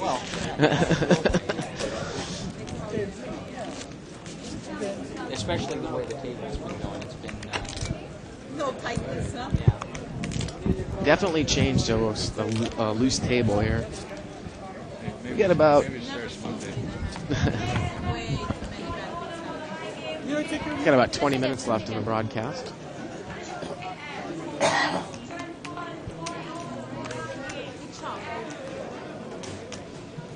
I was gonna raise, but Look at that, how nice. Oh, I thought you had a hand. This guy is so nice. Now you have to give her a dollar. Yeah, I have a dollar too. Let her have a dollar. I owe you. You know, I was looking around at all the different online sites, and I'm not going to say the name, but the most popular one. When I looked, it was in the probably about 8 or 9 at night. The other night, they had something like 5,000 games. Oh yeah. Can you imagine the drop? Oh, the money is incredible. The money on per most online sites. The money per hour that they're. I'm still waiting for somebody to pop into one of the rooms at that particular site that I'm on at my name, live at BK Bart, and someone to say hi in the chat box, and no one's done it yet. So I don't know if anybody's added me to their buddies list on that site, but I still haven't had any mentions. You're nobody's buddy, huh? That's okay. Put it this way: after the show, I'm probably going to go straight home at 10, and I'll be playing online on that site by 11 o'clock at Stud High Low. And so someone please come and say hi. Oh, that's why, because it's Stud High Low. Nobody plays that. It's Stud High Low, Omaha. Well, I mean, you can just type my name in, you'll find me. You play live at the bike. Yeah, live at BK Bart. So far, how long have I been gone? Maybe 4 years, right? 5 years. I thought it was longer than that. I mean, since you quit? Since you quit? Actually, there's a seat open in the game here. Then again, then again, my Seat mom 5 on the button's got an ace-queen suited. race. Jimmy's limped in here with 6-8 of diamonds. He's calling a raise. Well, usually you're not going to see somebody, throw a hand away for one raise if they've already called the first raise. Pretty big flop for ace-queen, nut flush. And Jimmy's going to lay it down. Again, they talk about why you don't want to play low suited connectors, especially if you're up back and you know that other people aren't in the pot. It's not going to be multi-way, so you're going to limp. And They probably just, between 2 players, suck that seat dry. here's a comment. Denny is ridiculous. I'm probably going to raise. On 2 plus 2. I'm going to raise probably. Denny, actually, a lot of people have fun with you, and I think it's funny. And that looks like a unique user, too. I'm going to look at my card. Never seen him before. I know, that's what I'm saying. Oh, you must be an idiot. I was pretty sure. I wasn't completely sure. See how tight I play? Another comment on here. When a guy raises who's just had his dinner delivered, it's time to fold like a cheap umbrella, because we were talking about how people who eat tend to tighten up.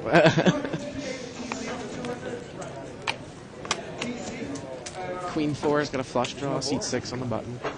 No board?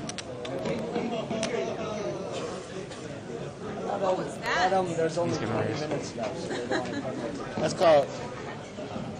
So I really want to do this shit. I mean, stuff. I mean, really want to do this stuff. Seat 8's got a gut shot straight draw. Wrong S word. They can't hear you anyway. Oh, they can't? Yes, I of thought course they we could. can. Of course we can. Someone's giving that guy bad information. There's the flush. He keeps on forgetting this guy. Yeah. Looks like the pair of 9s might pay him off. He does have the 10 of clubs, so maybe he thinks that if a club comes, he might be good. I really have no idea what seat 3 is doing in there. Well, he has an open-ended straight shot with the 3 of clubs. Seat 3, it's not in there. Excuse me, seat 9. Seat 9. And look at this. Seat 9 is made as straight. Oh, and what is he going to do? Is he going to bet with his straight with 3 clubs out there? Oh, he's going to check it. He's got pocket fives too. And looks like seat 8 is going to fold. I would hope he folds. He's not. And that's even more of a reason for seat 9 to fold. I might go play this game just because. And he's going to check raise the river, Denny, with a straight. Does he notice the 3 clubs that are out there? Now Queen 4 might be thinking, well, does the guy have... I mean, of course you're going to see a call from Queen 4. So, Denny, we see a call from Queen 4. I pray to God seat 8 folds if we see a call from seat 6, excuse me. All right, at least that much is going to happen. Got a straight. Just got a straight. No good. Not good. Okay. Clubs. Okay, go ahead. I thought you were going to Drawing 2, a straight, an open-ended straight with 3 clubs on the board. Yeah, but that last part Why you put that 5 out there? I'd have threw it away. No. And we'll dissolve that hand away. Kind of swept that one under the carpet. Are you from Hollywood? Huh? Are you from Hollywood? No. That was great acting. I work in Hollywood, though. He's trying to read it. I work in Hollywood. That's good enough. Vicky's making jokes. No, I do the decorating department.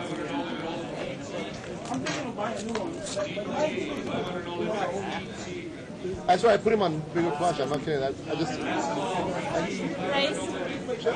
because it's what convention carton. Do you raise it? Now Vicky's got ace jack off suit again. She flopped it last time, the jack. C1's going to call 5-9 off suit. No, folded. Oh, C9 has queen 8 suited, excuse me.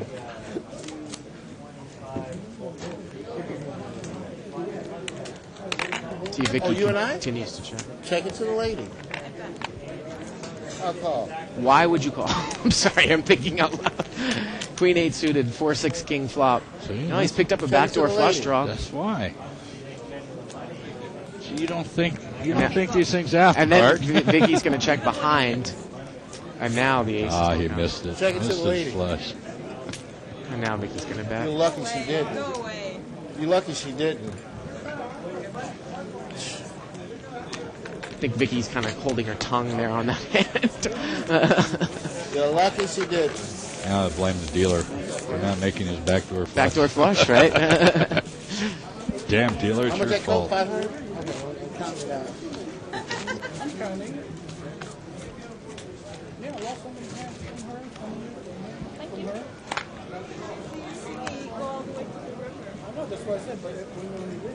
I had to play this game sometime.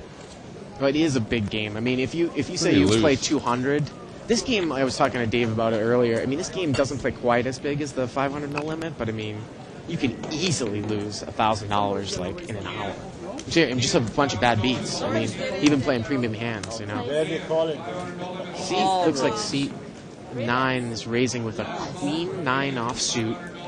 Oh, one hand could. And look at this, Carl picking up maybe on a tell the fact that this guy's so weak. 3 bets, king queen. King queen offsuit. One hand could cost you 200-300 easy. Oh, more than that. More than that. King queen versus queen 9. And there's the king. So I wanted to see a queen come there, but Carl's going to take it down. I think that's a very astute observation by Carl if he's been watching play pretty closely there. I mean, normally you're not going to re-raise with king-queen offsuit from the small blind, but if you think that this guy really doesn't, maybe doesn't even understand the value of hands, which if he's been watching closely, that guy just showed queen 8 on the other hand, then maybe it's a good play to isolate him.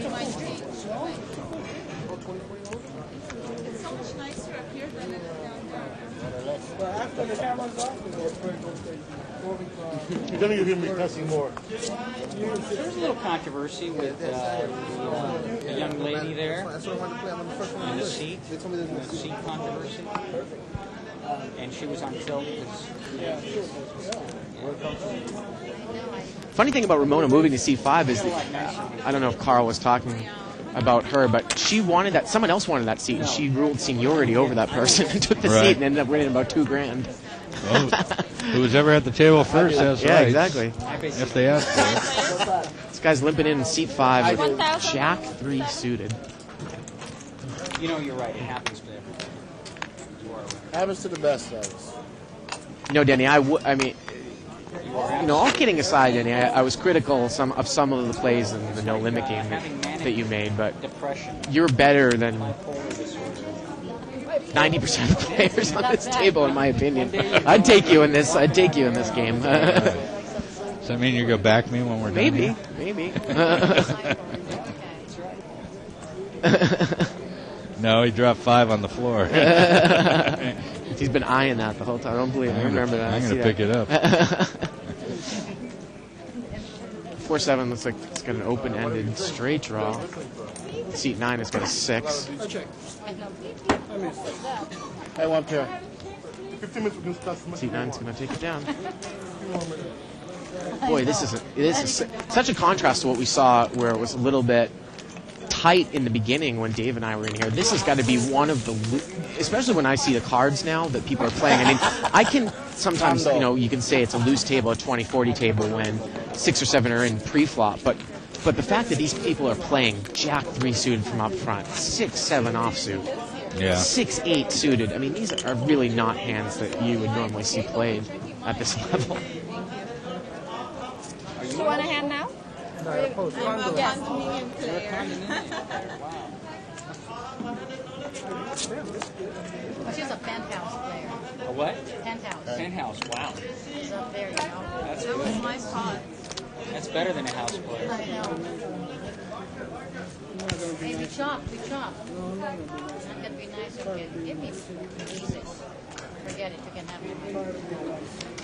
Thank you very much. Okay, give him that. Last time we asked him to chop. Are you on camera? Are you on TV? Great flop for Vicky in seat 3. Looks like she's probably going to check raise. Oh, yep.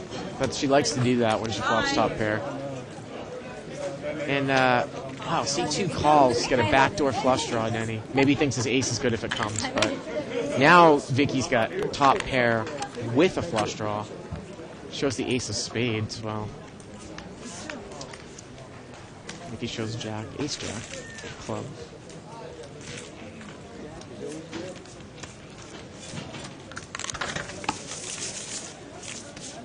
So you've never really played at limits over, say, 6-12 live? No, I mean, once or twice. I've played at 10-20. I've played at 15-30. Probably get killed both times. Condos. I was playing on cardboard house. I'm a houseless boy. Houseless.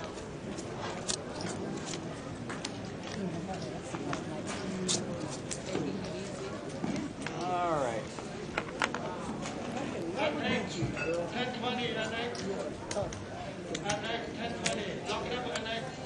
Seat 1. Carl's got Give me some respect, ace king people. suited. Necessary, young man. Yes, it was. Give me some respect. Grace is disgusted because it's her small blind. Okay. Forgotten this. And seat 5. Oh, wait a minute. She's re-raised. She's got pocket 10s, Denny, in seat 4. Seat 4. I like the play. I like the re-raise. Drive everybody else out who's limped. Hopefully it's going to work, but looks like seat 6 is called with 9-10 offsuit for 3 bets. Not in this game. It's not gonna work. My goodness. Well, when I said Grace is action Grace, she's going to drive forward regardless. 9-10 calls the gut shot. And Carl's going to raise with ace-king. Yeah, again, Grace, very rare that she's going to... If you don't see another overcard in the flop, she's not going to lay this hand down. Straight? And now... Seat 6 has picked up a pair. Ace king keeps betting. Yeah, well... I'm telling you, if another overcard doesn't come here, Danny... Well, now, Grace has a gut shot, too. And This is Jack. They get and somebody Grace has got the straight. Seat 6 has a straight. And seat 4. Grace's bet. There's no way that Carl can call here with ace-king. Yeah. You were behind the whole way. Straight. Chop, chop. Grace is like, you called my 3-bet 9-10 offsuit. That's too many chips to chop. Now, if I was a dealer, I'd just put my arm right in the middle of that and say, okay, here's half. There you go.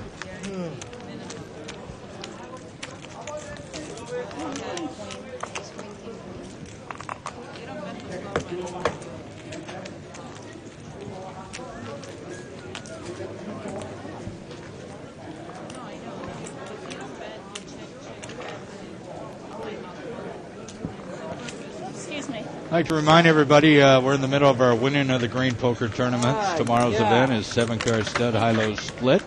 Starts at 4:15 in the afternoon. The buy-in is $300, $30 entry fee, and there are no rebuys. I'm here. Hey. Players will start out with 800 in chips, 40-minute rounds. And Live at the Bike archives are now on demand. For those of you watching this, you can go to the right side of the screen and click on the tab that says Live at the Bike archives on demand. And see some archives of some selected shows that we've had in the past. And I'm sure we'll be putting this show up at some point as well. Yeah, I want to see the show I played in last Saturday. I would have had So I can hear your critiques.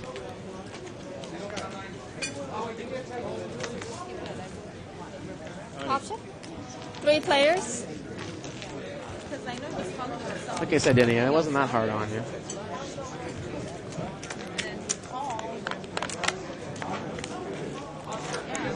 Seat 4 has got king, top pair, and seat 6 is called with bottom pair. How many people? 2 people? And I would assume seat 5 is going to continue to lead, and I guess seat 6 thinks that 3 is good, Denny. Amazing some of the calls that we've been seeing tonight. Yeah. And looks like it's checked down. King is good. Again, you know, you might see a call with that type of situation in a no-limit game where both people have very, very deep chip stacks, and the bet isn't that big, possibly to catch trips or 2 pairs, but in a limit game, Guess when you get home, you're going to get a lot of phone calls. I know. it's just a little bit unorthodox. Maybe I need some makeup touches. Yeah.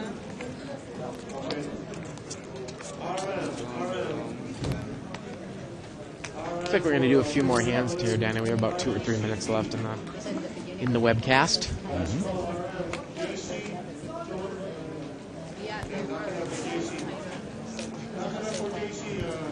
Pocket kings for seat 5 here is going a little quite of a run now. Seat 2 is limping in with Seat ace 4 9. have 2 jacks or King jack. King jack. King jack. Seat 5's got pocket kings. They're the 2 best players in the And it looks like seat 7 is calling with ace 6 suited. 4 players? Ace 9 suited. So ace 9 suited, ace 9 offsuit's got top pair here. And Race. Yeah, but I'm very impressed how you read it. seat 7 has ace 9 suited, Yes, and, ace 9. and Grace has got king jack. And I don't know. Oh, she's got a gut shot straight draw with a couple of overcards. Actually, no, she doesn't. Denny doesn't have a gut shot straight draw. I don't know why. She's just chasing overcards. Check.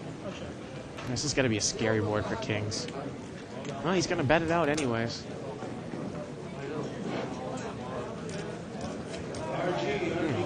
Seat 7 is going to check raise with top pair. Sometimes it's going to be difficult to call with kings, but he's going to call. It is just a limit game, Denny. And he's really only drawing to an ace or another 9. And he's going to bet. And kings will call, and he's going to take down the pot. You know, a lot of times people will play these types of hands and make move. I'm playing like chicks. Right, that's exactly what I was going to say. A lot of times people are going to check raise you, Denny, with these types of hands, and normally one pair isn't good and overpair, but with these tables, the way these people are playing, I might not fold to any check raise with these players. It's amazing. I'd like to remind the viewers that we do live on the bike every Wednesday through Saturday, 6 to 10. And coming up this Wednesday, we have a special match play. Head up, Shirley Rosario is going to play heads up against the winner of our College Challenge for Charity tournament we just had. A raffle winner, I should say. I'm sorry. And that's going to happen Wednesday at 6 o'clock, so make sure you tune in. I think this is going to be our final hand of the night. Let's hope it's a good one. Nobody put you on the pocket. I know, I never had it. Who raised the flop? No raise me. No, she raised that call. That's what happened. I said I'm going to make it. Yep. Almost.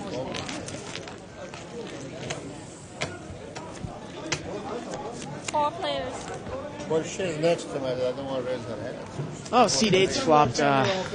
Looks like top pair and a flush draw, Danny, on monster hand. And he bet it. And seat 6 is going to call with 6 and 7. Jack suited, Danny. Am I looking at the cards the correct way? Sure. Seat 6 is called. Wow. 2 Jack suited. 2 Jack suited. Unbelievable. He's going to lay it down now, though.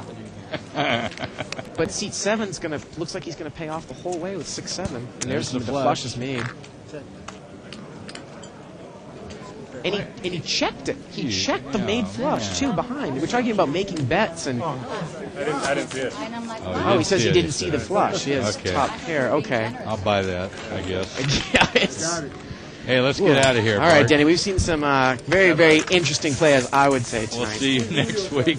Thanks, everybody, for watching live at the bike, the Bicycle Casino. Good night. I called my dad, yeah.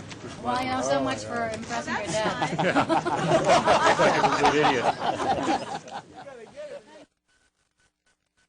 It's here. It's big. And it's closer than you think. It's not a tournament. It's what you don't see on TV. The cash is real. The stakes are high. They bet big. They win big. They lose big. High stakes live action poker. Live at the bike. Watch it live on the web or play it if you dare at the Bicycle Casino right here in Los Angeles.